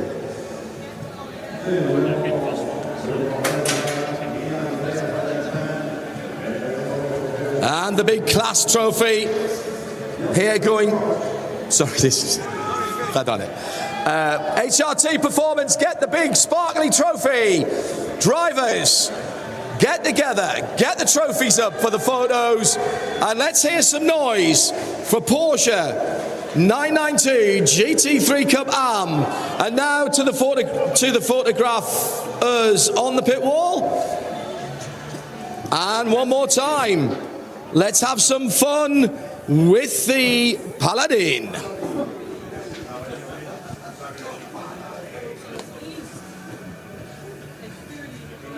I'm all right, mate. Good to see you, fella. Good you still enjoying it. Busy, but you know what? That's good. It's my father always used to say, although he's not with us now. Yeah, exactly. And never complain about being busy because the alternative isn't worth thinking about. No, indeed. Phew-wee. All right, ladies and gentlemen, we're turning in towards the home stretch now as we move on to GT4 homologated cars. Variety is the spice of Michelin 24-hour endurance racing by Creventic. And once again, we honour our winners for GT4 homologated cars. Just getting the last of the photographs on the podium from our AM GT3 Cup cars.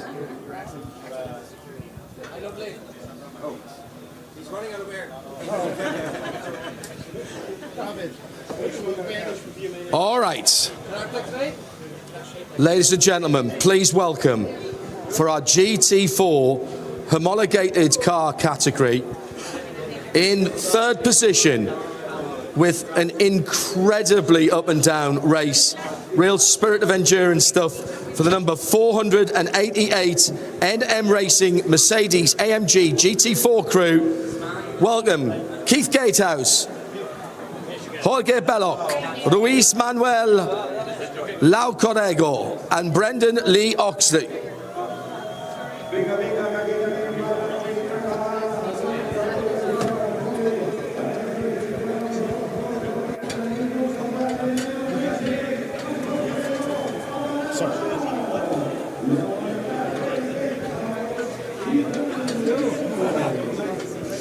In second position, representing Porsche with their 718 Cayman GT4, one of our longest standing teams here, Team Zorg Sport for the 427.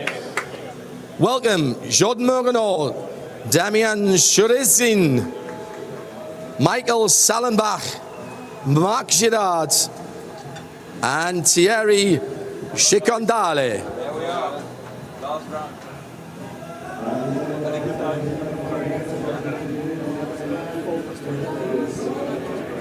New driver on team? Team manager, team principal. Team principal. And the winners in GT4 homologated car category for the Mercedes AMG GT4, a 421 squad, Venture Racing, Neville and Christopher Jones, Matthew George and Owen Hizzy.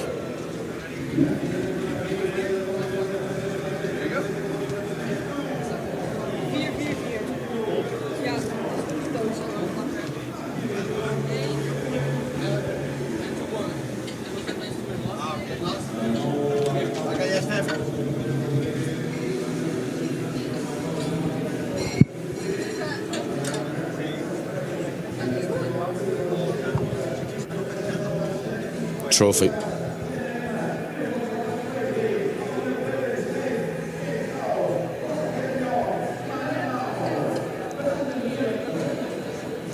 And here come the trophies. Third already in the hands of their worthy recipients. NM Racing, Team Zorg Sport getting theirs now, and Venture to be presented, and also the class-winning trophy as well for GT4 homologated cars. The big shiny gold trophy about to make its appearance for this category.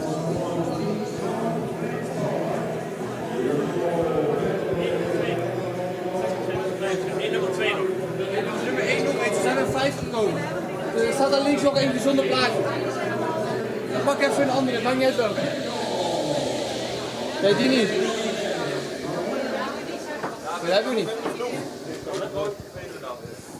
Ja, kom nog. So here's the big shiny trophy for our winners. Trophies up, please, drivers, for the photographs on the podium, first of all. And there it is, trophies up again. 1, 2, 3, trophies! And now to the photographers on the pit wall, just to the right of the finishing stand. 1, 2, 3, trophies! Woohoo! And now, let's see who can get the corks out of the Paladin quickest.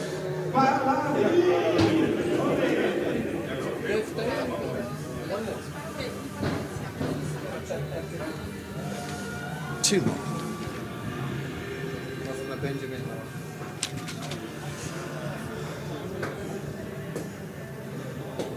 Ladies and gentlemen, your podium for GT4 homologated racing cars.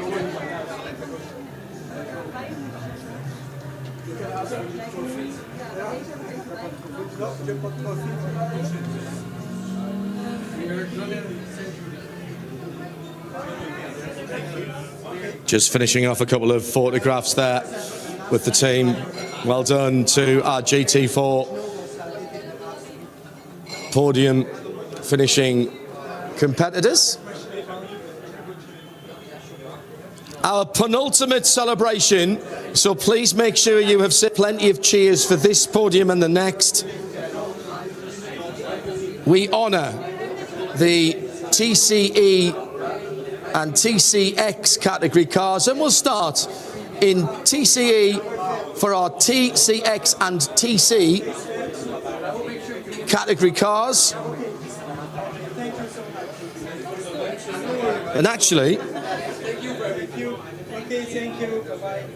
Peter, might as well do these together because it's the same people twice. Yeah. Yeah, cool. So, ladies and gentlemen, we have 2 more classes to go, but effectively all on the same podium here. So please welcome for TCE and TCX in 3rd position, an incredibly hard race for the number 111 Asbest Racing Porsche 718 Cayman GT4, Desiree Müller, Seth Brown, Stephen Tierlench and Conrad Tox-Lever.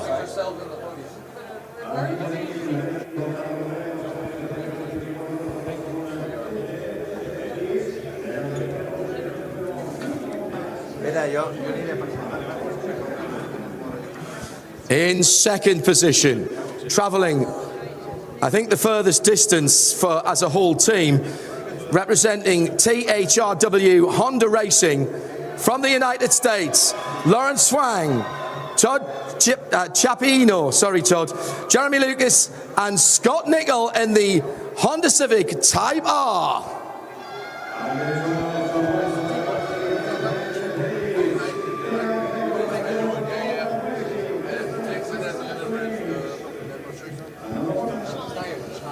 And our winners in TCE, TCX and TC for special touring cars and silhouettes, it is Asbest Racing with the number 102, and here in Spain it's a Cupra that takes the top of the podium for Pia Olsen, Junichi Unamoto, Rafael Gieres and Sebastian Schermann.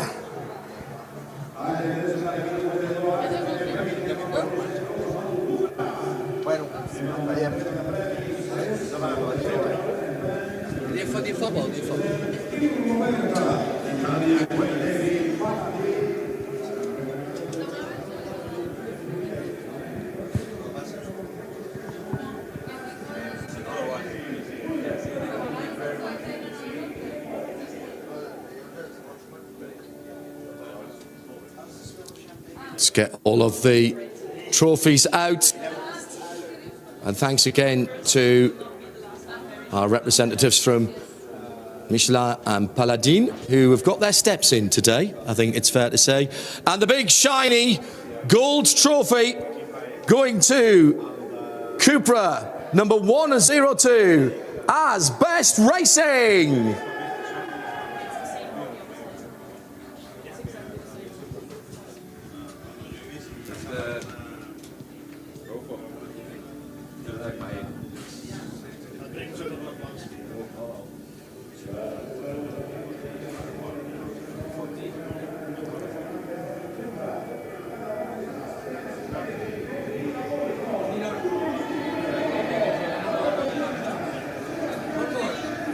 Trophies up, drivers. Trophies up. 1, 2, 3. Trophies up. 1, 2, 3. Trophies! And now for the final time to the photographers on the pit wall. Oh, they've gone early.